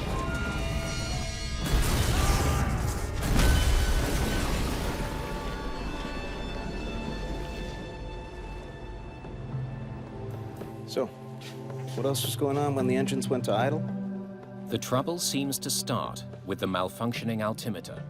We had to look at the system as a whole and to see how that -8 affected the other systems on the aircraft. And that was a very big portion of this investigation. We had to say, how did the autopilot use that data? More importantly, how did the auto throttle use that data? The computer that flies the plane consists of two main systems, the autopilot and the auto throttle. The auto throttle determines how much power to ask the engines for, while the autopilot controls the plane's altitude and direction.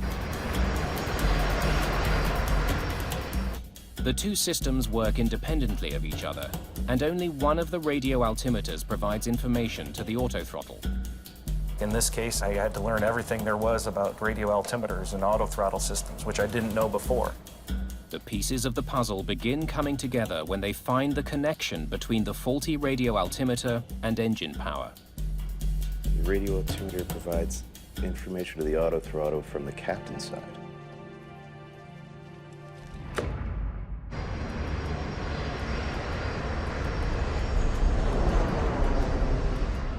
The only altimeter feeding information to the auto throttle was the captain's, and it was wrong.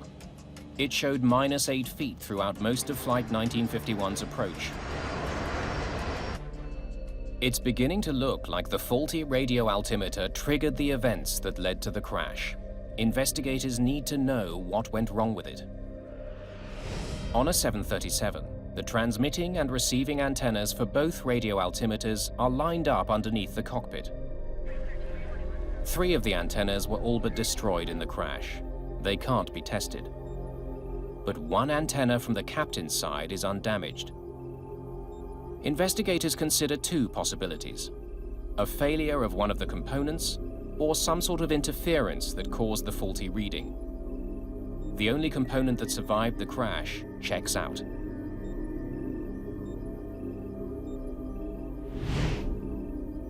The computers that control the system also work.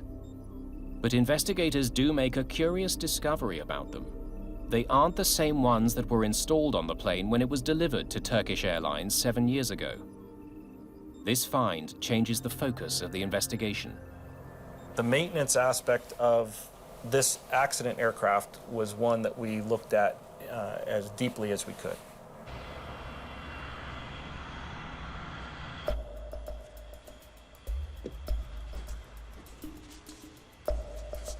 When the plane's maintenance log is studied, investigators find that the radio altimeter on this plane had a problematic history. We got additional data from Turkish Airlines, and that data showed that on this one aircraft, of the past, I believe, over 1,000 flights, there was about 150 flights that had faulty radio altimeter systems. The documents show that a little more than a year before the crash, both computers were replaced because of complaints they were causing faulty readings. One of the incidents involved a radio altimeter reading of -8 feet. So that was telling us that there was an issue that had been there. The issue did not just occur on this flight. The faulty readings persisted. Mechanics repeatedly swapped the computers and replaced the antennas to try to solve the problem. It's determined that Turkish Airlines tried several ways to fix the altimeter, but they couldn't find a repair that worked. At the time of the accident, Turkish Airlines had a fleet of 52 Boeing 737-800 series airplanes.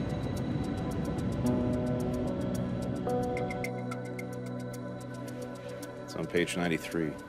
When we reviewed the maintenance data, we found that radio altimeter problems had been written up several times on both the accident airplane and the fleet. Investigators discover that in the year before the crash, Turkish Airlines dealt with 235 system faults with the radio altimeters on their 737s. Fixes ranged from replacing and exchanging antennas, cleaning of the systems, exchanging and replacing the computers, and installing gaskets to shield the system from possible water damage. It's not like they weren't doing anything about it. The Turkish Airlines maintenance personnel knew that the radio altimeter problem was one of their highest issues with regard to maintenance. 16 of those altimeter repairs were made to the plane that crashed in February 2009. If the problem was so widespread, investigators wonder why it hadn't caused serious problems before this accident. They don't have to dig too far back to find out that in fact it had, on this very same plane. On 2 recent flights, they had the exact same problem. Twice in the 48 hours leading up to the accident, the radio altimeter showed a negative reading, putting the plane into retard flare mode. Both times the crew noticed the problem, disengaged the auto throttles, and brought the plane in for a safe landing.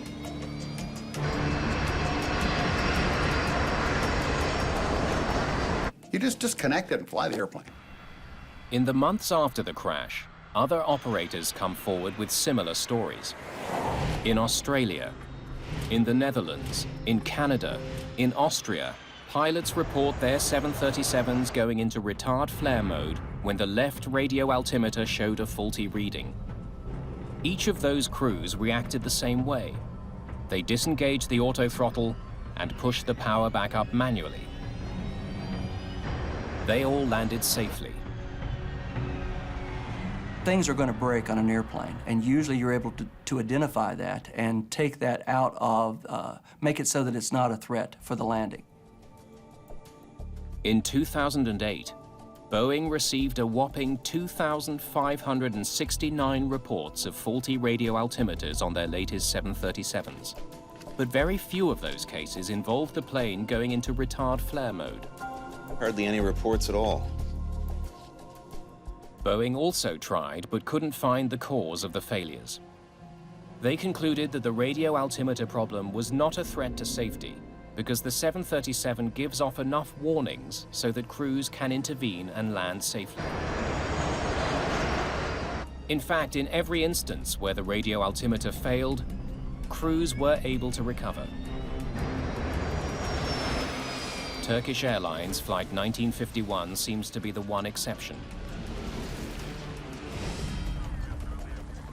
Investigators still don't know why. It really got us wondering of what happened. And that's when we started to look really closely at the actions of the flight crews while it was on that final approach in less than 1,000 feet. Finally, as investigators again revisit the last minutes of Flight 1951, the circumstances of the tragedy become clear. They see a remarkable sequence of events that transpire to bring down this plane.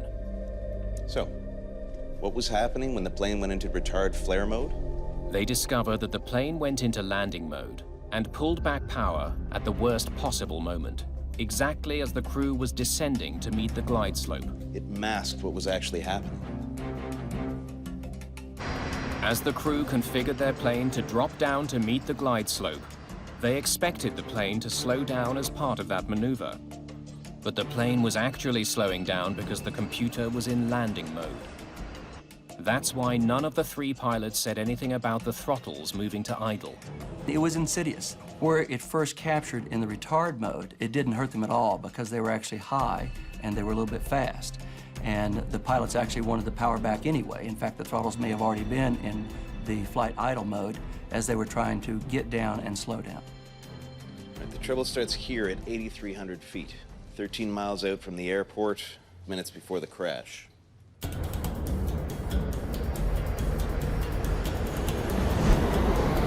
Amsterdam. Turkish 1951, descending 7,000, speed 250.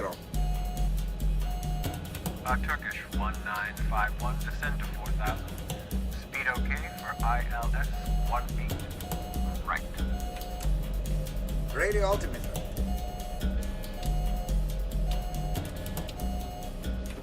Now, would the crew have known that because of that radio altimeter, they would have gone to a retard flare mode in the throttles?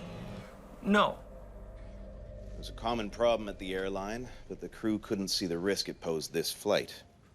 We have an airplane that was malfunctioning in a very minor way, but in a way that, if not caught, could and did metastasize into something much more virulent. Turkish 1951, descend to 2000. 2000, 1951. Turkish 1951, left heading 210, cleared approach 18 right. Left 210, clear ILS, Turkish 1951. Now left at 210 degrees, maintaining 2,000 feet, brings the flight in right here, 5.5 miles out. They now have to intercept the glide slope from above. At 2,000 feet, with the glide slope below them, the pilots have to reduce their speed while descending steeply. Speed 140. They believe the throttles are moving back for the descent to the glide slope. In fact, the auto throttle is slowing the plane down because it's gone into landing mode. It will continue to slow the plane until it stalls. What we found is that when the flight crew was doing their before landing checklist, each one of them was doing something while they should have been monitoring their airspeed. For the next 100 seconds, no one notices what's happening. Until it's too late. Established altitude set. 1000. Check. Flaps 14. Speed set. The experienced pilot recognized that the first officer was probably a little bit behind on the approach, so he calls for flaps 40 and moves the lever, informing the first officer that he has done so. He's trying to help the first officer catch up to the position of the aircraft. Speed brake. Speed brake armed. Green light. One thing at a time. Landing gear. The plane is now 700 feet from the ground. Gear down. 3 green. Flaps. Flaps 40. Green light. In their haste to complete their checklist, none of the 3 crew members notice the warnings that their speed is dropping dangerously. First, a red bar appeared on their flight display. Then, when the airspeed continued to drop, a flashing box appeared around their actual airspeed to draw the pilot's attention to it. At this point, no one sees either. Cabin report confirmed. The aircraft is now 600 feet from landing. When things start changing colors, it's a warning to you, it's a caution to you that you're approaching the limits of the aircraft. Missed approach. Altitude set. 500. So all of these indications the crew has in front of them saying that the aircraft is slowing down. During that time, they were still completing their checklist. Of course, the aircraft is getting closer to the ground. In fact, it's less than 500 feet from touchdown. And right before the stick shaker started, the captain told the safety pilot, "Please warn the cabin crew." Cabin crew, take your seats. Speed, sir. I have control. By the time they advanced the throttles to full power, it was unrecoverable. They were too low for the engines to catch up. And that's it. It's now too late to save this plane.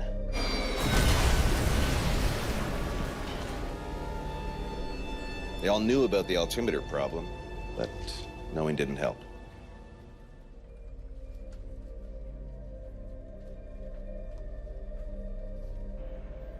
Boeing also didn't foresee the potentially deadly effect of a faulty altimeter.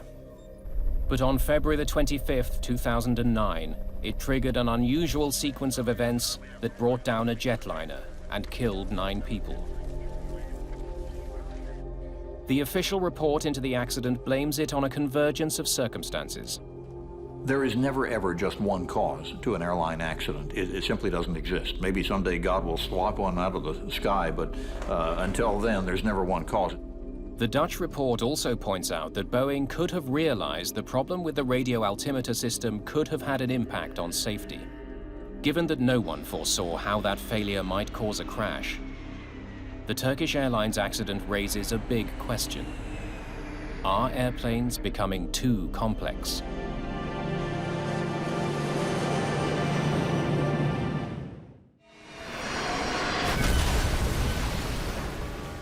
Investigators have determined that Turkish Airlines Flight 1951 crashed mainly because the pilots didn't recognize the consequences of the warnings they were getting. Turkish 1951, descend to 4000. This is not the first plane to crash because the crew didn't understand what their plane was telling them. Turkish. Our problem is not the automation. Our problem is the depth of the training and the ability of the human beings to recover from mistakes made in interfacing with the automation. Mika Ensley studies the relationship between pilots and technology. We haven't really designed the automation to take best advantage of what people do well and take away the parts that people don't do well. In 1996, the crew of an Aero Peru 757 crashed when the pilots couldn't decipher contradictory warnings about their altitude and airspeed. The plane flew into the Pacific Ocean. 61 passengers and 9 crew members were killed. In 1995, the flight management system on a Boeing 757 could and should have steered the plane to a safe landing in Cali, Colombia. But a last-minute change to the flight plan meant the crew had to reprogram their computer. They mistakenly entered a course that took them headlong into a 9,000-foot mountain. 159 people died in the crash. The cautionary tale here is that we can get this equipment, we can get these silicon-based units, if you will, so sophisticated that we can't talk to them effectively. And when they go berserk, or they have a problem, or we misprogram them, we end up putting ourselves and our passengers in danger while we're trying to figure it out. NASA is working on something called the Integrated Intelligent Flight Deck. It's a project aimed at helping humans better use the technology that surrounds them in the cockpit. They're looking at automated flight manual systems, voice recognition systems. They've developed new kinds of microphones that are bone-conducting chips. They're developing new displays for understanding the ground environment, for being able to detect where other aircraft are in the environment. What some researchers are finding is that the best technology shouldn't replace pilots, but work with them. Really integrating people with technology more effectively has to do with designing the displays so that you can really understand what it's doing, and you can make it simpler to understand how to make it do what it is you want it to do. You shouldn't have to push 16 buttons through 8 levels of menus to figure out what's going on with the system. It should be integrated and presented effectively. It should be as easy to communicate with as the person next to you. Boeing and Airbus, the 2 largest manufacturers of passenger planes, take very different approaches to the relationship between humans and technology. Airbus gives the flight computer much of the decision-making power in the cockpit. In their view, this is a way to prevent a lot of human errors by making sure the airplane doesn't do something that's going to cause a crash, even if the humans wanted to. But Boeing has a different view. Its philosophy is to provide information to pilots and have them make decisions. Having more information is better for the pilot than having the pilot in the loop, in the equation, so to speak. I kind of like that. Airbus will argue vociferously and in continuous fashion that view is archaic and incorrect. I think the jury is still out. The final report into the Turkish Airlines tragedy blames the crash of Flight 1951 partly on a failure of technology.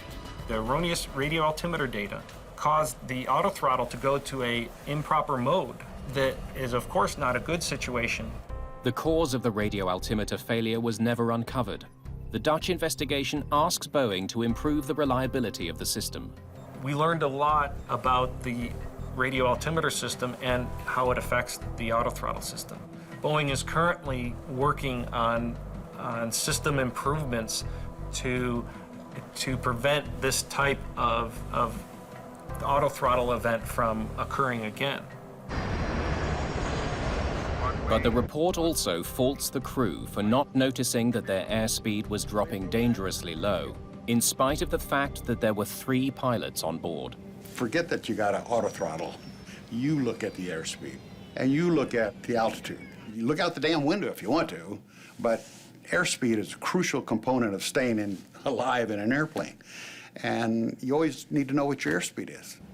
But to Mika Ensley, the crew's failure to monitor instruments is entirely understandable and may be more the fault of the instruments than the crew. It's actually very difficult for people to be monitors of automation. One of the things that people don't do a good job of actually is monitoring. We're very good on-the-spot decision makers. We're very good at coming up with creative solutions to problems, but repetitive monitoring is the kind of thing that actually people aren't very good at all. So what we have to do is design automation to work with people in a way that keeps them more actively, cognitively involved and in the loop, and not just monitoring a piece of automation to say, is it doing what it's supposed to be doing? Who's the ultimate computer? The pilot, the individual who should be able to say, I don't know what this thing is doing to me, but I'm punching it off and flying the airplane. Fly the jet. Probably the smartest thing we ever learned to say in our training in the airlines, fly the jet. Do that first or nothing else counts. That's what they forgot to do.